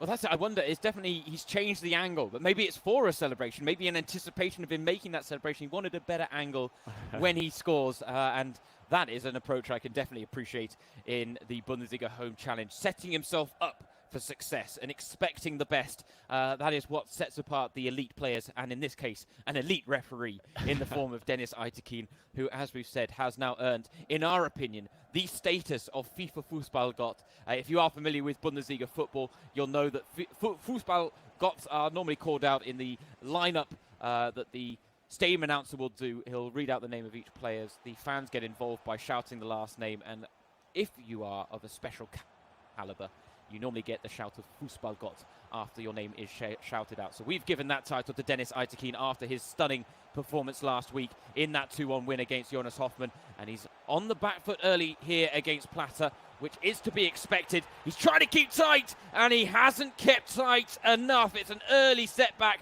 for Dennis Aytekin. Delight for Felix Platter. Not the start we were hoping for, though. Not the start we were hoping for Aytekin. Looks like he's cracking a smile a little bit, trying to get some joy. But Felix Platter, we've seen his celebrations. He's scored plenty of goals already, obviously. Scored 5 so far across his 2 games. That's number 6. And every time he's produced those fist pumps, he's loving it. He's a man who's obviously taking this Bundesliga Home Challenge very seriously. And as much as it is quite fun that he's getting to play against Dennis Aytekin, a referee who will have refereed a few of his games in the past, he will not be holding anything back, and he'll want to make sure that he gets one over on the Bundesliga referee. It's a good chance for him to do that, having gone 1-0 up early in this game. Well, he may have seen the reaction to Jonas Hoffmann losing, and he doesn't want to follow suit. That is not the type of fun fact you want next to your name. But he's made a good start here against Dennis Aytekin, and I think it's fair to say we saw this last week, and we see this with a lot of the casual players. Aytekin's attacking play is a cut above his defensive play. It's so hard to defend on this game just because you're switching between players to try and get as close to your attacker, and you have to anticipate everything. Struggling to anticipate this, as Neuer is the man who reacts first for him to make that big save. Neuer was the man who actually let him down last week against Hoffmann as he went to punch the ball clear but flapped at it, and Hoffmann got the rebound and found the net at that point to make it 1-1 before Aytekin they'd go on and get the win. So he'll be hoping that Neuer can be an improvement for him in this game. It's not often you say that about Manuel Neuer, or have said that about Manuel Neuer throughout his incredible playing career. But on the virtual world, mistakes do creep in, even for the best of the best. And now Platter controlling the game in midfield. Aytekin not quite as packed out in his backline as Daniel Schlager was in the first game against Luca Bernhardt. He's got a little bit more confidence on his side, trying to get forward. He's done well so far to disrupt the play of Platter and move the ball forward. Clearly he's been taking more lessons from his 12-year-old son in the last week or so, continuing improving his game. Yeah, I'm sure he's ramped up his efforts even more. He's got a chance maybe to go for goal with Royce. Oof. What an effort that was. It's rare that we see shots from that distance, but obviously for Aytekin, he just saw the space open up and went for goal with Marco Royce. Good save, though, from the man in the Darmstadt goal. And not an ideal corner there from Aytekin. He just passed it into the box. Not what he'll have had planned there. He needs to switch to Jonas Hector, but he didn't quite do it in time as Egovic has made the run in behind. Ginter trying to recover. Neuer to the rescue. End-to-end stuff here. The first half an hour, Platter with obviously a bit more control in his possession and build-up play and attack, but Aytekin's handled it well so far and got forward in numbers on the counter-attack. Plata, though, looking for a second. Rebound doesn't fall kindly. Going 2-0 behind might be a difficult thing for Aytekin to overturn. Obviously, he went 1-0 ahead against Hoffman, so he hasn't had this difficulty of being behind in a game so far. Almost a second there for Plata, but well out with Neuer. He's rushing those throws out from the back a little bit, Aytekin. Yeah. And that is causing him problems when he's just trying to get the ball under his belt for a little bit. Again, plenty of turquoise shirts behind the ball. Of course, the referee's using the Germany team. Plata using the Darmstadt team here with Dursun, who has got his second of the game. Felix Plata, no mercy being shown against Deniz Aytekin, and he now has a 2-goal advantage to work with. Felix Plata is not of the brigade that is supporting Deniz Aytekin. He has no worries at all with inflicting defeat on the Bundesliga referee. 2 goals to the good now, another tidy finish from Dursun. And before half-time to be 2 goals to the good, that's really important for him. And obviously for Aytekin, a bit of a struggle now unless he can get a goal before the half-time break. That would potentially put a bit of a twist in the tail of this first half. It was always going to be difficult for Aytekin to replicate that incredible performance he put in against Hoffman. He's doing well, though. Still continues to come forward. He's not lost hope here. I think it's also an important point to make that Hoffman was certainly of his same skill level, though. I think Plata has a little bit more to his game. I think Hoffman was almost hand-picked by the Gladbach representatives to give Aytekin someone that it wasn't going to be a blowout win. It was going to be a tight, competitive game. This one, it's a little bit more of a mismatch. I have to say, though, Aytekin, I'm glad to see he's keeping his finger away from that slide tackle button. It's something that he talked about in the lead-up to Matchday 1. He says, I shouldn't say this as a referee, but I have found out that after 5 red cards, the games are forfeited. So that does show maybe how some of his pre-match preparations were going in the lead-up to his first game last weekend. Maybe if Plata scores a couple of goals, we might see that slide button come into more use for Aytekin. Hopefully not. It was the point I made, wasn't it? That actually, if you forfeit the game with 5 red cards, you only lose 3-0. That's it. So you never know. If it gets to 4-0, Aytekin may go, no, I don't want 4 goals against my name. I'll take 3 instead. And at that point, for his record. Yeah, exactly right. He's done his record a bit of a, given his record a helping hand instead. I would like as well to see, as you said, Hoffman was a bit more on Aytekin's level, and Plata is clearly a touch above in terms of FIFA playing ability. It would be nice if Aytekin and Schalke come into action again, if we can try and set them up with maybe another Jonas Hoffman style player for Aytekin to play against, maybe someone like a Nadiem Amiri perhaps. Or bring back Maxi Mittelstädt. There you go. Now that would be a blockbuster affair. Deniz Aytekin against Maxi Mittelstädt. There'd be redemption on the line for both players there potentially. For now, this is nice work by Plata to open up the chance for a third. And it is again clinical finishing from the Darmstadt striker. Really simple work for him around the edge of the box. A little 1-2 pass and the runner off the ball, making a nice move in behind the Germany defence, and Aytekin just not reading it well enough. Plata finishing superbly, as you said, across the goalkeeper there. Makes it 3-0 early in this second half, and although Aytekin does continue to push forward, struggling to create many chances. He might have one now, though. Oh. Course sees his effort clawed away at the near post. Best chance of the game for Deniz Aytekin so far. Looking to keep the pressure on now from the corner, work short to the edge of the area with Joshua Kimmich. Now with Kroos back to Kimmich. Doesn't have a lot of room to work with, and he won't want to get a shot off with Jonathan Tah. Royce is a better candidate, but he couldn't find a turn inside the area, forced to play it back. The chance is still alive, and he's still got numbers up from the corner. That backheel pass, though, from Kroos, a little too elaborate for his own good. But it has given his defenders a chance to get back behind the ball, prevent the threat from the counter, but he's backpedaling here, Deniz Aytekin, and gets stuck in at the right time. Kimmich comes away with it. Bad pass there from Gnabry. Manu onto Dursun, who's already got 2 goals. On for a hat-trick, it's off the woodwork. Gifted back to Platter. Blocked by his own player. Comical stuff. It's all going on in the Deniz Aytekin penalty area. Off the post and then the rebound chance for Platter. I was just going to say it's really nice to see that Aytekin's not giving up hope here. He keeps pushing on. It would be nice to see him score a goal just like Schalke. But Platter, as we can see, has no hope, no wishes to give Aytekin a goal. He's going for glory. He's going for more. Anyone with the title of a FIFA Fußballgott doesn't give up, Alex. There's never a question about that as he makes an important challenge at the back to prevent Platter from grabbing what would have been a fourth goal, which would have come via a little bit of a sweaty tap in there had that pass gotten through to its man. Next up, Hoffenheim against St. Pauli, as we've said. An esports head-to-head to kick off the tie between Marcel Schwarz and FC SP Noah. But a great second leg in that one. Munas de Boer taking on Luca Zander.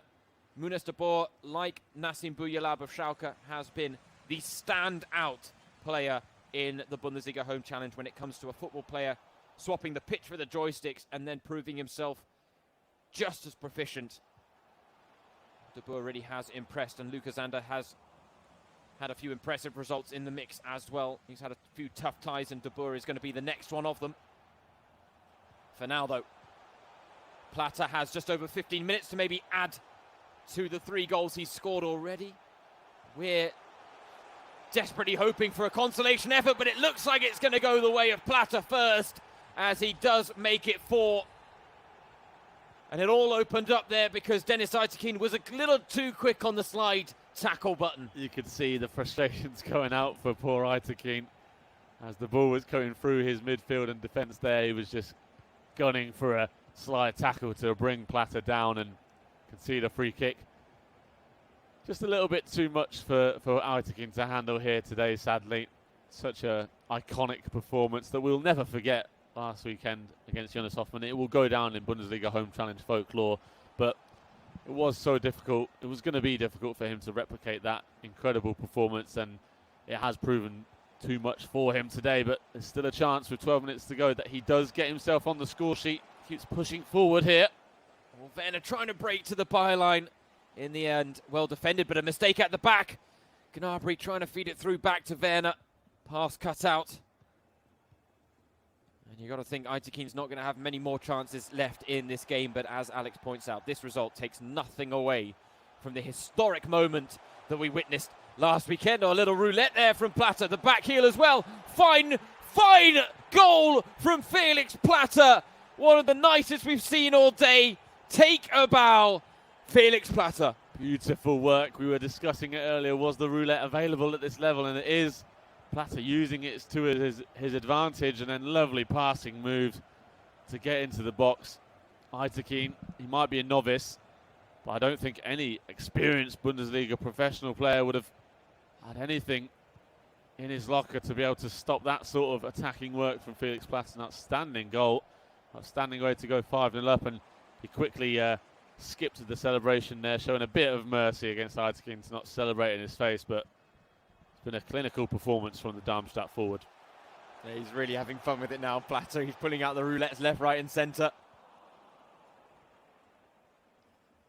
Any rare opportunities to have a bit of fun at a referee's expense, I'm sure any professional footballer will take it. But Aytekin, I'd go as far to say he's still acquitted himself well. But regularly in this game, Felix Platter has been one step ahead of him. And there's no shame in that whatsoever for the 41-year-old who has swapped his whistle for the joysticks in the Bundesliga Home Challenge. It's great to have him involved. No back-to-back wins for Deniz Aytekin. His legend suffers a bit of a knock as Felix Platter produces a 5-star performance to clinch a comfortable win for Darmstadt in their tie against the referees. The FIFA Fußballgott comes unstuck, but yeah, Darmstadt not showing any of the frailties that Gladbach showed last week against the referees. A clinical performance from them. 5 goals apiece from Luca Bernard and Felix Platter. 5-1 and 5-0 for a 10-1 scoreline. Second of the day. Second of the day we've seen a 10-1. Augsburg, the other team to do that against Mainz earlier on. So plenty of goals on show. As we've said, we were expecting that. And with 3 games to go now, we can put the disappointment of the referee's performance behind us and look ahead to some really, really fantastic games lined up to end Matchday 3 of the Bundesliga Home Challenge. And a nice reminder for you now, just about the format of this game. If you haven't joined us so far, we've got 30 teams across this competition from the Bundesliga and Zweite Bundesliga, the second division. We'll see 6 of those in action in the final 3 games of today. Each team represented by 2 players, one being a professional footballer, another being a representative of the club, i.e. an esports player. And every match consists of 2 games, one of them being between 2 professional football players, the other usually being between 2 esports players. And then the aggregate scores of those games will decide the winner of the tie, and all these matches are played in the 85 mode on FIFA, which pits the teams together on a level playing field, every player's rating being 85, but of course it's impossible to have every player rated exactly the same. You'll have your differences between strikers and defenders and midfielders and so on, but it brings a level playing field, and it means we've got a fair matchup, and this matchup between Hoffenheim and St. Pauli is one of the hardest we've had to call in pre-match build-up, and that's why we are so excited to see how it unfolds, James. Yeah, we've got 4 really good FIFA players on our hands here with Marcel Schwarz, Noah Itgen, Munas Dabur and Luca Zander, and I have a feeling this could be quite a tight and tense affair between Hoffenheim and St. Pauli as a result. Of course, Hoffenheim looking to build on that ridiculous 12-1 win on aggregate against Mainz last time out. It was Marcel Schwarz that got a 7-0 win in the first leg. Munas Dabur adding a 5-1 win to that in the second. And definitely a couple of goals with the Boer himself in the mix as well. He has been a prominent feature both on and off the pitch in the Bundesliga Home Challenge. And yeah, I think we've had some very interesting ties so far. Yeah, Augsburg and Darmstadt very, very one-sided. Wien Wiesbaden the same actually against Hamburg as well, that 5-0 win. Hertha against Dresden is the one that has kept us on tenterhooks the longest, I think it's fair to say. And that is an interesting trend that we're seeing on day 2 of match day 3. I should say as well, an update when it comes to our record-breaking potential today. 139 goals is the target we are chasing. We had 90 yesterday. We have had 32 so far today. So we are 17 goals shy of matching the record, 18 away from breaking it. And given the fact that we have, 6 games of FIFA left, that's 3 goals a game, Alex, on average. It's very possible. Very doable in the Bundesliga Home Challenge. If we're going off what we've seen in the Bundesliga Home Challenge so far, that should be a simple prospect. But as we've said, this is going to be a really tight affair between these 4 guys in the 2 matches across this game. So it could be that we see a low-scoring couple of games between them. Well, that's it. Are you expecting FCSP Noah to give Marcel Schwarz a better game than Julian Kreis did last week in that 7-0 loss? I'm not sure, actually. That's the point, that we haven't seen Noah yet in this one. This will be his first game in the Bundesliga Home Challenge, the 19-year-old, coming onto the esports bandwagon in 2019. He did obviously play in the virtual Bundesliga for St. Pauli this season. He got 7 solo wins and 5 2-on-2 wins. So he's a decent player and has obviously not, struggled in the he's not struggled in the virtual Bundesliga, and he's coming into the Bundesliga Home Challenge with that experience behind him. But of course, Marcel Schwarz, I think, has to be the favourite coming into this game because of how he has played in this tournament so far. Schwarz, of course, is not part of the virtual Bundesliga so far, but he is an elite FIFA coach for B Part Gaming, and he only suffered a 1-0 defeat to Fabio on the opening day, and as James said, of course, got a 7-0 win over Julian Kreis last weekend. It's clearly proving and showing a good audition for the potential Hoffenheim esports team that they could build, with him and Munas Dabur leading the front for that. And yeah, I think coming into this game, just because of that experience in this Bundesliga Home Challenge, I would say that Schwarz is the favourite, especially considering that 7-0 win that he got last time out.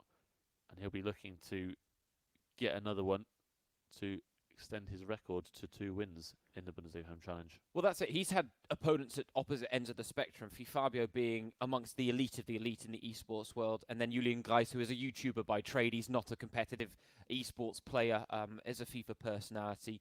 But therefore, I think it's difficult to judge just where Marcel Schwarz is at. And I think it's easy to read into the 1-0 loss to Fabio, where he conceded an own goal in the opening 5 minutes and then kept him very tight for the rest of the game. Were it not for that, misfortune in the opening exchanges, then maybe he gets a positive result there. And I think almost when you've had Fabio at one end of the spectrum, Julian Gleis at the other, we've probably got FCSP Noah somewhere in the middle. Yep. And this may be actually our best way to judge exactly where Schwarz matches up in terms of the virtual Bundesliga professionals we've seen cross over into the Bundesliga Home Challenge and impress. A lot of them have picked up big results. A lot of them have suffered a few upsets along the way as well. And we're just wondering exactly where Marcel Schwarz is with all of that, because as you've said, he was a relatively unknown figure in the virtual Bundesliga world. Hoffenheim are represented there. They're looking to crack that market in the upcoming season. And Schwarz right now looks pegged on to be their, headline act in their esports team.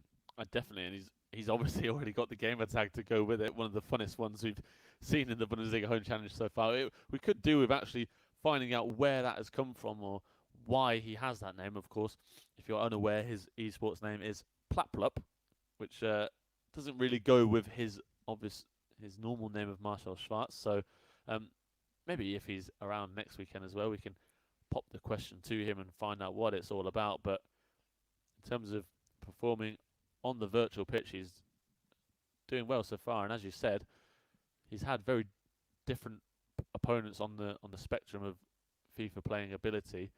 And if that's anything to go by, with Noah being a bit more in between the abilities of an esports pro and more of a YouTuber esports player, which Julian Gleis was, it could be that we get quite a tight affair here between Marcel Schwarz and Noah. Be a low-scoring affair, but a tight one again. And we're just going to be a few minutes away from kickoff here as we wait for the all-important 6:50 kickoff time here in Germany. Everything planned to perfection, of course, in German style, with 3 games left to play in the Bundesliga Home Challenge on Matchday 3. Yeah, good chance for us to remind you as well and to welcome you to the stream in case you've just joined us. But wherever in the world you are joining us from, we are delighted to have you along with us.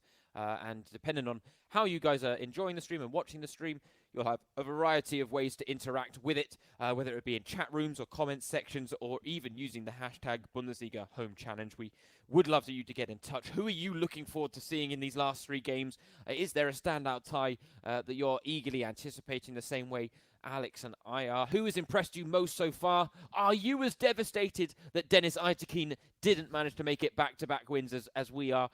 We would love to hear from you, so do get in touch. Comment sections, whichever social media platform of choice, hashtag Bundesliga Home Challenge is the way to do it. It's also a good time for us to remind you to be washing your hands, practicing social distancing, and adhering to any lockdown or self-isolation impositions that have been put in place on your normal everyday life based on the current coronavirus pandemic. It is something that we are looking to conquer together, flatten the curve, protect our loved ones, and ultimately make sure that the national health services in whichever country you reside in are able to cope with the burden that has been brought about by this very serious coronavirus pandemic. And that is why we're encouraging you to wash your hands regularly. It's why we're encouraging you to practice social distancing, and then also just to make sure that you guys are keeping both mind and body healthy. We're hopefully here to provide a nice distraction from it all. If you have been stuck in self-isolation or quarantine for a while, this could be a nice reprieve and a nice bit of light entertainment. That's what we are here for. We're here for a few chuckles along the way. You might hear some bad puns and bad jokes in the mix as well. Sorry, we cannot guarantee that that's not going to happen. You just got to go with it. But hopefully you guys are having as much fun watching the action and listening to us ramble on for nearly 7 hours straight as we are having, bringing you the action. And as we keep reiterating, the Bundesliga Home Challenge just keeps getting better and better. At this rate, the Bundesliga needs to start fearing for its status in German football, Alex. That's it. Maybe there is no reason to bring back the normal football. The Bundesliga Home Challenge has been so entertaining so far. Let's just stick with it. And sticking with it here, we are ready to rock and roll with Hoffenheim and St. Pauli in the third to last match of Matchday 3 in the Bundesliga Home Challenge this weekend.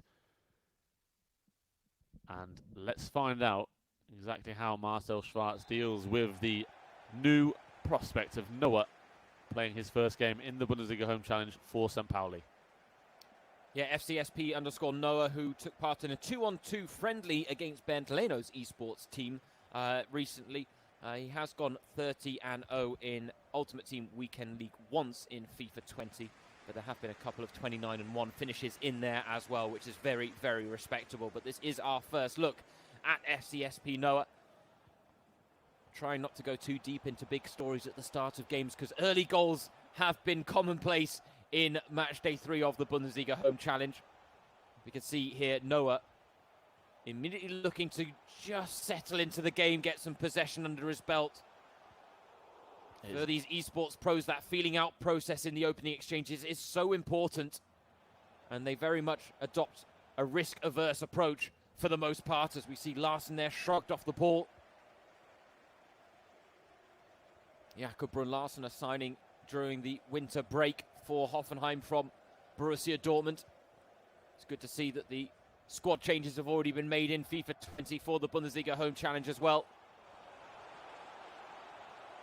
It's a nice ball in behind. Lovely pass inside as well. A strong challenge from Poguma.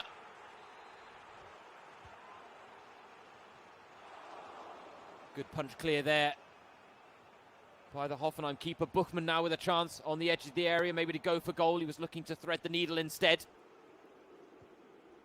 Good start here from Noah, passing the ball around well. Schwarz has played a lovely long ball there, though, to release Bebu, and fantastic pass to get on the counter-attack. So much space to work with. The cross couldn't find its intended target, though. Certainly an end-to-end element about the opening exchanges, which isn't something we're used to seeing in these esports head-to-heads. Yeah, it's been good from Noah.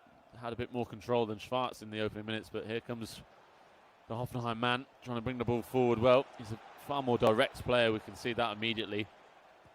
Maybe that just comes with his lack of having played in the virtual Bundesliga before, but it means that there's plenty more chances of seeing goals, as Noah is also going to have the opportunity to counter-attack as he is now. Schwarz trying to get men behind the ball, but it's broken nicely. Or at least it looked like it had, I think, the offside flag up there against Veerman. But you are right. Plapplup, when he's at his best, and it's something we saw from him last weekend, although, again, easier to execute against a YouTuber that's not quite on the same level in terms of the FIFA skill gap. But he really does like to inject pace into the game. It's where he poses the greatest threat. It's when he looks at his most dangerous. And so he's not necessarily about the patient build-up the same way some of these other esports pros are. He likes to move the ball quickly, as we're seeing here. Kramaric, will it break for the Croatian? Not quite. I think that was the right idea. He saw the run, I think it was from Bebu, going to try and get in behind the St. Pauli defence in the box there, but just the wrong execution. Pass not quite finding its way through, and Noah is finding the right passes at the other end. Breaking forward and to the back post it is! Oh, what a chance that was for Miyachi to put him ahead. Tidy work for him in the attacking third, Noah, but no opening goal.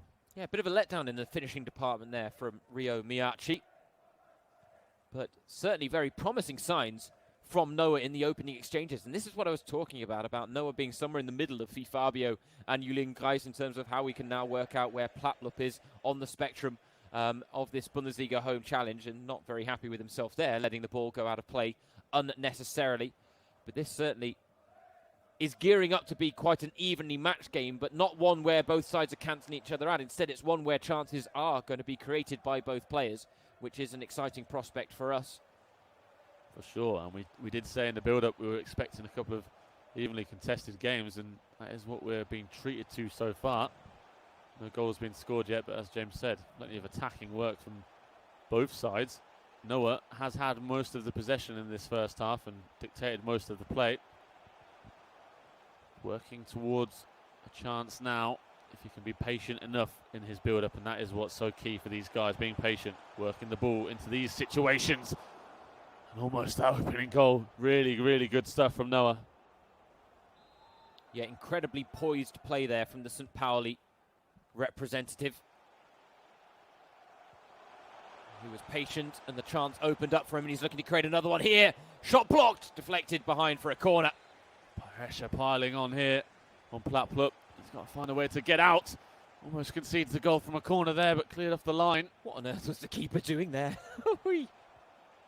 He was in no man's land coming off his line, but he makes an important save there, Esser. 35 minutes gone. Schwarz needs to regroup a little bit here. The last 10 minutes or so has been all with Noah. He's dominated it. He's created good chances, but not found the net, and that is the only positive Plapplup can really take, because he's not gone behind. Noah's not made the most of the pressure he's had. Schwarz can maybe try and get into half-time at 0-0 and bring something different in this second half. The first half is not over here just yet. I don't know whether it's something in his settings or whether it's St. Pauli's default, but Noah is really using the full width of the pitch on either side. Both wing-backs far out wide, so too are the wide midfielders. And that is just creating space, because Plapplup being dragged left, right and centre at all times, and he's constantly guessing which way to go. And that will be that for Noah. He missed a golden opportunity earlier. He wasn't going to pass up a second. Shake of the head from Schwarz. He knows how simple that was really for Noah in the end. See here, just didn't read the defensive work there, Schwarz. He left his man completely open, and Noah had the time and space with Tashi to turn and get it on his right foot and find the bottom corner. You don't often see that from these guys at this level. But as James said, Noah is working superbly, and that is a deserved lead for him before this half-time break. He's got some support behind him. You can see in his player cam having a smirk there. Get a few words of wisdom perhaps in his ear, words of praise. Had a great start to this game. We weren't sure of what to expect exactly from him. We had high hopes of Schwarz after his dominant performance last week, but he's got work to do here. Yeah, that's it. His virtual Bundesliga record wasn't to bulk at, but at the same time, it wasn't the most impressive out there. But here's a chance for Schwarz right on the stroke of half-time. And you have to say the lead for Noah was deserved. That goal has come against a run of play, but a wonderful time to score it for Plapplup. Absolutely so important for him to get a goal before the break, having been largely outplayed in that first half. The first real opportunity he gets in front of goal, and it's Andrej Kramaric finding the back of the net with a lovely left-footed strike across the goalkeeper. And that does send us straight into the half-time break. Schwarz, another shake of the head. You can see just a one shot on goal, but he will be absolutely delighted to still be level at 1-1. And as we can see, tactical changes are coming. He's not happy with how that first half went, which is as expected because Noah was far the better man in that game. But we are level again going into the second half. Yeah, fascinating fixture, as we thought it would be for so many reasons, but the way it's playing out on the virtual pitch as well is just adding to the fascinating nature of it. And we are in a wonderful position at 1-1, where it is all to play for in this first leg between these two esports pros. Plapplup clearly not happy with his first half. He's looked to combat Noah's approach to the game by mirroring his 4-2-3-1 formation with some changes at half-time. No substitutions, though, so no rush on pulling the trigger when it's looking to fresh legs. Here is Samaseku on the ball. And already we're seeing Plapplup have a bit more control in this second half than we saw him have in the first. Not quite as direct, a little more pragmatic with his approach. Yeah, he seems to have picked that up in the second half immediately, playing a bit more composed. Nice movement there, but cut out well by Noah. Start of that second half, just keeping the possession a little bit longer, Schwarz, but still got defensive work to do at the other end. Yeah, he read that pass all the way from Noah, cut it out easily. The first touch at the other end for Plapplup that was so decisive, he just picked the wrong direction. Channel opened up, instead he ran himself right into a defender. But this is better in the second half from Plattblup.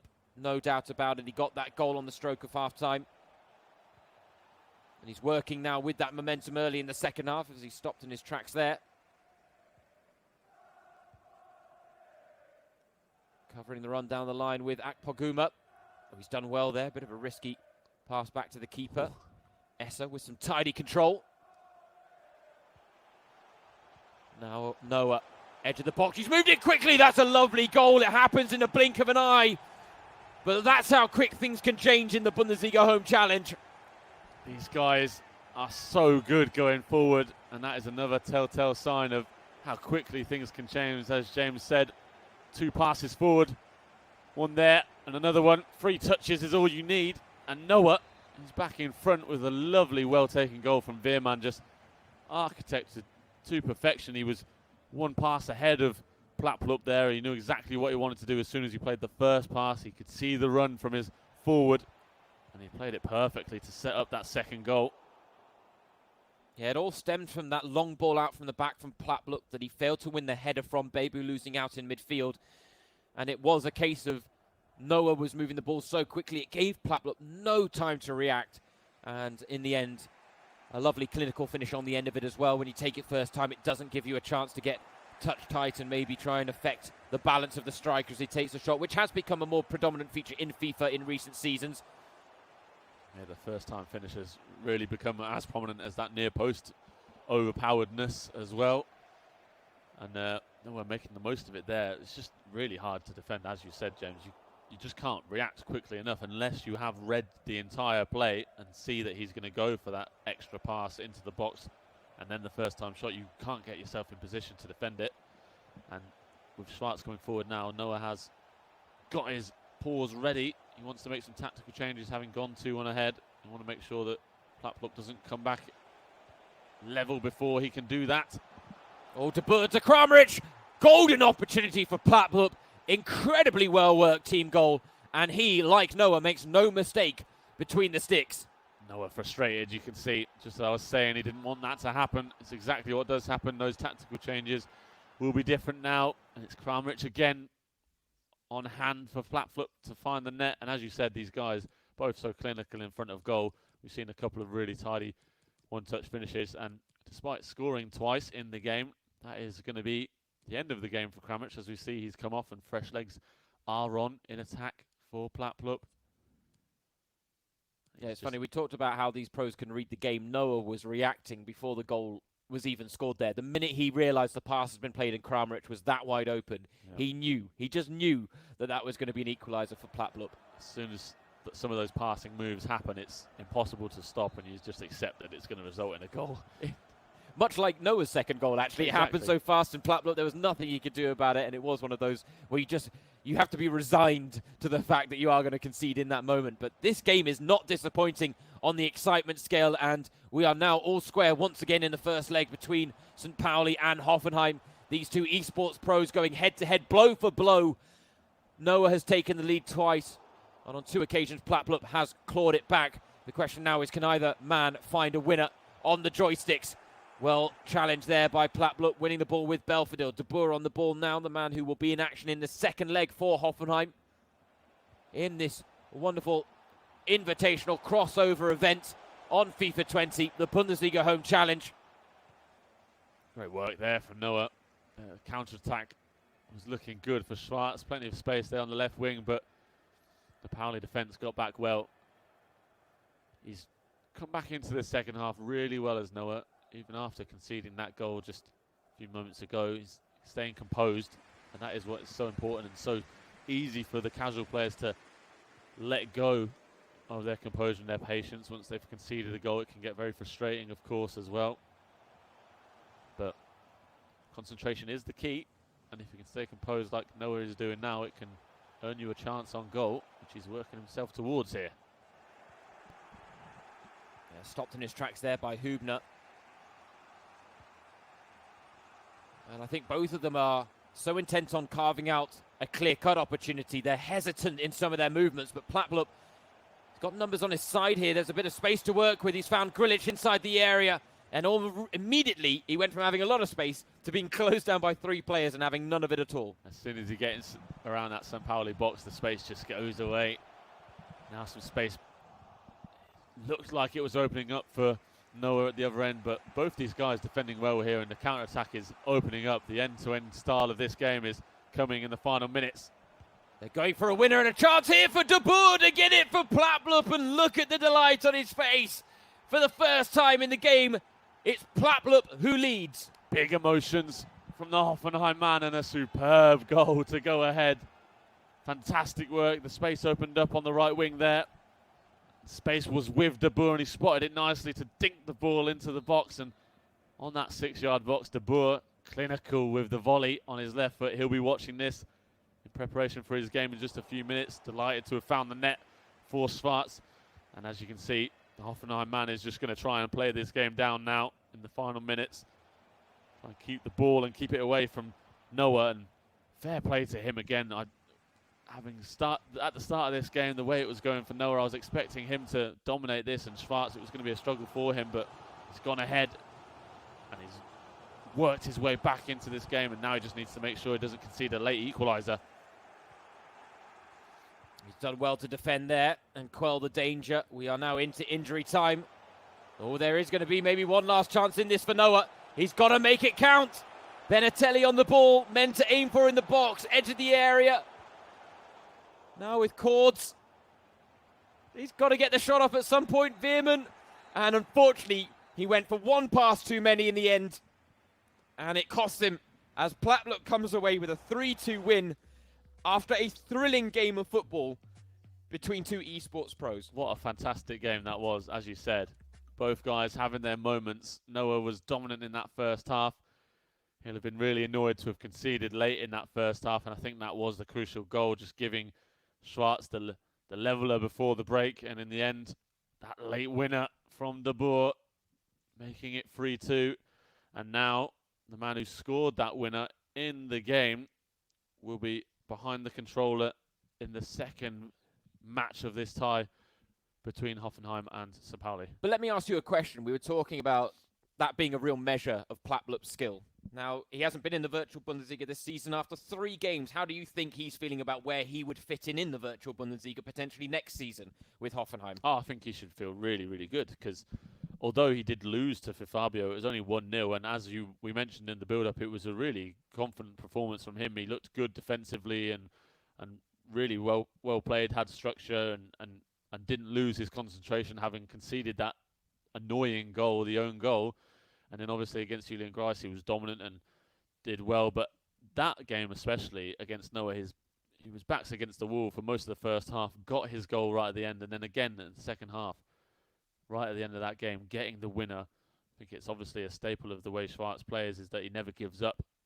And that would be a huge attribute to have if he was in the virtual Bundesliga next season. I think Hoffenheim would do well to make sure that he is their man if they were going to bring themselves into the virtual Bundesliga in the near future. Yeah, they just got to find someone to partner him at the very least, because it's a 2-player minimum in the virtual Bundesliga. Some teams just have 2. Werder Bremen, Bayer Leverkusen are good examples of that, but there are a lot of teams out there that have the full roster of 4 at their disposal. Someone like Veen Wiesbaden, when they have Sascha Mockenhaupt on their team, who also plays football for them out on the pitch. Not every weekend, of course, is he going to be available to play in the virtual Bundesliga, so they had to balance it out a little bit compared to some of these guys that do have 2 full-time esports pros at their disposal. But when we talk about esports pros, it's worth talking about Munas De Boer, because we talked about Nico Schlotterbeck, we've talked about Nassim Buyalab, and when it comes to the players that have really acquitted themselves in the esports world, those 3 are the top 3 in the Bundesliga. Munas De Boer maybe even has a claim that he'd be the best amongst them, but that would be a very fascinating tournament. That would be that's next time. We'll get all the football players that are good on FIFA and pit them against each other, maybe an ultimate team as opposed to the 85 mode. Who knows? Plenty of room for creativity, but there's a reason that we talk about Munas De Boer in such high praise, and the fact that Mo Ober, the current reigning eFIFA World Cup winner from 2019, referred to Munas De Boer as the best footballer on FIFA. I think that tells you everything you need to know about the level of quality that De Boer brings to the table in the virtual world. 100%. And, he's been in action plenty of times in the last couple of weeks. He won 4-3-3's Plan B FIFA tournament in the last week or so, beating, I believe it was Diogo Jota of Wolves in the final, and he beat World Cup winner Bernd Leno, formerly of Bayer Leverkusen, in the semi-final of that tournament. So he's competed against the rest of the professional football playing world already in the last few weeks. And we have asked him as well if he's picked up any new hobbies since he's been in isolation in Germany with Hoffenheim. And he said he hasn't had any time to pick up any new hobbies because he's been playing so much FIFA. So it's clear to see that he's been making the most of his extra free time at home by improving his FIFA skills. And he really is one of the best Bundesliga professional players, or professional players at all, at FIFA. And of course, if you're getting endorsed by the likes of Mo Aouba, the defending EU World Cup winner, then you've got arguably the biggest name in esports backing you up there. And so for him, having beaten Timothy Tillman 3-1 in the Bundesliga Home Challenge and Florian Muller 5-1, he'll be looking to make sure that his streak of confident performances continues. And well, that's the interesting thing with De Boer. He has said that he's been honing his FIFA skills, but he's actually also used this period of self-isolation, I think also on the back of the Bundesliga Home Challenge and his success in it, to found his own esports team, which I think is an interesting move. And we have seen other players do it. Bernd Leno's got one out there. Mesut Ozil, I think, was the first to do it, diving into the esports world. And now Munas De Boer has made MD9 Esports. That's his company. It's freshly launched. Doesn't have any content on YouTube just yet. It does also have an Instagram profile that you can go and follow. He was posting about it himself on his own personal Instagram channel. So he's very serious about this esports endeavor. And I think it shows, given the fact that, as I say, he's had that success on a level that could be comparable to esports elite players. And he's looking to build on that and use it to his advantage and make sure that he's got something where he's using self-isolation productively beyond just staying on the joysticks too much, which I think is a great move. yeah, that's it. And I think a lot of the time we do see these Bundesliga professionals sort of create Twitch streams or get into that. But this is really an extra step from De Boer to create his own esports team. And as you said, that's no short-term try and sort of win-win. That is a long-term thing that he's trying to do. And we urge everyone to get behind him, of course. That'll be really fun to follow MD9 Esports over the next few months or so, see how far he can take it, because who knows, if he does end up representing Hoffenheim in the virtual Bundesliga, we'll be seeing a lot more of him in the virtual Bundesliga world, and of course seeing him on the pitch hopefully as well soon. He got injured before the break of the Bundesliga, tore some knee tendons against Gladbach in February. He has high hopes of making a quicker than expected return, and of course he's one of those who's benefited from the Bundesliga coming to a stop as he's been able to recover a bit more. So we could see him competing on two fronts, both in the virtual footballing world and the real life world, of course. Yeah, that's it. We've talked about this event being added exposure for the esports world, especially in German football circles where, let's be honest, the Bundesliga dominates, and rightly so, and the virtual Bundesliga has had a bit of a tough time kind of cracking into the market and making a name for itself, and this is certainly happening. And this is giving it added exposure with the Bundesliga Home Challenge. But because of that, Alex and I, throughout the course of the first 3 match days, we've been discussing how these two worlds could maybe cross over further in the future and whether it's going to continue on or whether this is a flash in the pan. We hope it's going to continue. We hope there will be a crossover. We'd like to see the likes of Munas De Boer and Nico Schlotterbeck consider going into the virtual Bundesliga world next season with their respective sides because they have acquitted themselves so well. But Munas De Boer showing that there's another level to the crossover that can be in a business sense as well, creating his own esports team, as I say, following in the footsteps of the likes of Bernd Leno, the World Cup winner with Germany, and Mesut Ozil, who is also, strangely enough, a World Cup winner with Germany. So many World Cup winners in Germany. Well, Munas De Boer isn't one of them, but he does have his own esports team. He's defending a 3-2 lead after the first leg against St. Pauli's Luca Zander. So De Boer representing Hoffenheim in all blue, Zander representing St. Pauli in the white and brown shorts. And we will wait to see what these two can produce, because Zander's had some very impressive performances in this Bundesliga Home Challenge as well. It was a 1-0 loss he suffered to Schalke esports pro Tim Latka on match day 1, but it was a 3-0 win he picked up when he swapped an esports pro for a fellow professional footballer, taking on Tim Handwerker of Nuremberg last time out. Now he's taking on another professional footballer that's arguably the best of both worlds, in our opinion, here in Munas de Boer. And you can see Zander immediately looking to get as many bodies behind the ball as possible, as the first shot does go de Boer's way. But he's not going to have a lot of time and space to work with if the early stages are any indication. I think it's clear Zander knows that he's coming up against arguably the best Bundesliga professional esports player. He knows chances are going to be few and far between. He might have one here. He breaks forward with a long ball, but as you said, plenty of bodies behind the ball in his own half, and he's going to be looking to defend first, I think, and try and build into this game slowly. Well, that was it. Zander, that game against Leipzig was, I think it's fair to say, still, to this day, the most defensive performance we've seen in the Bundesliga Home Challenge so far. De Boer, though, has broken through on goal. Great save by the keeper. He made himself large there, all in pink for St. Pauli and for Zander, who survives the first early scare in this game. Oh, he had a good runner out wide. Instead, he went central, but it's worked out for him. Veerman through on goal, one-on-one with the keeper. And straight down the other end, it's the keepers exchanging big saves early on, Alex. Oh, this is going to be fun, James. Both these guys attack-minded. It might be De Boer who's the big name, but Lucas Zander's looking to cause an upset as well.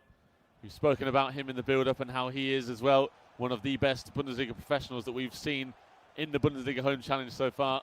Proving it there with some nice build-up play, nice little nutmeg as well in the build-up.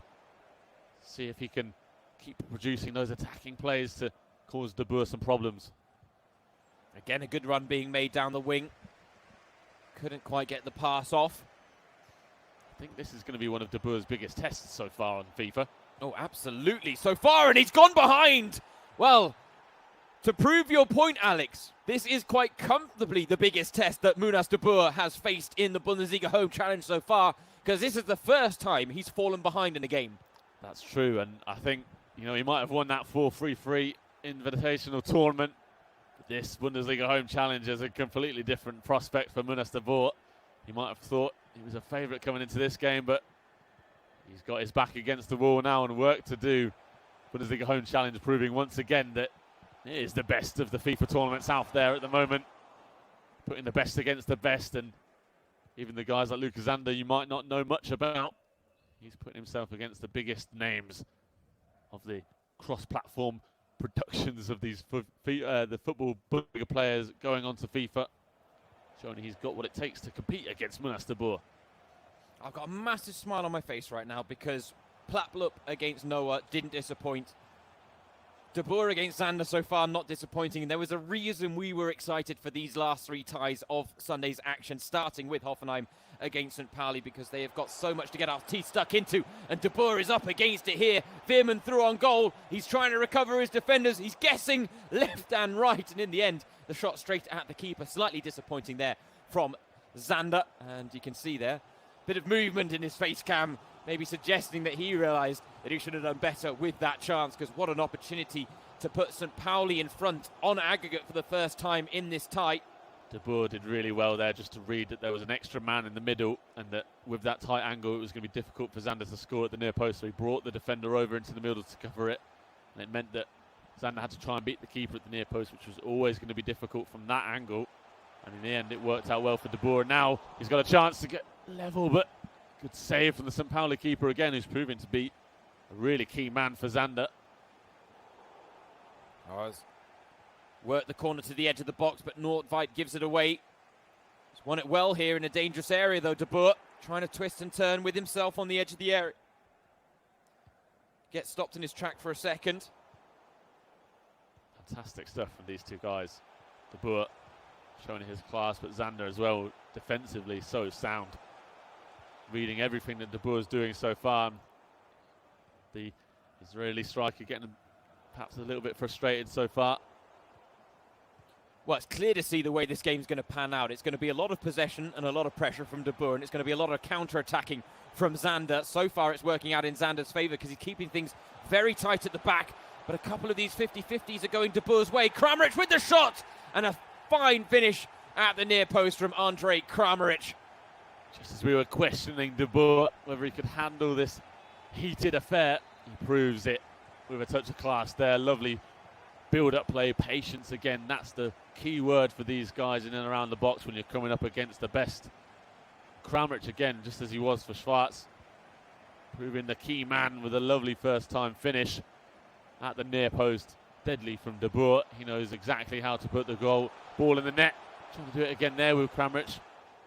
Oh, and a mistake from Zander. It could prove costly. It's blocked at the first time, and again from the goalkeeper. Oh, heroic goalkeeping. Incredible stuff. He almost gave away the chance there, but the goalkeeper comes again to rescue it. Saviour after possibly going from 0 to 0 there for Zander. But as we approach half-time, it's De Boer in the ascendancy, and he's looking likely to cause a few more problems before the half-time whistle comes to Zander's aid. Well, this is it. I think it's clear Zander is going to have to deal with a lot of pressure in this game. And he's doing okay so far. He had to do that in the game against Lacra as well, because Lacra had the ball pretty much, 67% of the time, I think, in that game. And chances were few and far between. It was a very different type of pressure, because Munas De Boer really is going all out for goals, whereas Lacra really was playing for a 1-0 win. So this is certainly a different experience for Zander. But I think he has to be pleased with this first half. And he wouldn't mind creating one last chance if the referee's going to give him the opportunity, but it's going to be the Hoffenheim back line that stops him in his tracks there. And so we are tied at 1-1 on a knife's edge in this game between De Boer and Zander. And again, like the first leg, this one's living up to expectations. Definitely so. So good that Zander got that first goal. I think if De Boer had gone ahead, it might have been a different story. But Zander going ahead meant that De Boer had to force the issue a little bit more. And he proved his class on this game by getting that equaliser before the break. But it is all to play for coming into this second half. And I do not want to call where this is going. Zander just has to make sure that that does not happen again. He's had a couple of moments there where mistakes have crept into his game, and if he does a few more of them, De Boer is likely to take advantage of them. Oh, there is a mistake at the back again. Neat turn from Kramaric, twisting and turning and finding the top corner. A stunning finish from the Croatian, his second of the game. What a finish that is from Kramaric at the near post. We've spoken so often about how deadly it is. It is also so difficult to find that near post. And from that angle, from that distance, as he lined up that shot, I was not expecting that to go in, but he got the perfect amount of power on it, angled it superbly, and what a start that is to the second half for Munas De Boer. Kramaric getting his brace. Zander has some work to do. He's a bit nervous, you can tell, in this game now. He's making a couple of little mistakes, and they're proving costly, but just needs to calm himself down, and plenty of time to work with here. Yeah, he certainly does, but De Boer right now following in Plaplup's footsteps and coming from behind to take a lead, narrow lead, nevertheless, which he will have to be wary of, because we have seen that Zander can cause problems on the counter-attack. The thing is, right now, De Boer seems to be reading his attacking movements a little better than he was in the opening exchanges. And we did talk about Mo Ober's praise for De Boer as the best professional footballer on FIFA. It is worth noting that when those two played each other, which led to Mo Ober praising De Boer in this way, they were playing in Ultimate Team. So a very different game mode with very different skill attributes and player ratings as well. This one all capped at 85, so it's a slightly different experience for him. But we have to say, from what we've seen in the Bundesliga Home Challenge, he has adapted so well to it and doesn't seem to be having too many problems with the fact that he can't play with his 99 Pro card, because he is still scoring goals with himself, and that was a tidy little move there that almost brought about a third. First real chance he's had with himself so far in this game, but De Boer is just so good around the opposition box, works the ball so fluidly, and again you see he's bringing so much pressure on Zander. It's impossible for the St. Pauli man to really get some passing moving going. Zander has to be a bit quicker in his moves forward. At the moment, De Boer is snuffing everything out, and it's proving really difficult for Zander to get forward. And instead, we're getting chances for De Boer, and he's buried that one with aplomb as well. And after falling behind, he's gone from strength to strength to strength in this game. He has indeed. Zander not happy with how that one went in. Bit of a strange one, how it fell to Bebu in the box, but he had a touch of space there, did De Boer, and a man of his quality on this game needs hardly any space to find the back of the net, and that's exactly what he did there. And yeah, that's been the case in the second half. Zander has just not been able to play his own game. The pressure has been fantastic from De Boer. He's not allowed Zander to really play the quick, fluid football that actually saw him go ahead in this game. De Boer's got plenty of men behind in defence now, as you can see, but Zander keep pushing forward. A big chance. Can't find the back of the net. A huge opportunity. I think De Boer may have moved his goalkeeper there to get into the middle there. Oh, the pressure's still on, though, for Zander. Can he capitalise? Not with passes like that straight to the Hoffenheim player, but he's won it back here. He's got to use it in a more effective manner, though. And that really is where we see the difference between some of these elite players. Huge chance for Zander. Credit to him for continuing his work, working the ball into the box here, but he just can't find that final third pass. The ball roll just changed the angles against him, actually, in that moment, as opposed to working in his favour. Such a big opportunity that was. I really do think De Boer moved his goalkeeper there, because he really went into the middle of the goal despite the angle, and it made it almost impossible for Zander to find a way past him. And in that pressure moment, it is difficult to spot that and see which way he should go. Zander continuing to pile on the pressure, though. He's done well in the last 5-10 minutes or so. De Boer now working with the counter-attack, and he's got a chance here, and he's trying to bring away. He's brought down. Could this be another red card? I don't think it will be. Oh, the referee did not look so excited about the prospect. I don't think, did he even give a yellow card there? That was a last man challenge. Surely, Alex, De Boer was clean through on goal. Refereeing is making itself up as it goes along in the Bundesliga Home Challenge here. Oh, dearie me. We've seen we've seen 3 red cards already today, and I think that was the clearest of the lot, actually. It's what happens when Daniel Schlager and Dennis Aytekin are not on the whistle out on the pitch. They're behind the joysticks in this sense. Zander was looking to break in behind the offside flag. Prevents him from doing so. Samaseko, lovely little ball roll in midfield to then find Kramaric. Now with Grilic. Tashi staying touch tight. Buchmann does well to intercept the pass there. Oh, the little dummy has worked well for Diamantakos. There's a little break on here for Zander, but again, that pass just rushing into it a little bit too much. And it allows De Boer to intercept. He's had his chances, has Zander, since going 3-1 down. Just annoying, obviously, for him that he's 2 goals behind now, so even a goal back at this stage would be difficult for him to get another one and get an equaliser as De Boer keeps pushing it forward and looking for another goal himself. Flicked on to Kramaric. I was hoping for him to go for the volley there, but he took the touch and went for a more measured approach to trying to find a 4th goal. Into the final 5 minutes now. Hoffenheim on course for another win in the Bundesliga Home Challenge. De Boer and Plattblup, arguably one of the strongest 2-player teams we've seen in the Bundesliga Home Challenge. One of the rare teams that's been unchanged from Matchday 1 through to Matchday 3 as well, it's worth noting. On course here for their 3rd win in the Bundesliga Home Challenge. 6-3 up on aggregate. Time ticking down into injury time now. De Boer in control of the ball.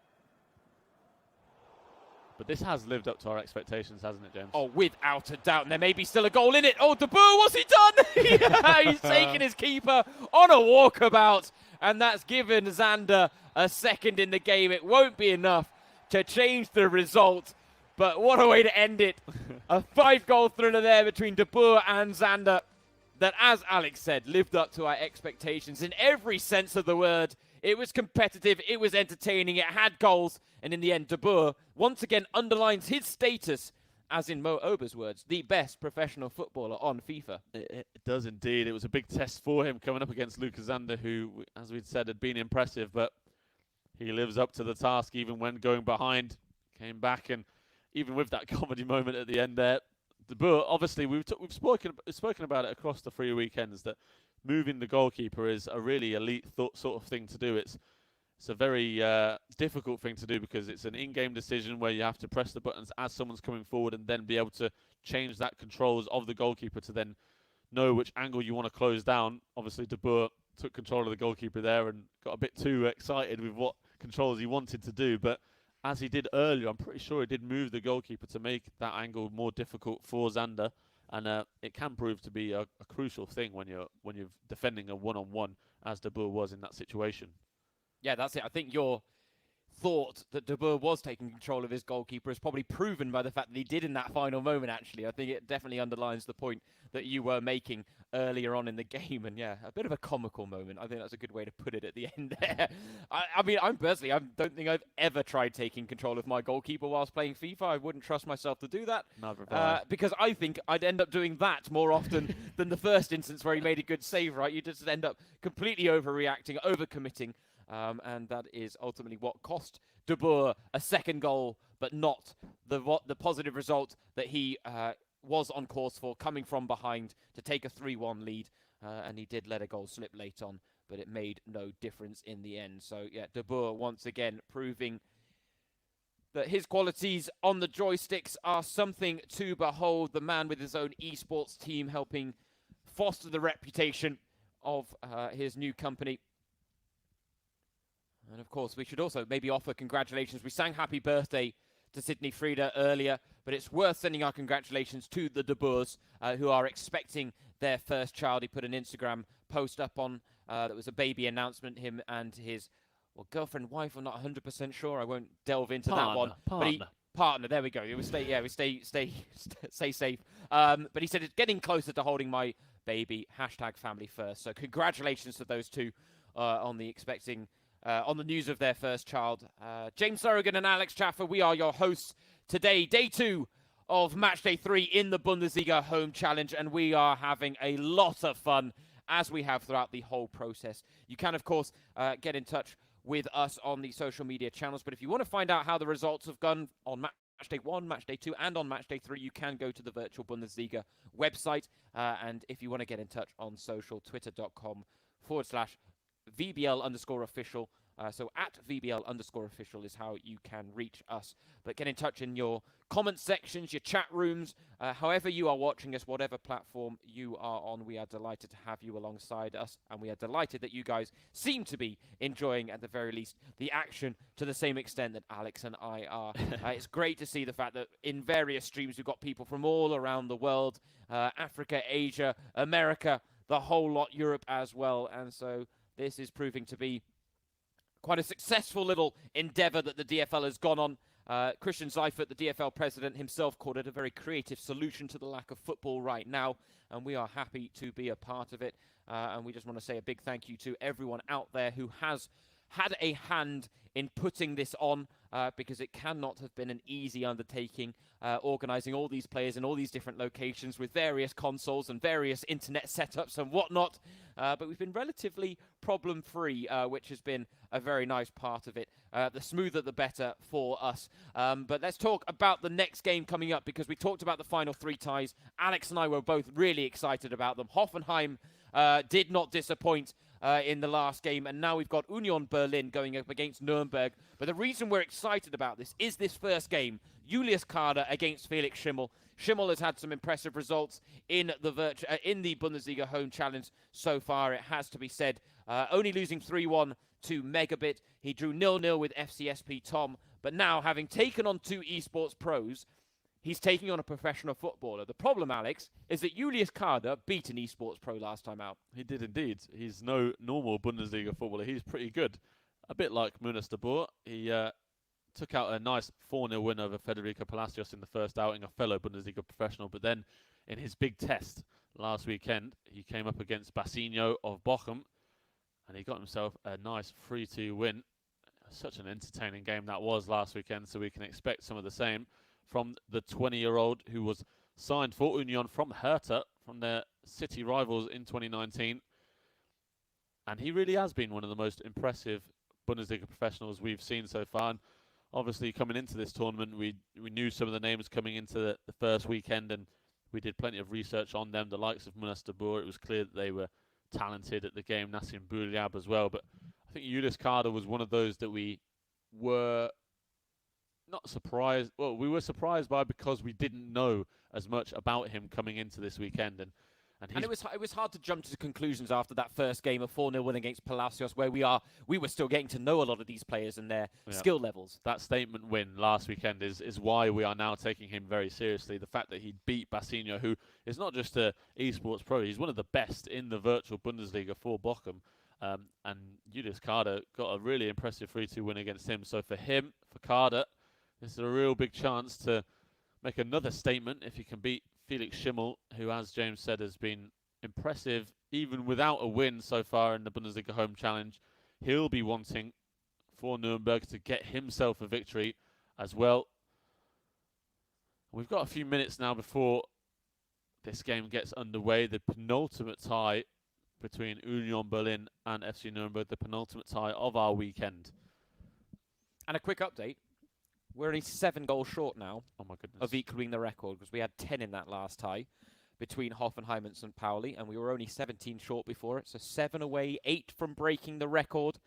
Can we do it in this tie? Could we even have a buffer added by the final game and our highest scoring player, Nico Schlotterbeck, which would be quite the platform for him to work with? Although we should say, given the fact that he is this weekend going up against an esports pro, we're not expecting him to necessarily be as high scoring compared to that game against Maxi Mittelstadt, which has been the outlier, the only time in a single game we've seen double digits broken by a single player. Yeah, it's something we see so rarely on FIFA these days, but in the fact that he is playing against an esports pro, I see it a bit I see it a bit more often, Alex, but it's maybe not me scoring 10. I feel for you, James. Thank you. Hopefully you've got some tips from this Bundesliga Home Challenge which you can take into your own game. Absolutely. Yep. I'll just give De Boer the controller instead. That's the tip.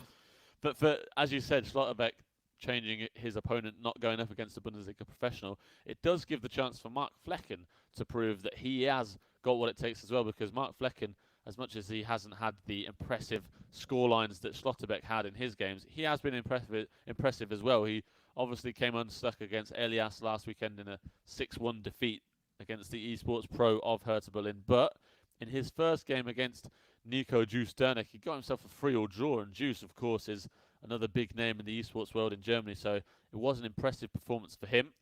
And you could tell he was getting frustrated in his defeat against Elias last weekend. And so he will be wanting to make sure that he makes up for that in his game, which will end the proceedings of Matchday 3 later on this evening. First up, of course, is this tie between Union Berlin and FC Nuremberg.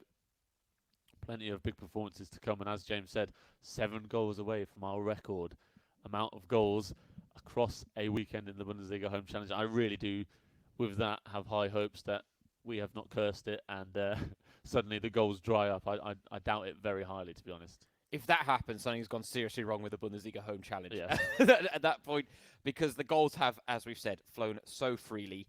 Still just a single goalless draw in the entire Bundesliga Home Challenge over the course of 3 match days. And there's only one, if I'm right, 1-0 win in there as well. Otherwise, we've had at least 2 goals scored in every single game. It was that game, Tim Latker against Lucas Zander, that finished 1-0. I believe that's the only one. And it was Felix Schimmel, actually, last week, that was involved in the only goalless draw so far in the tournament as well. It's worth pointing out that coming up against FC SP Tom. So we're hoping he won't follow suit there, because that would put a bit of a dent in our record-breaking hopes. But I think what we've seen from both him and Julius Kader is the fact that there will likely be goals in this. He said, Felix Schimmel, after match day 2, that he got into the game better than he did the week before against Megabit, which I guess is to be expected. But he said he was definitely a bit disappointed that he was unable to score. So that makes me feel like he's going to go out there looking for goals in this one after the goalless draw last week. And that sets us up very well for this first leg up against Julius Kader. Now, of course, both of these teams have been back in training this week, and it was interesting to hear from both head coaches. For Nuremberg, Jens Keller was talking about the fact that it was a great feeling for everyone to have the grass under their feet again, but he did say it's still difficult to predict when we'll be playing football again. Urs Fischer, on the flip side, said the lads have lost a yard. The results on the beep test, according to him, were not satisfactory, but I have heard that Urs Fischer has very high standards when it comes to that, so take it with a pinch of salt. And he was also talking about the prospect of games behind closed doors, which is a reality that the Bundesliga is facing up to as they do look to get the season back underway. And of course, Union Berlin with the Stadion an der Alten Försterei being one of the best atmospheres in the Bundesliga, arguably one of the most unique stadiums still around as well. And so talking about games being behind closed doors, Urs Fischer did say that other teams do talk about our atmosphere, Union's atmosphere. And he says, of course, it'll be missing something, but he feels like the professionalism of his players will ultimately what shines through at that point. And yes, they have been helped by their 12th man, Union, as they have climbed all the way up into 11th in their debut season in the Bundesliga. And it will be something that certainly detracts from them. But ultimately, at that point, it's going to be a level playing field because all the teams are playing with the same situation and circumstances at that point. All games will be behind closed doors, most likely. Luckily for us, we get an atmosphere when it comes to the Bundesliga Home Challenge because on FIFA 20, the stadiums are packed to the rafters, and rightly so for the highlights that we are churning out here. And we're hoping that this game between Felix Schimmel and Julius Kader can add to the list of highlights. And Julius Kader, his reputation went through the roof last week after that win against Bassinho. So it's only down from here, right, Alex? It's only down from here. It can't get better than that. But for him, he'll be looking to make sure that it can just continue to be added to now. And as you said, it is fun that as well as having virtual football, we have virtual fans as well who can make all the noise. And as you can see, a packed crowd here in Nuremberg at the Max Morlock Stadion as we get things underway between Felix Schimmel and Julius Kader. And did you see there? Schimmel immediately went to a defensive setup against Kader. Quickly switched to defence before kickoff was taken. Get those players maybe a little bit deeper. Taking it seriously, he is. Absolutely. Well, you would too as well if you were coming up against Julius Kader after what he produced last week. Has to be said. And so, respectable from Schimmel there that he was alert to the danger from the very first whistle, essentially. And he's combining well here in midfield, though, it has to be said. Misijan trying to get to the byline. Well dealt with at the back by Kader. No corner for Schimmel in the early exchanges. Long ball forward, which we haven't seen a lot of. Alex made the point last week, I believe it was, in saying that the modern game the virtual game representing the modern game in the fact that a lot of people will look to play their way out from the back. And now here is Kader with Joshua Mies onto Polter, moving it quickly now with Kader back to Polter. And it was a good little move. Didn't quite get the angles right. That's it. Lovely opening move forward from Kader. Nice passing and moving. And that is so deadly on this game when you've got that LB button, that first left trigger on the PlayStation. If you get that in motion with your passing, you get people running off the ball, and it's almost impossible to track for your opponent. And it means you can ask them to run in behind while you're passing the ball around. Provides good opportunities to get in behind the opposition defences and then get nice shots away on goal. That's what a lot of these guys have been using so far. One of the key traits as well, even in the 85 mode where the skill moves are taken away. These basic things come to be so much more important. I think we're seeing two guys who, although are professionals, they are both very keen on making sure that this is a competitive game, and they're both taking it very seriously with their possession, keeping the ball well.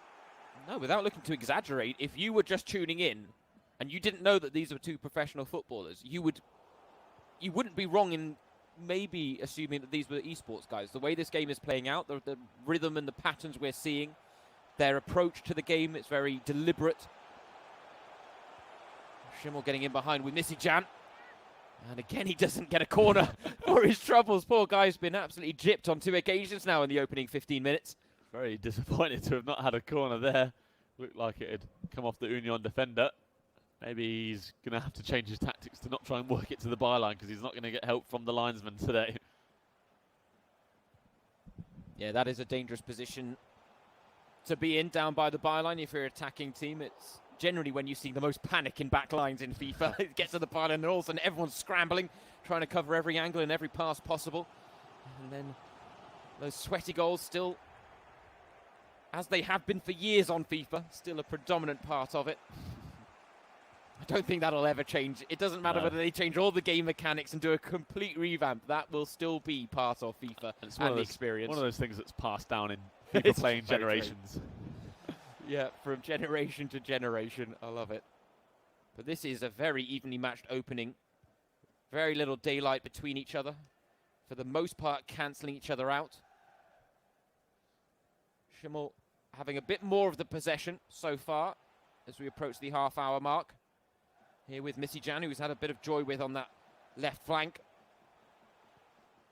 Retreats with Heiser, now back to Ishak, on to Missy Jan, who's kept his run going. Ishak with the ball roll. Teeing up his teammates, and the first save of the game is made by Gikovic. Fantastic move from Schimmel, really patient in his build-up again. Finding the passes, waiting for the right movement off the ball. Playing those balls into the box and causing panic in Carter's defence, but he dealt with it well as well and responded well from Gikovic's save. Bringing the ball out himself, but it is Schimmel who's been the better of the two players so far. Definitely keeping a bit more control of the ball.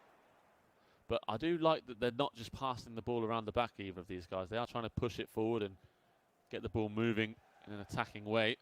And although we haven't had too many chances, they've been few and far between so far, it has been a fascinating watch just to see how these guys defend and how these guys try and break each other down. Yeah, it's just like in real football, right? You can have some barnstorming 4-3 wins that are incredibly entertaining, but there's something about a tactical tussle that maybe ends just 1-0 or even, it's a narrow margin of victory. There is something to be appreciated in that as well, because it takes great discipline to compete at the elite level of any sport, esports or real. Oh, Schimmel just couldn't wriggle away from his marker there. Good work by Julius Kader. You know you're a true fan of a sport when you can appreciate a 0-0, whatever sport it is. I've commentated on a fair few myself, and yes, you do have to find the silver lining in those moments. This is a good move for Kader, building dangerously. Went for the back heel there from Polter, very over-ambitious. And I think it's fair to say we're seeing Kader struggle more than we have in the Bundesliga Home Challenge so far, just to impose his will on the game. For now, Schimmel's looking dangerous to the byline. Surely another goal kick. Yes, it is. The story of the game so far for Schimmel. Goal kicks for Union. But you're right, I think Kader has struggled really in his attacking moves. He hasn't been able to get the combination passes around the Nuremberg box so far. It's been quite good work from Schimmel to get the pressure on and keep winning the ball back. And at the other end of the pitch, he's done well to keep the pressure on Julius Kader's defence, as he is doing now before the end of the first half. Hey, he's got himself a corner. He finally gets his corner. Delighted for you, Schimmel. The referee can't deny him this time. The question is, can he make something of it? Goals from corners have proven a rarity throughout the Bundesliga Home Challenge, and well, if it's not going to beat the first man, it's not going to result in a goal more often than not, as Kader draws a foul. It's actually good news for Schimmel, because it allows all his players to get back into position when they were actually committed up the field. Yep. So maybe a tactical foul there from Felix Schimmel. Cheeky. Very cheeky from the Nuremberg man. Good in-game management, though. Oh, absolutely. You've got to have a bit of that as well. It's interesting. We haven't talked about it with Kader, but he's one of the few players that has actually swapped clubs in the capital city of Germany, moving from Hertha to Union. His younger brother still is on the books with Hertha, and he's still yet to make an appearance for Union. He has been on the bench a couple of times, and he says that he has plenty of patience when it comes to his standing in the team, and he's having to be patient here in this one as well against Schimmel, who, I think it's fair to say, has had the better of the first half in this one. Yeah, although Kader hasn't played for Union in the Bundesliga itself, he's playing for them here and representing them, making his move. But as you saw there, Schimmel dominating the possession. I think it was 64% of it in that first half, but just one shot for either of these two guys.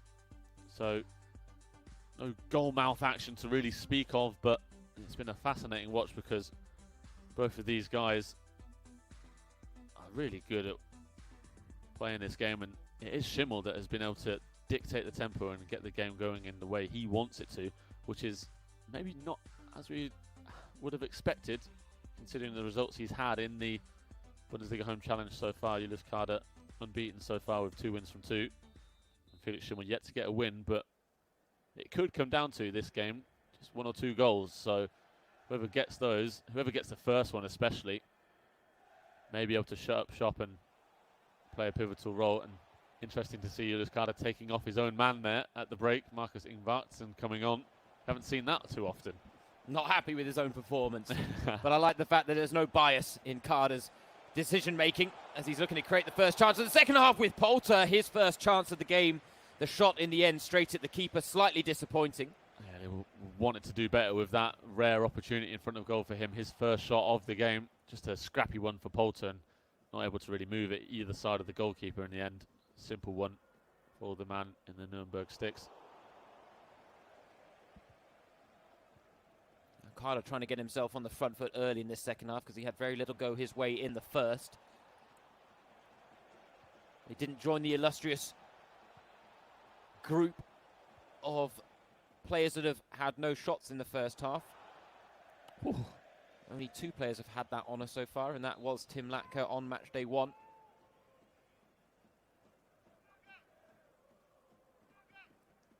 What can they produce from the corner here, Union? No one on the end of it for them. Yunus Mali going to try and keep the chance alive. Now with Gentner.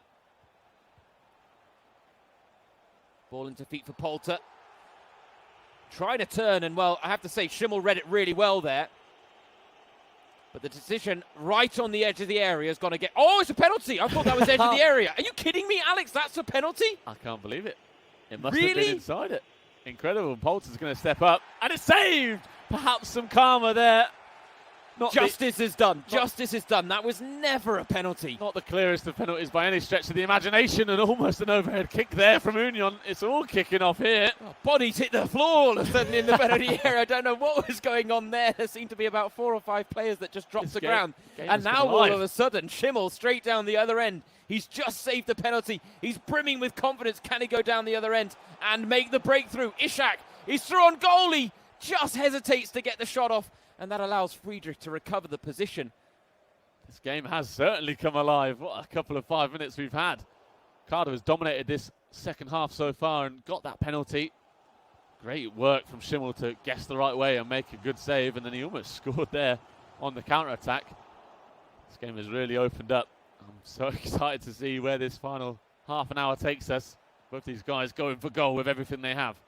Oh, this one, I think we're going to be on the edge of our seats from now until the final whistle, Alex. Which is a very exciting prospect because there's not many games we've had really go to the death.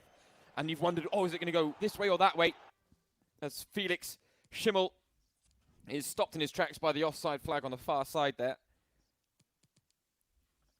But that's it. We've just had so many high-scoring fixtures, but very few that have really been tight up until the end. And this one, it does feel, we've talked about it, whether it being a mistake or a moment of individual brilliance, this is falling into that category of how this game is going to be decided. That's it. And quite cheeky of Schimmel there to took a look at the Carter team before making his changes. He's going for fresh legs all across the attacking midfield there behind Schleusner in attack. And that is so key, especially with less than half an hour to go, as you see, having the extra bodies with pace in attack. I don't think Carter has gone for any substitutions from this pause, so Schimmel is the man to have made some moves. We'll be able to see in top left corner if Carter did make a change, but I don't think he did. Time ticking on. Now, I can't remember off the top of my head which game it was in, but Grelak has in the Bundesliga Home Challenge scored a hat-trick off the bench already. Actually, I do remember the game it was in. It was Tim Handwerker beating Maximilian Eggestein with 4 goals in the final half hour of that game against Werder Bremen, the virtual Bundesliga giants. And so it was Nürnberg's Tim Handwerker that did great work with Grelak. Can Schimmel maybe follow suit? Or are we potentially going to see him collect a second straight 0-0 draw? He was disappointed not to score last weekend. Right now, he's going to be delighted not to be behind after saving that earlier penalty that really, for us, was not a penalty. We didn't get the chance to see a replay to really judge it. That is one of the difficulties with the Bundesliga Home Challenge. There's a lot of button bashing in between the split scenes. As Schimmel gets another corner. 20 minutes remaining in this one. Carter bringing his keeper out early in the corner, you can see. Makes it a bit more difficult for Schimmel to decide what he wants to do. And he's going for the tactic of trying to go for goal here. This could be really interesting. Let's go, Schimmel. Pulls this off. No, Gikiewicz gets back into position well, but that has worked a few times. There's a few videos around you can see online of people scoring direct from a corner on FIFA. Oh, and straight down the other end, Carter bursting forward within Vartson, who does have fresh legs and pace on his side. But he has to slow his roll a little bit now to Polter. Is it going to open up? Oh, vital challenge made at the last by Schimmel. Great work from Schimmel. He got turned inside out there. But in the end, he stuck with his man and made a huge block. But Carter is piling on the pressure. Which way is this going to go? Chance for Gentner. No corner given. Carter can't believe it.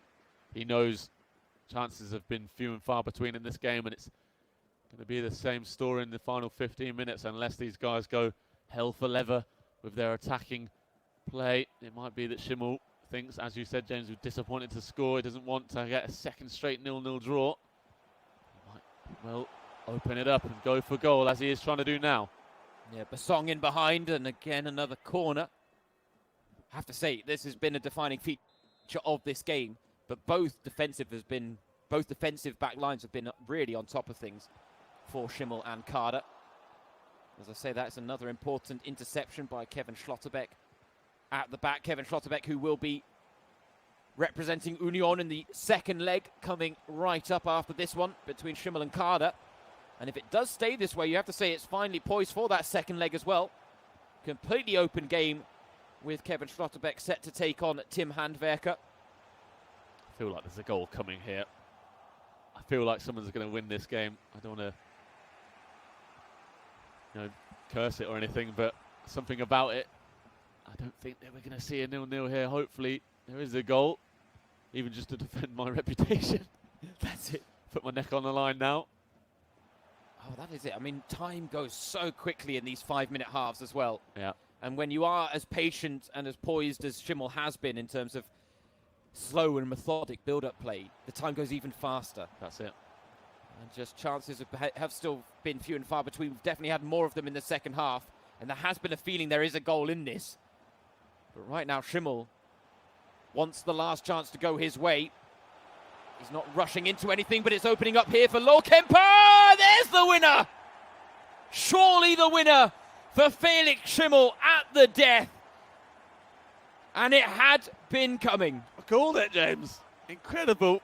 But your reputation is intact, my Alex. reputation is intact. I survive for another week of the Bundesliga Home Challenge. But to be honest, I did not expect it to go this way. Schimmel has surprised me superbly. He has been fantastic today, and to be fair to him, a deserved goal to go ahead. Such a beautifully worked goal as well. The Carter defence just pushed out a little bit more. You could tell that he wanted to win that ball back and get himself going forward with an attack, and in the end he left space in behind that Lohkemper was able to make the most of, and Schimmel did well to find the through ball that then led to him getting a nice tidy finish with that finesse shot into the far bottom corner. But with 88 minutes gone, there still could be a chance here for a late equaliser if Carter can get going forward quickly. Oh, stranger things has happened, but Schimmel did so well to tuck that one into the bottom corner. And I think it really was a case of Carter was so worried about the passing potential in the box there that he forgot to worry about the man on the ball. But it's not to say that he can't get an equaliser. Stranger things have happened in FIFA. Man went down inside the box there, but no penalty given. He's not going to get the rub of the green a second time. And of course, we should remind you, he has missed a penalty in this game. Julius Carter saved by Schimmel. Will he get one last chance here? Counter-attack possible. He's got the time for it. He's just got to move it quickly, and he cannot afford to give the ball away. The referee will blow at any invitation. The 3 minutes are up. He's got to get the ball in the box. He cannot go backwards. Cross coming, and it's a disappointing one. And Schimmel taking no chances. The better safe than sorry approach, but a thrilling contest there between two professional footballers crossing over into the virtual world and acquitting themselves at an elite esports level. And the Julius Carter hype train from last week quickly stopped in its tracks by Felix Schimmel. Indeed it has. And the bandwagon will be moving to Felix Schimmel quite quickly after that. And as you said, fantastic game between two professional players. It's so often been the case in this Bundesliga Home Challenge so far that they have been the high-scoring, open, attacking, entertaining games. But these two guys taking it so seriously. You can tell that these two guys are used to playing this game, used to playing FIFA and playing at the elite level as well. And both put out really nice performances there. And I'm happy for Felix Schimmel. Obviously, you could say coming into this game he was the underdog considering Julius Kader's performance last weekend against Basinho, but a huge win for Schimmel and a lovely taken goal to win it there at the end. Another reminder for you, I'm Alex Schaffer, joined by James Thorogood. Us two hosts into our third week of the Bundesliga Home Challenge. We've been here from the start. We are now veterans of the Bundesliga Home Challenge, and we are already looking forward to being with you for next week as well. And we are coming towards the end of Matchday 3 today, but finally poised, as you said, even if it isn't 0-0 coming into this game. 1-0 the score, and a lead for Tim Handwerker to defend for Nuremberg as he comes up against Kevin Schlotterbeck of Union Berlin. And both of these guys have had mixed performances so far in the Bundesliga Home Challenge, but both have picked up wins and both will be wanting to do exactly that in this tie deciding game between Union and Nuremberg. Yeah, I think it's fair to say from what we've seen from Kevin Schlotterbeck and Tim Handwerker, these guys should be quite evenly matched. They seem to be at a very similar skill level. Tim Handwerker did have that impressive 4-1 win against Maximilian Eggestein of Werder Bremen on match day 1, because of course in that game Megabit had given Bremen a 3-1 lead in the first leg, and we thought Maximilian Eggestein was going to go on and defend it. He was 1-0 up, and then he went on to concede 4 goals in the final half hour of the game. Drelak coming off the bench and scoring a hat-trick for Tim Handwerker, and just like that, Nuremberg turned the entire tie on its head and actually started what was a trend of comebacks in the Bundesliga Home Challenge, where we have learnt that no first leg lead is safe. It hasn't necessarily been quite as predominant a feature on Matchday 3, where we have seen a lot of teams build on first leg leads and see them out. We've actually seen a fair few more comebacks in single matches instead, which has been a nice facet of it all as well.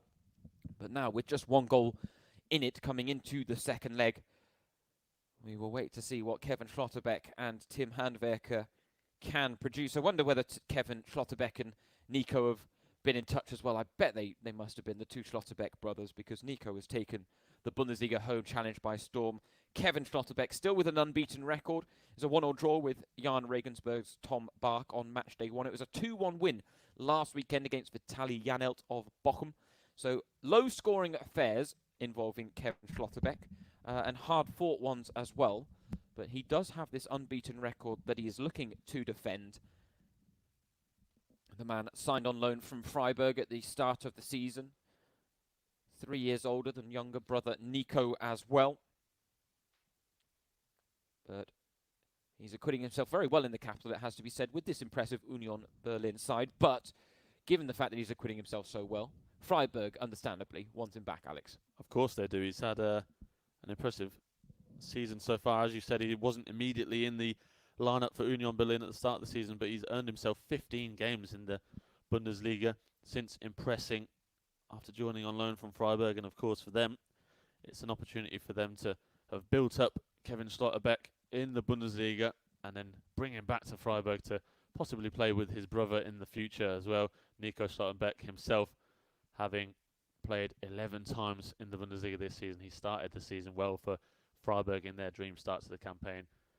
And of course, Schlotterbeck, despite being at Union, will be happy to see how his brother and his parent club, Freiburg, have been doing this season. Both sides, Freiburg and Union, having really impressive campaigns, especially Union. The fact that they are looking safe, looking comfortable to survive any relegation scare towards the end of the season. 8 points clear of the bottom 3 in their debut Bundesliga campaign.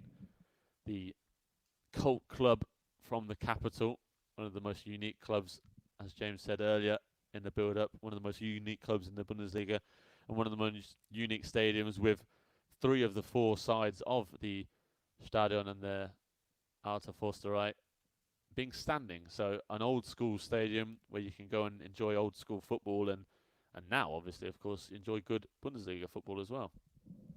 Yeah, it's also one of the clubs. I mean, it goes for all Bundesliga clubs, but with Union, there seems to be a very unique bond between fans and club.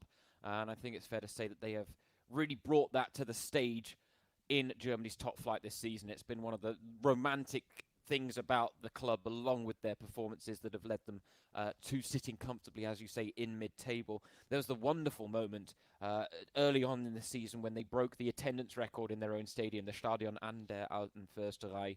And the reason they did that is because they were allowed, or fans that were in attendance were allowed to bring pictures along of fans, Union Berlin fans that had unfortunately passed away before they first ever made it into the Bundesliga. But as a result, the club then counted every photo as a fan in attendance. And so therefore, the Union Berlin attendance record was broken and will never be broken again, because never, unless they actually renovate the stadium, which I think there's an element where you hope they don't because of how unique it is and how special the atmosphere is there, that they won't be able to break that record unless they renovate. But just one of those lovely feel-good stories attached to Union Berlin, and there's so many of them. You go back into this club's history, fans have donated blood to keep the club alive. They donated incredible amounts of manpower when the stadium was being renovated and it wasn't fit for purpose, and the club weren't able to really provide the funds to do it. So what did the fans do? They chipped in, they got involved, and I think it was something like 30,000 hours of free manual labour to help get the stadium in tip-top shape. And those are the types of stories that we love in the Bundesliga. An incredible fan story in the Bundesliga, and one of many, as you said, between Union Berlin and the entire Bundesliga. It's what makes it such a fantastic league, and we're so proud to be a part of it, of course. Absolutely. And Kevin Schlotterbeck and Tim Handwerker, two representatives for their respective clubs, Union and Nuremberg. It is Nuremberg who hold the narrow one-goal advantage after that first leg win for Felix Schimmel against Julius Kader. And I think it's fair to say we're expecting this match between Schlotterbeck and Handwerker to be a little more open, aren't we, Alex? We are indeed. There's been plenty of goals, especially in the Handwerker games that he's played. He picked up that 4-1 win over Maxi Eggestein on Matchday 1. And then although it was a 3-0 defeat to Lucas Zander, there were 3 goals involved, of course. So plenty of offer when he is involved. And I was just going to mention as well, we alluded to the record on offer today, and 7 goals were needed before that first tie, 1 being scored, so 6 more to go. We have 3 games left. Hopefully, 2 goals apiece in each one, and we break the record. So, well, I like what they're doing. They've just slowed the goal scoring rate down a little bit, so that we only just break the record this week, Alex. Yep. So that we can break it again next week on Matchday 4 and close out the show with a real bang. They all know what they're really here for, and it's to break records. They all got the memo. They all got the memo before the game. They're all listening to our stream. Well, if they are, they better be producing an overhead kick sometime soon. That's all I'm going to say. That is the thing that we are still absolutely desperate for. And in Alex's case, it's a direct free kick goal. Yes. I wonder which will happen first. That could be an interesting competition between you and I as to who's going to get what they want first. We may end up both empty-handed. I was going to say we could do a forfeit, and the loser has to shave his head, but it's too late now. Too late now.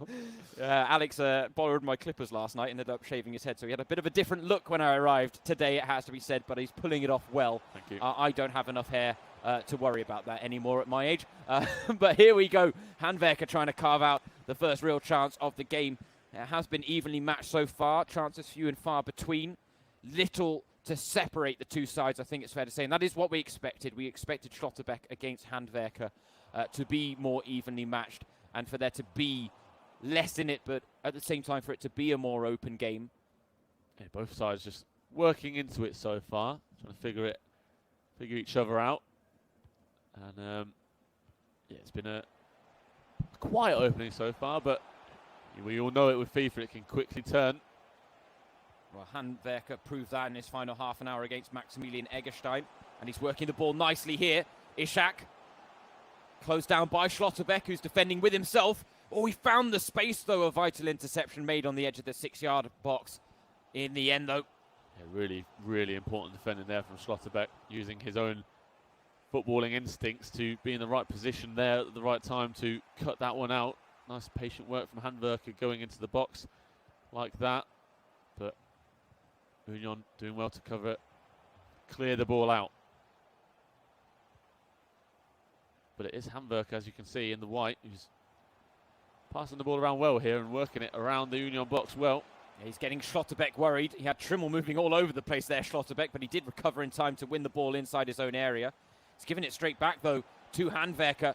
And all the early pressure is certainly the way of the Nuremberg player right now. Schlotterbeck can't seem to alleviate the pressure or get anything going in an attacking sense himself. Now he can bring the ball forward with Gogia. Schimmel had continued his run, but now Schlotterbeck could find himself exposed down this left wing with Trimmel out of position.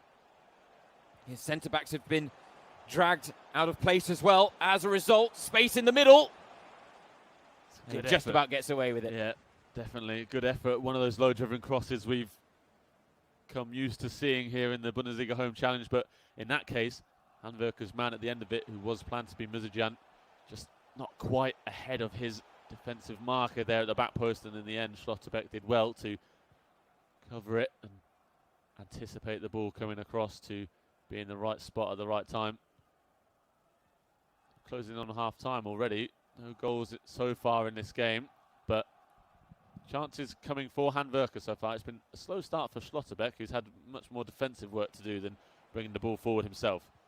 I think it's fair to say one of the things I've noticed in Schlotterbeck's game, though, is he's a little bit more reactive than proactive. Oh, he almost falls behind there. What a chance for Hanwerker to take the lead and add to that aggregate lead that Nuremberg have after the first leg. Nice search for one of those first-time finishes at the near post. Just a difficult one with the pass going a bit behind the striker there. He had to do quite a lot of work to try and angle it towards the goal, and in the end, not enough space to curl it back in between the goal posts. And now a chance for Schlotterbeck to get his first move forward before the half-time break.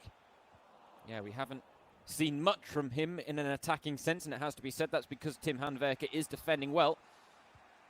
And the Nuremberg man comes out on top there once again. And it's fair to say, it's hard to see how Schlotterbeck's going to get himself back into this tie for Union. Hanwerker looking dangerous. Right on the stroke of half-time, a vital save by Rafael Gikovic. I think he's a bit annoyed, Hanwerker, that his forward didn't really go for goal there. He obviously pressed the B button to get a bit of power behind it, but he sort of went with the outside of his right foot rather than putting his laces through it. And in the end, that's what made it a bit easier for Gikovic to handle for Union in the Union goal. But Hanwerker keeps piling the pressure forward. And the chance now for the opener, and he gets it right on the stroke of half-time. And quite frankly, it's no less than Hanwerker has deserved. Very much so. He copies the celebration there. Flick of the fingers as well. He knows he's been on form in this game so far. And that's a fantastic way to go ahead. Just a lucky little move away from the defender there. Schlotterbeck not happy with how his defender sort of failed to react to that challenge. But now 2-0 to the good Nuremberg here in this game. I think we sort of had Union as the favourites coming into this, but Nuremberg are coming up against Union, doing really well so far. Schimmel, the inspiration for Hanwerker, who has totally dominated this first half. Plenty of work for Schlotterbeck to do going into the second. Yeah, that's it. I think I had Hanwerker down as the favourite against Schlotterbeck, but I had Kader down as the favourite against Schimmel. Yeah. So that was a bit of an upset in the first leg, if we can call it that, because Schimmel really, I think we found it hard to judge his style of play against two esports pros, and then Kader, I mean, very evenly matched, pretty much at the exact identical level in terms of their skill play in FIFA. And so, yeah, it was fine margins that ultimately determined that game in Schimmel's favour. And there's a lot of this first half between Schlotterbeck and Hanwerker that's mirrored that first half between Schimmel and Kader as well. The difference is that we've had a breakthrough in the first half, whereas we had to wait until the 88th minute for Schimmel to score his winner. And Hanwerker looks to be on course for maybe a second win in the Bundesliga Home Challenge. He took the scalp of Maxi Eggestein on Matchday 1. Suffered that loss to Luca Zander. But we also know Luca Zander's a very proficient player, as we saw against Munas de Boer earlier today. So Hanwerker, again, acquitting himself well in what I would call the mid-table echelon of the Bundesliga Home Challenge. That's it. We're quickly developing who are the elite and who are the close to elite players in this sort of Bundesliga Home Challenge from the professional footballers landscape. And yeah, he's definitely one up there near the top. That's it. I almost feel like the upper echelon is like the elite esports pros. The second echelon is a mix of the Munas de Boers, Nassim Buyalabs, and some of the esports pros that have had some mixed results. Yep. And then you do end up working down to your Schlotterbecks and your Hanwerkers a little further down. But I think it's quite clear to see that Schlotterbeck, Kevin at least, not quite as proficient as his brother Nico as he falls 2 goals down. He just couldn't get his defender in the right place at the right time. And oh dear, Handwerker rubbing salt in the wounds there with the celebration. He's an old man as he's celebrating there, the Samuel Eto'o celebration, but it's proving no problem for him. Hack is the man who was patient there in the box. Did really well to just dribble it around the Union defender, as you said, James. Schlotterbeck struggling to get him in the right position to really defend that, and in the end, simple finish. A powerful one, though, at the near post. Possible for Gikiewicz to keep out, and now it's 3-0 for Nuremberg.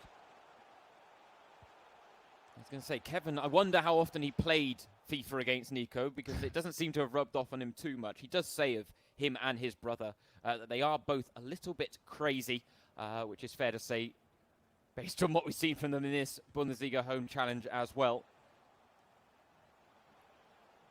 But I think we've all had those games in FIFA, Alex, where you may be playing a really good first half, half-time comes around, and your opponent seems to change their game in the second half and absolutely dominate you. I wonder whether Kevin was the type that was handing over the controller at half-time to Nico and going, rescue me, please, like, I'm struggling here. And that's what you think most of the time in those scenarios. You think he must have given it to his brother or a friend of his, something, because he's changed the game completely. I guess that is what he must have been doing if he wanted to have a good record, because at the moment it is looking like it's going just from bad to worse for Schlotterbeck. Another tidy move there, the drag back from Schleusner. And Tim Handwerker is handing it to Schlotterbeck here, 3-0 up. There was a big sigh there from Schlotterbeck after going 3 goals down. A big deep inhale as well, just to try and calm the nerves. Things definitely not going his way. And especially in that attacking sense, he has not been able to produce anything in front of goal here against Tim Handwerker, who is defending well, but also attacking with great efficiency as well. And we have said his games have tended to be more high scoring. We've got 3 already, so the tie very much in the bag for Nuremberg, but can Schlotterbeck get a consolation goal back? Well, not like that is the answer with Lukas Mühl defending well. He's got a chance from the corner, though. Set pieces are something that in real life Union Berlin are very proficient from, and oh dear me, cleared off the line. Saving head up by the Nuremberg defender there, because Schlotterbeck's man was up like a salmon. He was indeed, just as you were mentioning it, one of the best teams in the Bundesliga in terms from set pieces, but I don't think the man on the line for Nuremberg knew much about that. As you can see there at the bottom of your screen, this is not our last game of the day. That will be Paderborn against Freiburg coming up in a little over 10 minutes time. Right after this one, we'll have to see how our final game of Matchday 3 in the Bundesliga Home Challenge turns out. This one at the moment looking like it's going all Nuremberg's way. Can they go and be another team today to go and go through both games without conceding a goal? Yeah, something that has not happened very often in the Bundesliga Home Challenge. You're right, Alex. And so it would be quite an impressive feat for them, especially considering, as we said, that Union came in with quite a strong reputation in the Bundesliga Home Challenge. But they are on the back foot still, with Handwerker looking to add a 4th. Vital interception made as the threat was beginning to brew. And this is it. Schlotterbeck struggling to find any sort of outlets. Closed down quickly by Handwerker and the Nuremberg backline. He's got just over 15 minutes of game time to work with. He's looking to make some changes. Maybe a little too late. Too late here from Schlotterbeck. But we appreciate the endeavour. Of course, the fight to the end. I was just going to say, as the ball ran out there, that I don't think Schlotterbeck's made any substitutions, but here come 3. And as he checks the stats, just one shot on goal so far compared to Hamburger's 6. It's been a difficult game for him. Struggled to get forward in numbers, and Handwerker has handled the game very well. Let's see if he can handle the 3 substitutions that Schlotterbeck has just made, with fresh legs coming on, going forward for Union in these final 15 minutes, looking for a consolation goal in this tie. Yeah, given that we are neutral in this, we do like a good underdog story, a nice fairy tale, a nice romantic football story. I think if you have followed any of the stream, you may have gotten wind of that with Alex and I. And so at this point, I think, yes, we're pleased for Handwerker. Solid performance, but we'd love Schlotterbeck to get a consolation goal just to take something home from it. We just want everyone to have some fun. It's true, actually. Yeah. Everyone to be friends at the end of it. We don't want everyone to have to suffer what Maxi Mittelstadt suffered. Even he's scored a goal, so It's true, actually, isn't it? I don't think we definitely don't want anyone to suffer what Maxi Mittelstädt suffered. I don't think we'd wish that on any FIFA player. Or a fourth goal in the offing here. They couldn't quite get the power on the shot on the turn. Had his back to goal. Maybe a little quick on the trigger when it came to the shoot button there for Handwerker. Here is Schleusner, who's already got 2 goals in this game. On to Lohkemper. Well cut out by Gikovic at the back. Yeah, that's it. Before, in the opening 2 match days, Alex, only one team managed to keep a clean sheet over the 2 legs. That was actually St. Pauli in their game against Nuremberg last week. They picked up a 0-0 draw in that first game, and it was a 3-0 win in the second. It has happened already today with Wiesbaden picking up a 5-0 win over the 2 legs against Hamburg. And right now it does look like Nuremberg, having been on the receiving end of it last week, are going to become the 3rd club to go an entire tie without conceding, which is a very impressive feat. It has to be said. As Strelak looking to add a 4th, deflected behind for a corner. I do think a lot of these guys are improving with every weekend of the Bundesliga Home Challenge. Clearly they're taking the time during the week as well to practice their skills, and it's paying dividends for a lot of them. Obviously, Tim Handwerker looking like the man who's made the most of the time he's had, but Schlotterbeck struggling. He has struggled all game, but that is going to be the end of it for him. A sigh of disappointment and a happy smile away from Tim Handwerker, and he dominated that game, and Nuremberg dominated the tie, become the 2nd team, as James said, the 2nd team today to keep a clean sheet across both their ties. And it means it going into the final game, we're just 3 goals shy of our big record of goals scored across a match day so far in the Bundesliga Home Challenge. Yeah, I think I'm almost glad that Union and Nuremberg slowed the roll a little bit there and we didn't get too ahead of ourselves. It would have been nice for the final game to be working with basically a clean sheet in terms of the record-breaking feats, but we do need at least 3 goals in these final 2 games, and I think it's fair to say, based on what we've seen from Fiedler and Schlotterbeck and Flecken and Rifet Karpic, I think there are goals in this last tie. But we were very excited for the final 4 games of today. The first was the referees up against Darmstadt. Hoffenheim and St. Pauli didn't disappoint. Union against Nuremberg did not go the way we expected it, but was still incredibly entertaining. And now we do have 2 final games, 1 tie left, Paderborn against Freiburg. A quick recap, in case you're just joining us, for the final 2 games of the format of the Bundesliga Home Challenge. 30 teams, 60 players, 2 one-on-one ties across the course of 2 legs, and the scores of both of those games will create the aggregate final score. All games being played in the 85 game mode, which does mean that all the ratings are set at 85 or raised to 85, depending on which teams and which players we're talking about. It does make for the most even playing field we can provide in this e-invitational FIFA tournament that has been put on by the DFL. Again, it's worth underlining, there's nothing on the line here. There's no prizes. There's no knockout format. There's no winner at the end of it. This really is for pride and fun. More for fun than pride, but pride has definitely played its part in the action we have seen.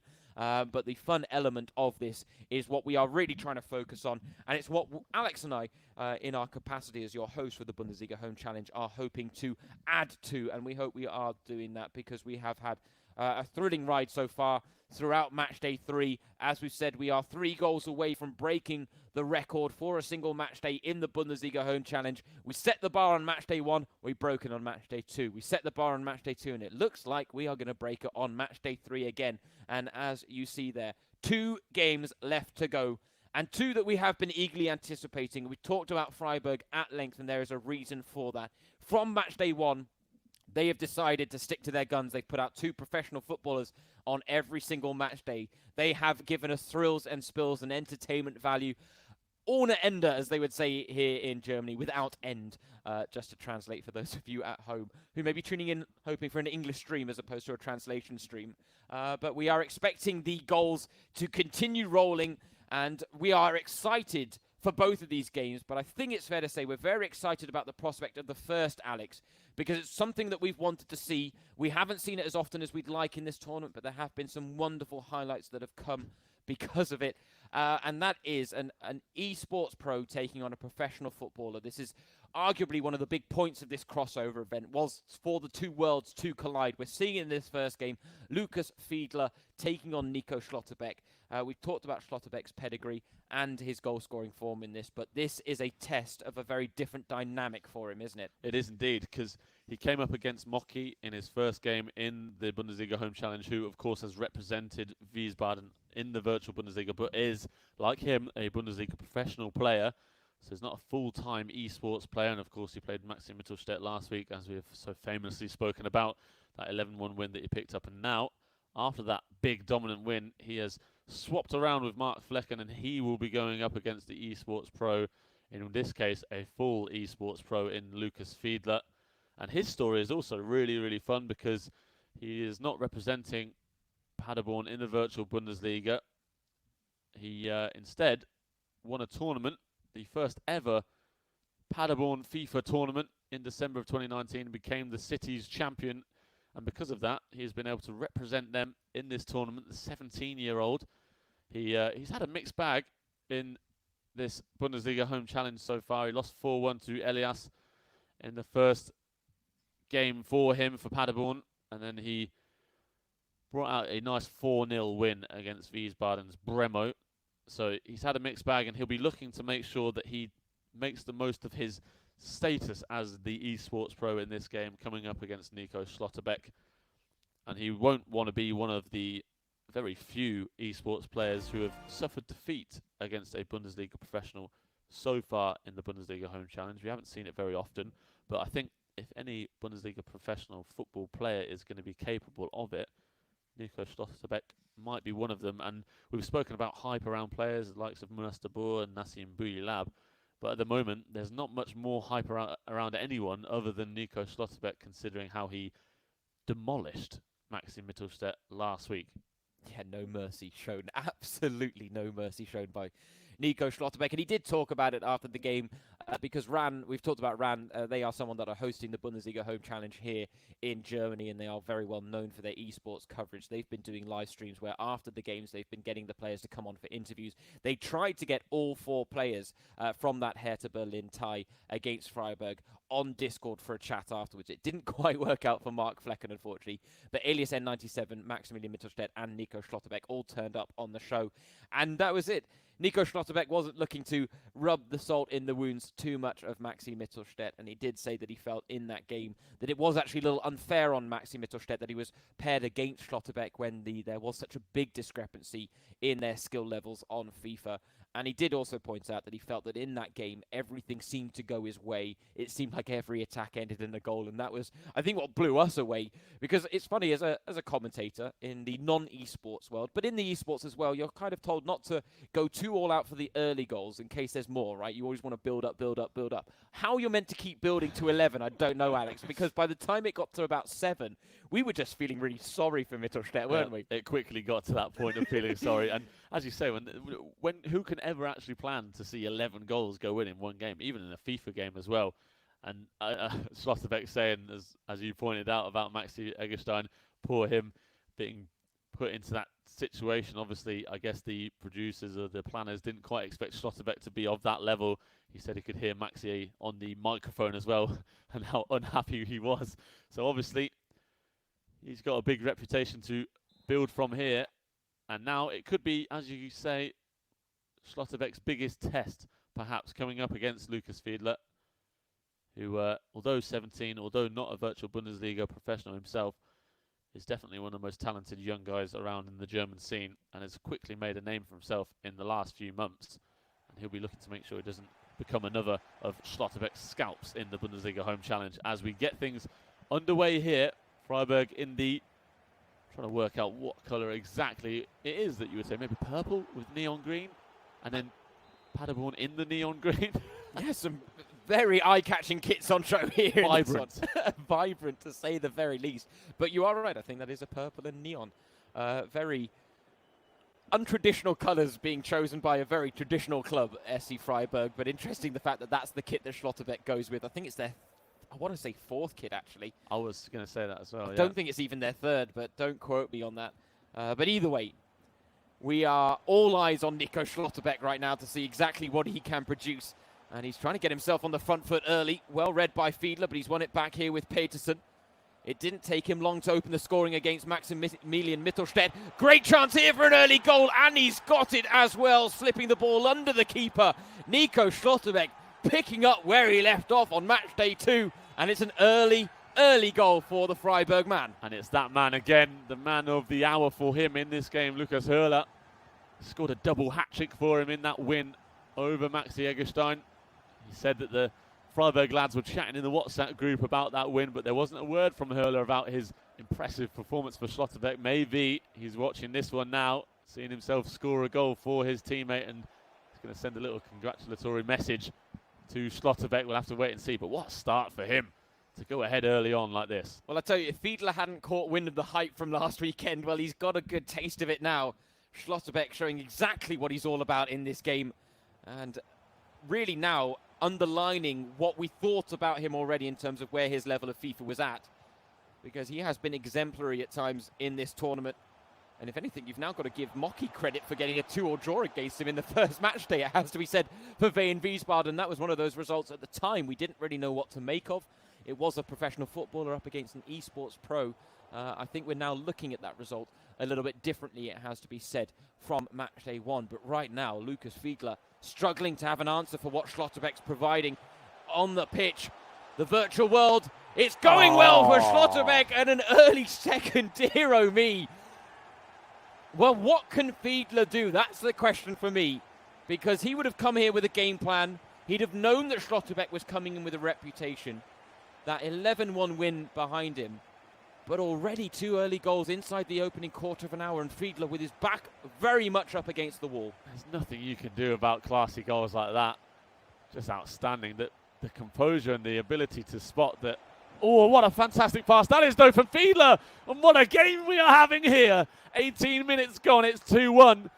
Just as Schlotterbeck had extended his lead, Fiedler, with an outstanding through ball, cuts the deficit in half. Yeah, quickly sending the message to Schlotterbeck. You're not running away with this one, lad. You may have run away with the last one, but not on my watch. Fiedler with a goal back in the game with Amiri. And yes, this is brewing in the opening 20 minutes to be an absolute barnstormer of a fixture, as we expected it to be. Schlotterbeck now looking to respond to conceding a goal of his own, looking to restore his 2-goal lead as quickly as possible. Here is Peterson, edge of the area. Not much room to work with. Well dealt with by Fiedler there. He didn't overcommit on the edge of the area, and that is the danger that players can fall into at times. Just being overreactive to the little fake shots and the ball rolls. Oh, this game is warming up so nicely. A couple of outstanding goals there, outstanding finishes, as I was describing. Schlotterbeck's Fiedler put his in. Fantastic way to start this game.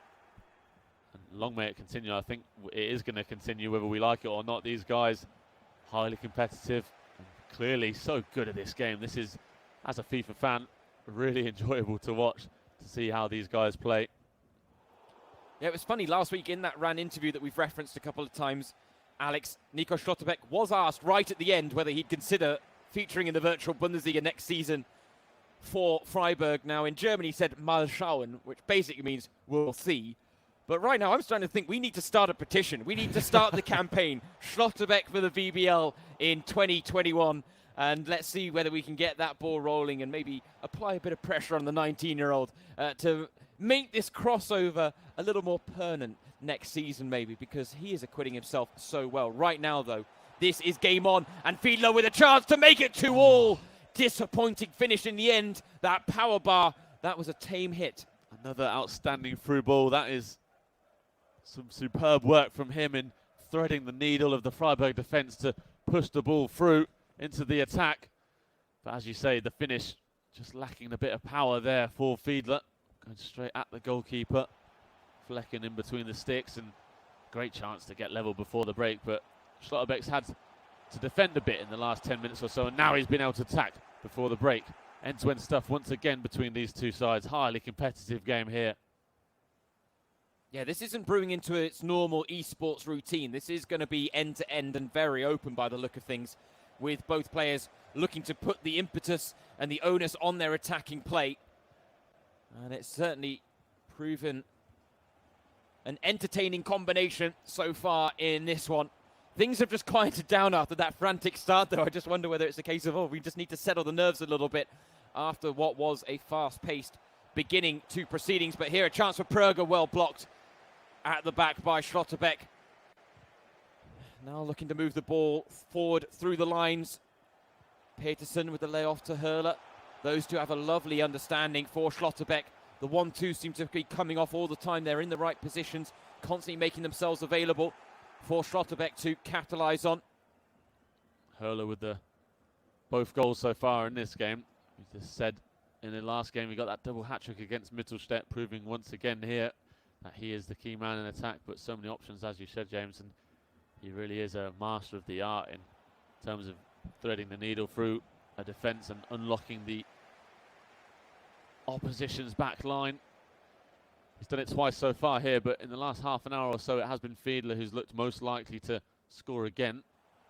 But as we've said, this has been a fantastic first half, end-to-end stuff, and it's flown by completely, and just such an entertaining affair. That's the sign of a great game, is when you blink and you've gone, oh, it's half-time already. Where the heck did that go? But a lovely through ball here from Fiedler, and it was Tempelman, I think, there, who recovered well for Freiburg. Borello now trying to combine with Höhler. On to Peterson, back to Borello. It's moving quickly. Some interesting passing here from Schlotterbeck, but it's worked out for him. And, well, I don't know what that was, Alex. He drops his head and he's clearly having a laugh at that, because I don't think he quite knows what that was either. The stress of the Bundesliga challenge is getting to the best of them. Even Nico Schlotterbeck making a few mistakes in this scenario. I don't know whether Fiedler thinks it's half-time, but he's actually put a pause in here and he's looking to make a change. Very interesting to see that he's obviously spotted something that he's not happy with there in that first half. Not even wanting to wait till half-time to make the change, and making it right now on the cusp of half-time. Oh, no, it was half-time. Never mind. Oh, sorry, I didn't think the half-time whistle got blown there, but Fiedler knew something I didn't. There you go. It's been disguised in the mistake of Schlotterbeck. It was, I believe. Yeah. Was very sneaky, very sneaky there. Trying to trick us, James. FIFA. But, hey, there you go. Fiedler, therefore, making a change at half-time. Ignore what I was saying, and I would actually recommend you do that on a more regular basis than maybe you have been so far. But it's all tongue-in-cheek. It's all a bit of fun here in the booth. Or it's not even a booth here, really. We're in a living room. It's not so bad. Jinx, by the way. But here we go. Second half, and we're expecting it to pick up where the first half left off. It was being played on a knife's edge. Nico Schlotterbeck with that 1-goal advantage. He took a 2-goal lead. Fiedler pegged him back with a finely worked goal of his own. And it does mean that we should have a thrilling second half in store here in Freiburg. Borello closed down quickly by Schönlau. Won the ball well there and immediately passes on to Pröger. Early ball forward looking for Streli Mamba. He's got the defender guessing. He goes for the square ball, and Mark Flecken coming to Schlotterbeck's rescue there at the back. That was so good from Fiedler from start to finish. The tackle, bringing the man out of defence to break Schlotterbeck's attack, and then to quickly play that long through ball forward, and the patience to work an opening. Almost worked out with that ball across the face of goal. So good from both of these guys, both in attack and defence, cutting each other out here. But one of those games where, as much as they are cutting each other's work out, both are good enough to find the openings and find the goals. And here's Fiedler again, getting that pause in. He made one change at the half-time break, and he's going for more here already early in the second half. Yeah, he turns on the team pressing there as well. Just looking to put a little more pressure on Schlotterbeck, not giving his players as much time on the ball to pick their passes unimpeded. But it's interesting, the fact that it was a fast and frantic start to this, which kind of belied our pre-match expectations. And since those early goals, the game has now settled in the rhythm that we were expecting to see from these two players. Very calculated, very patient, both looking for those clear-cut opportunities to break through, but no inches being given, as we can see there. Wonderful defending from Schlotterbeck. Didn't commit to anything there. Didn't fall for any of the fake moves being put in place by Fiedler. And that allows him to bring the ball out from the back. A risky pass almost went out of play. Well kept in by Itter. Lovely run being made through the middle by Peterson. Instead it's to Höhler now beautiful. With Kart. This is lovely play. Cut back. Oh, what a goal!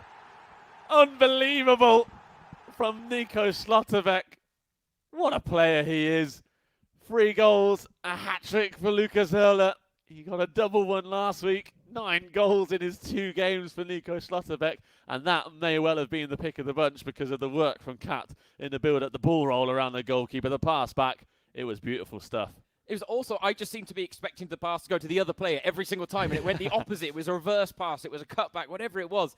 But Schlotterbeck on point there, and it's fair to say that Schlotterbeck and Freiburg have unlocked beast mode in Lukas Höhler in the Bundesliga Home Challenge. The guy cannot stop scoring. Absolutely insane. The thing is, we don't have the statistics from Matchday 1 through to now. I wonder which player has been the most prolific in the virtual world. Höhler, with 9 goals over the last 2 games, has to be one of the top scorers. I think De Boer would be in there as well. Buyalab maybe too.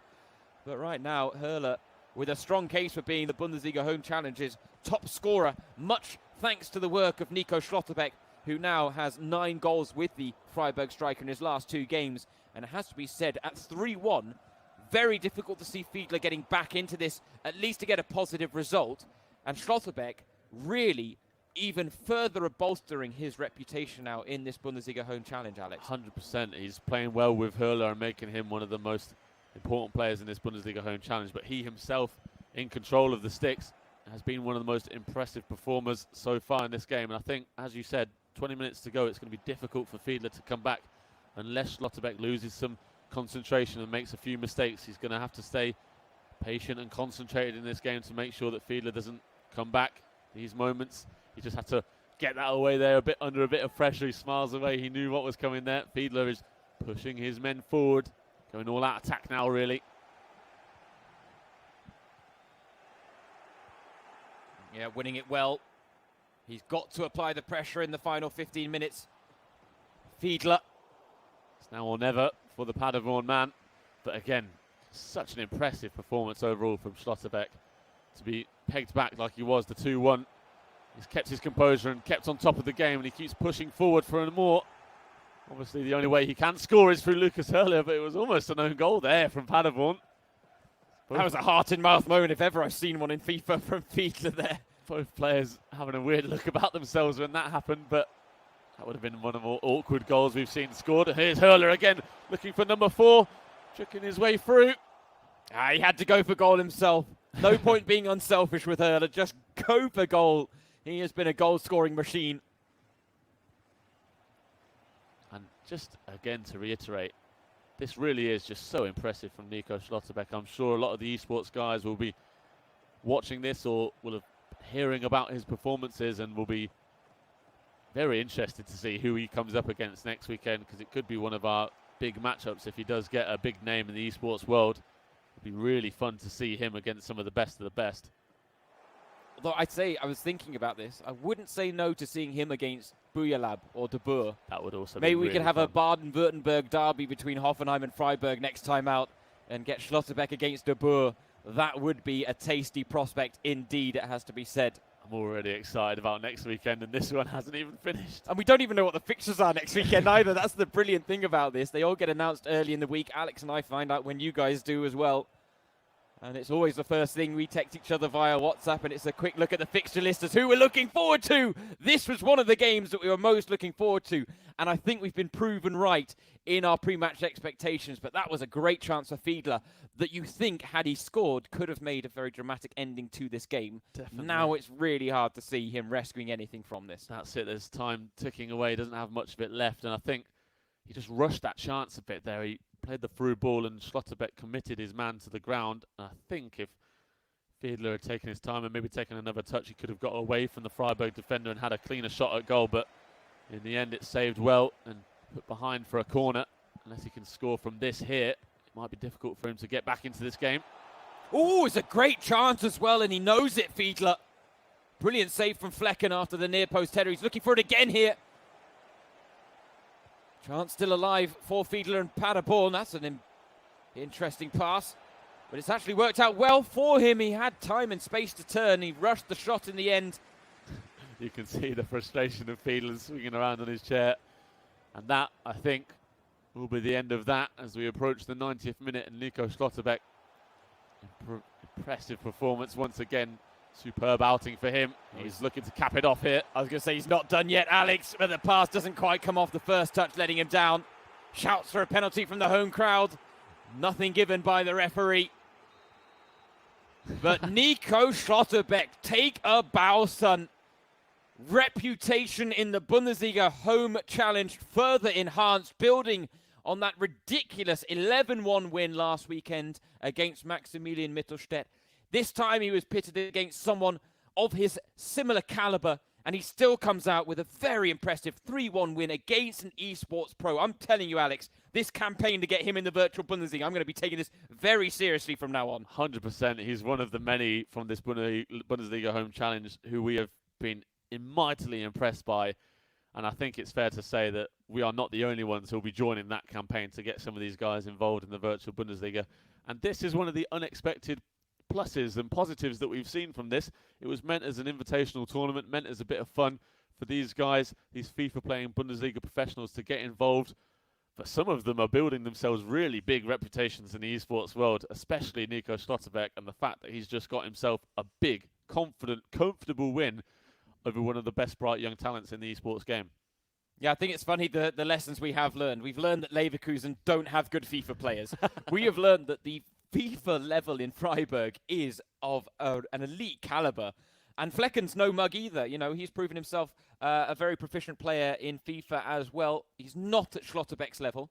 But then there are a few professional players that are at Schlotterbeck's level, I think it's fair to say now. But we're just as excited for this second tie, because what we have had is we've had Mark Flecken pitted against esports pros over the course of Matchday 1 and Matchday 2. Now he's going up against a fellow professional footballer. So we may actually see Flecken have his best performance of this Bundesliga Home Challenge. But this is the final game of Day 2, Matchday 3 in the Bundesliga Home Challenge. And right now, it's fair to say... Oh, actually, we have broken the record. I was just thinking about it. I was like, fair to say, have we broken the record? No, we have. We equaled it with the third goal in that game, but we got 4 in the end. So we have one more goal to our name, 140 scored on match day 3 so far. And we've got one game left to go to give us a little bit of a buffer before we break it again next week. I want both guys on ultra attacking, no matter what is going to happen here. I want goals galore. Do whatever you can to extend this record.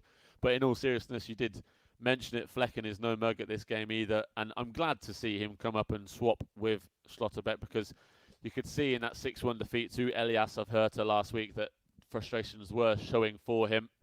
And he's come into this game now against Kapic. And Kapic as well, obviously, he's played a couple of games in the Bundesliga Home Challenge as well, but he's not of the caliber of the esports guys at all. He came out with a 2-2 draw against Maximilian Mittelstädt in the first match day, which the second match day definitely gave a different opinion of. It gave us a different look into that game, and he suffered a 6-0 defeat against Mocky in a game against his esports pro. So Flecken comes into this game as the big favourite for him as well.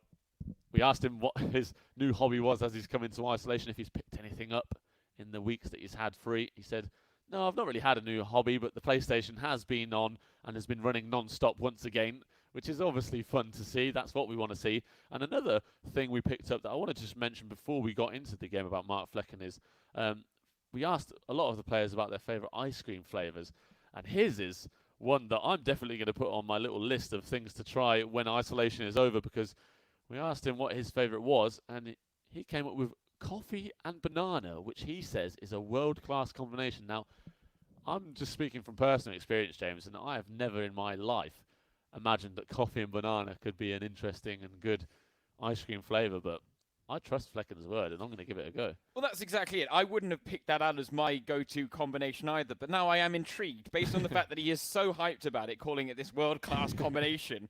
I feel like I've got to try it, and I'm not a massive coffee fan, but I do like a banana-flavoured ice cream kugel, and that's it. You get a scoop of each, and I'm sure it could work out quite well. It was funny. The Stracciatella seemed to be the #1 pick for most of them. Pistachio was another favourite. Yeah. some very boring choices, and then Flecken came in with the complete curveball right at the end and threw us a right loop, but it was a wonderful little answer. And yeah, we tried to get in touch with all the players from all the clubs that are competing from the Bundesliga. It's a little more difficult with the Zweite Bundesliga clubs, and we didn't get answers from everyone, but we have collated these answers, and so we're going to be feeding them in throughout the shows. We'll have some more nuggets of information for you next weekend as well that we haven't used this weekend, but there are some interesting answers out there. We were asking them all sorts of things, from the favourite goal they've ever scored, which admittedly for someone like Mark Flecken is difficult, but he does have one to his name, Alex, as a goalkeeper, which I think is a fascinating thing, because he scored against Osnabrück in the 3rd division when he was on the books with Duisburg, and that is actually, in fact, his only goal of his professional career, which I guess is no real surprise for Mark Flecken, a man who does his work between the sticks as opposed to in front of the goal. And I just wonder as well, I feel like Rifat Kapic, we've talked about his results in the Bundesliga Home Challenge so far. He hasn't had a good time of it, and I think he will have breathed a massive sigh of relief that he wasn't up against Nico Schlotterbeck when he saw the fixture list come out. 100%. Admittedly, he's not going to have a much easier time of it against Mark Flecken. And, he's looking for that first win, but I think it's fair to say the odds are stacked heavily against him here. Indeed. Flecken is definitely the favourite coming into this, based on his previous experiences in the game across the Bundesliga Home Challenge. And even in the setups, I remember Flecken's got, much like Schlotterbeck, a very professional setup. Kapic a bit more casual, just playing in front of his lounge. We'll have to wait and see how these guys set up exactly as we prepare for our final game of the match. Then, as we keep saying every weekend, it's come and gone so quickly. I can't quite believe that we're already at the end of it. But another fantastic day of action here today, following in suit of the goal frenzied Saturday that we had. Plenty of fun games that we've seen so far today. So if you have just joined us for the end or have been skipping in and out of the stream, do check back through it and check back on any games that you missed, any moments that you missed, to try and see all the action. We can talk through some of the highlights, but I think they speak for themselves, really. The likes of Marco Richter getting a big 3-1 win over Leandro Barrera. The referees coming unstuck against Darmstadt. And if you did miss the last couple of games, Munas de Boer's impressive win over Luca Zander. And another memorable game for Marcel Schwarz for Hoffenheim, the eSports Pro. And then obviously Nuremberg's impressive performance against Union as well. But as you can see, we are ready and set to go for the final game of this tie. Mark Flecken, wearing what I think is the goalkeeper shirt for Freiburg, going the extra mile in terms of representing his club, not just wearing the home shirt, wearing his goalkeeper shirt, which I do love to see. Kapic as well, donning the blue and black of Paderborn. Let's see who can come out on top in the final game of Matchday 3, James. Yeah, slightly moody atmosphere there in the Kapic household, it seems. But then in The fairness, lights are off. Exactly, we haven't seen him play in the Bundesliga Home Challenge this late into the day, so that may be what has played its part. And you can see there, he seems to be turning to someone who's sat on the couch with him. That's been a fascinating part of this as well, is working out who's got other people in the room with them. Are they chatting away in the background, other people? Are they maybe getting tips from somewhere as well? But we are now underway in our final game, and as we've said, it's been a record-breaking match day, the most goals scored in a single match day of the Bundesliga Home Challenge. We've broken that record every week running so far, and we're expecting to do the same on match day 4. For now, though, Kapic and Flecken will have a chance to extend our record-breaking goal-scoring feats on match day 3, with Flecken looking to build on that 3-1 win that Nico Schlotterbeck has given him from the first leg, as Freiburg look to pick up another win in the Bundesliga Home Challenge. Flecken looking dangerous in the early exchanges here. Kapic struggling to get touch tight. There have a few bodies have hit the ground in the penalty box. Flecken very patient. It's opened up here for Borello. Man over at the back post. He tried to find him, and again, chance cleared off. Well, it's not quite off the line from Kapic. Should point out that Flecken and Freiburg are in the purple and neon green kits, but Kapic and Paderborn have changed their kits. We've gone all white this time. Makes it a little easier to distinguish the two, it has to be said. But Kapic right now, oh dear, I think he's a bit mismatched here, Alex, but Flecken a little over-ambitious in his challenging there. Indeed, and you can see in the early stages, just Kapic, who took the kick off and had the first possession, not quite having the passing ability on this game as Flecken does. Flecken, with his first counter-attack, was making passes and already had the plan of where his next pass wanted to go before the first pass was even completed, and that on this game can make a huge difference. But this is the first time we've seen Kapic come forward, so let's see what he's able to do on the attack. Yeah, Antwi Ajay on the ball now with Collins. Back to Antwi Ajay. Some slick passing here from Kapic. The amount of times that's happened in the Bundesliga Home Challenge, Alex, is absolutely ridiculous. I just go to praise a nice passing move, and the minute I do that, they play it straight to an opposition player just to prove me wrong. That is trip us up. It is. It's the way of the road sometimes as a commentator.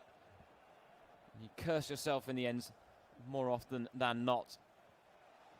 Flecken now, ball into feet for Borello. He actually had a path through there on goal if he had wanted to take it. He checked his run.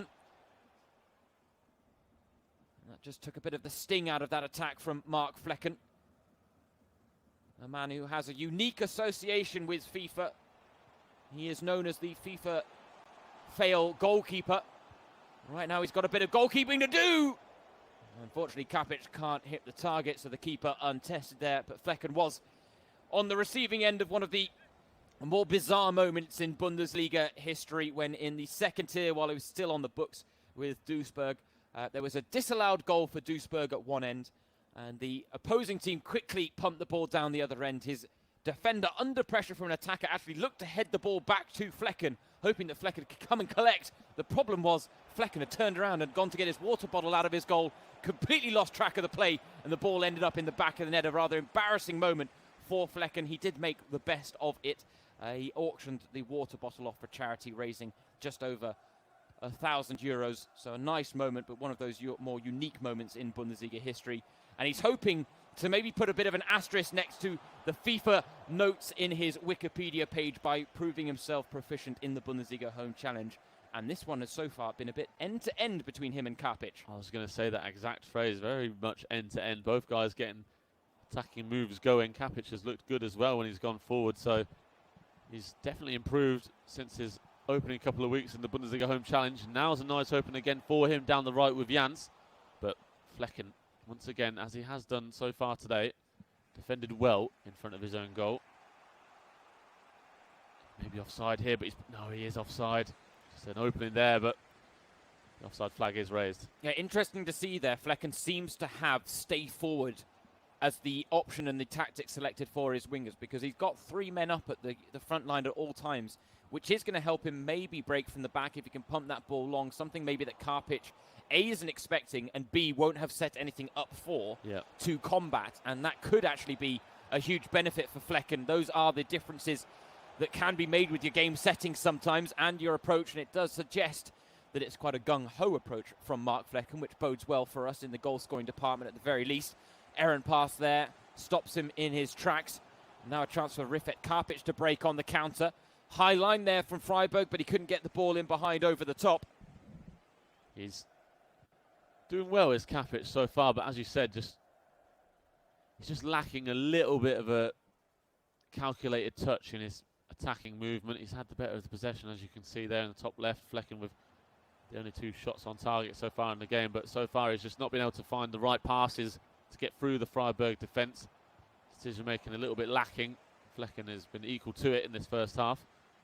Wonder if we're going to see a goal before the second whistle of the game, blows. It's a signal half time. Flecken looking for it now with a nice ball through for Quan. Oh, you can see what he was trying to do there. Ended up turning into trouble. Well read by Kapic. He didn't commit. And now he's trying to break forward himself with Srebeni. Oh, a mistake at the back from Flecken. The first touch let Kapic down. The second did not, though. And ruthlessly punishing the mistake shortly before half-time, Kai Pröger with the goal. No matter how good you are at the game or how good your opponent is, if you make mistakes like that, they are often going to get punished. Fair play to Kapic for taking the chance. It might be one of the rare ones he gets in this game, but Flecken, having shown how good he is in his first game in the Bundesliga Home Challenge with that draw against Juice, the eSports Pro. He's been struggling in his last couple of games, but now's a chance to get an equaliser before the break. possibly a second one as well. It was battered away by the Paderborn goalkeeper.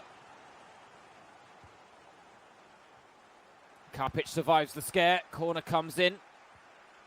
Fails to pose any real threat, but he's given it away cheaply on the edge of his area. Flecken does still have plenty of men forward from that corner. Pedersen is one of them. The run being made by Hurler, the star of the show for Freiburg, strikes again right on the stroke of half-time to level the scores. He is the man of the hour for Hurler, and a perfect run for him, and Flecken did really well to spot it, playing that nice tidy through ball. Kapic will be a bit annoyed to have conceded, having scored so late himself in that first half. But Flecken, having dominated most of the game there in terms of getting the ball forward and having a bit more impetus, he'll be very happy to have actually gone into that half-time level rather than behind. Yeah, it was a good response after that costly mistake at the back. Saw him fall behind and gave Kapic potentially a lifeline in this tie, because it was a 3-1 win from the first leg that Nico Schlotterbeck handed Mark Flecken. The arrears were reduced momentarily, but that 2-goal advantage now restored thanks to Flecken's equaliser on the stroke of half-time. A man whose idol growing up was Edwin van der Sar, which unsurprisingly is a Dutch goalkeeper. Very fitting choice. And he has said that if he wasn't a footballer, he'd be a PE teacher, which I think is a bit of an easy cop-out for a lot of these pros when it comes to what they would have been had it not been a footballer. Clearly a sporting man at heart. No matter what happens, he's going to find some way to stick around in sport. And he's a man who said his favourite game growing up was the Champions League final between Barcelona and Manchester United in 2011.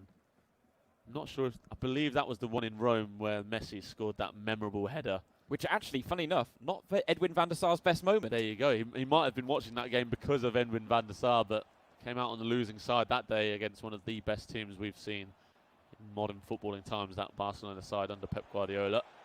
He's trying to play some Pep Guardiola football here, is Mark Flecken, but not getting that final third touch. Now, this game is in a perfect position, really, for us as neutrals. 1 goal apiece, 2 goals in the tie on aggregate. Kapic looking to reduce the arrears early, and Flecken, stunning save from the goalkeeper there. Fantastic save and fantastic effort as well from Kapic. A rare shot from the edge of the box, causing some problems for the Freiburg defence. And Mark Flecken, and I thought that was in. A great effort from the corner from Kapic, but the header just glancing inches wide. That's so bizarre. I really would have pegged Flecken as the favourite in this one based on what we've seen from him and seen from Karpic in the Bundesliga Home Challenge. But I'd go as far to say that this is comfortably Karpic's best performance. 100%. He's clearly been doing some homework in the last week or so, and that's an interesting ball over the top. It almost caused a nightmare. Oh, and that's a nightmare for Flecken! And the FIFA glitch man in real life has produced a FIFA glitch here in the Bundesliga Home Challenge. An embarrassing moment for him. And it's 2-1 to Kapic, and Sabiri is the man who makes the most of it. What a moment for Flecken to forget once again. Dear oh me, that's 2 incredibly costly mistakes that have led to him conceding. And you're right, he really only has himself to blame, because both times it was a ball out from the back that was completely wayward. But what we do know about Flecken is he's got enough in his game to claw this one back once again, and he's still got over half an hour to work with in the game, and still plenty of men piling forward into the box. So many options for him to work with in the final third. And it's a free kick in a very dangerous area. Here we go, come on. This is what I've been waiting for. It's Niels Petersen. No, it's going to be Quant. Steps up, the left footer. Okay. Kapic is worried. He's got people on the line. Oh, there's all sorts of things going on here. Plans in the midst. It's Quant who goes for it. It's well saved, though, by Zingler. So I wanted to let you take the lead there just in case it ended up going in. Absolutely. I want you to go absolutely berserk for your direct free kick goal if we do get it. That's what I'm waiting for. Such a casual move from Flecken, that kick. You obviously just expected to be able to hoof it up the pitch, but didn't work for him. Hurler. It's got to be if it's Hurler. Oh, brilliant save, but on the rebound, it falls kindly to Flecken. Hurler didn't get the goal, but he played a big part in it. It's Petersen who levels the scores once again. Big frustration for Kapic. Not much he could do about that. The rebound falling to Petersen there. And now Flecken has the wings in his sails. Pushing forward again. 2-2 is the score, and we are set for a nail-biting finish to this one. Very high press being applied by Flecken as well. It drew out the mistake from Karpic, trying to bundle his way along the byline. Now with Kwon onto Harborough. Shifting the ball left and right, trying to find the space to work with. And the offside flag there is going to go up against him. Slightly disappointing there from Flecken as he looked to be building towards another goal-scoring opportunity. I think we mentioned it last week as well. Flecken showing absolutely no emotion on his player cam. He's so concentrated on this game. As much as he clearly is a funny guy with his coffee and banana ice cream selections and so on, he's taking this very seriously. He was asked in an interview as a Dutchman whether he'd ever worn clogs. He said the only time he's done that was on his stag do. We haven't got the inside scoop on what happened. Oh, the overhead kick. It was right there, Karpic. Oh my goodness. A block behind stops us from the overhead kick. What a moment it would have been. Last ditch defending from Flecken. Puts a stop to our hopes. And a bat over his own goal there from Flecken. Oh, what a moment that would have been from Karpic. And 3 times we've gone close now with an overhead kick. Oh, there's a big man up for the header there. He didn't get on the end of the cross, though. Luca Killian now on the ball for Paderborn. That's not the type of pass he wants to be playing. Karpic under pressure. The run has been made by Florian Kart for Flecken. Being closed down quickly by Sean Lau. Lovely move. A few flicks and tricks. Unfortunately, no end product in the end. Should have just gone for the volley. First flick, just bang it. See what happens. 15 minutes to go in this game, James. It could go either way. Both guys getting forward well, having chances. And the thing is, Flecken still has these 3 players completely committed to staying up front on a high line at all times. Could be the key to him getting a winner, potentially in these final 10 minutes or so. Well, he's just always going to have numbers to work with in the final third because of that setting. Karpic is constantly going to be trying to recover ground. Harborough into feet for Borello. Not much space to work with now with Kwon. Goes for goal, blocked. And that is why we see, I think, and we have seen throughout this Bundesliga Home Challenge, shots from distance are not the go-to move for a lot of these players. I think he did make the wrong decision there, Flecken. He took the wrong shot. Had a better opportunity. The offside trap being played by Flecken there. So his defence moved up. And as we see, some changes are going to be made. Some fresh legs coming onto the pitch for both sides, I'm sure.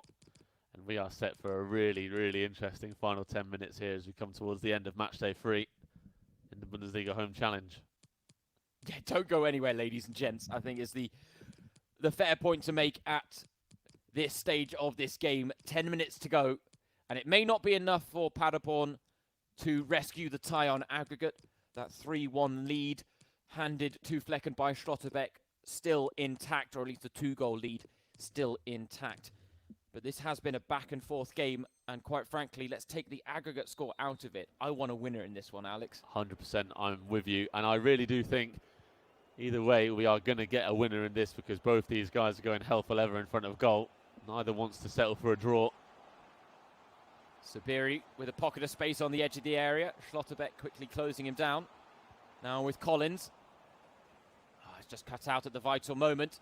A chance now to break with those 3 men that he's kept forward, Flecken. It's a 3-on-2 break. Can he use it to his advantage and capitalise? No one on the edge of the box. He goes it alone with Borello. And could that be the winning goal in this back-and-forth barnstormer of a FIFA 20 match? You talked about it, James. The 3-man attack staying right up there at this late stage of a game. It's going to be the attacking things that make the difference, and Karpic has gone ultra-attacking now. He's not settling for this. I think we're going to see some more late drama in this game because it is not over yet and there's time to go. Well, that's it. Karpic has gone all-out attack.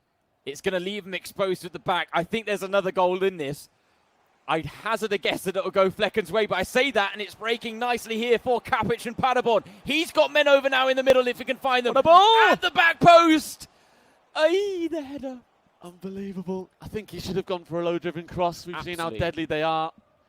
And his man at the back post, I think it was Antwi Ajay, was behind the Freiburg defence.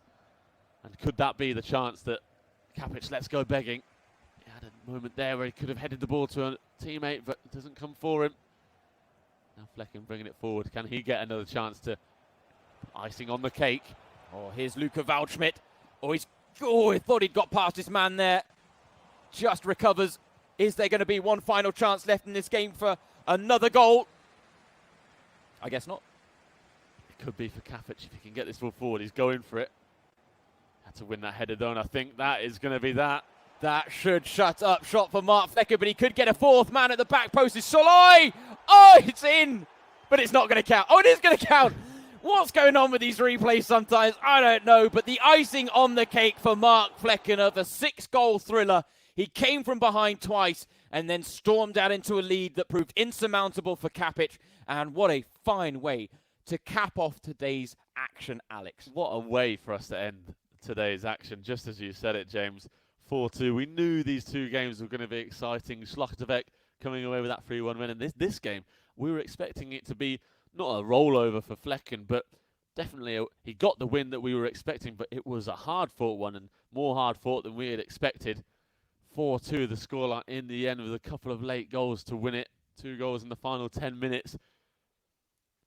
146 goals scored on match day 3. That is ridiculous. If that is something that you can't get your teeth into, then you're in the wrong place. We have the best goals per game ratio of any FIFA simulation tournament out there, going strong right now in the Bundesliga Home Challenge. And we finished it with a 10-goal thrilling tie between Paderborn and Freiburg.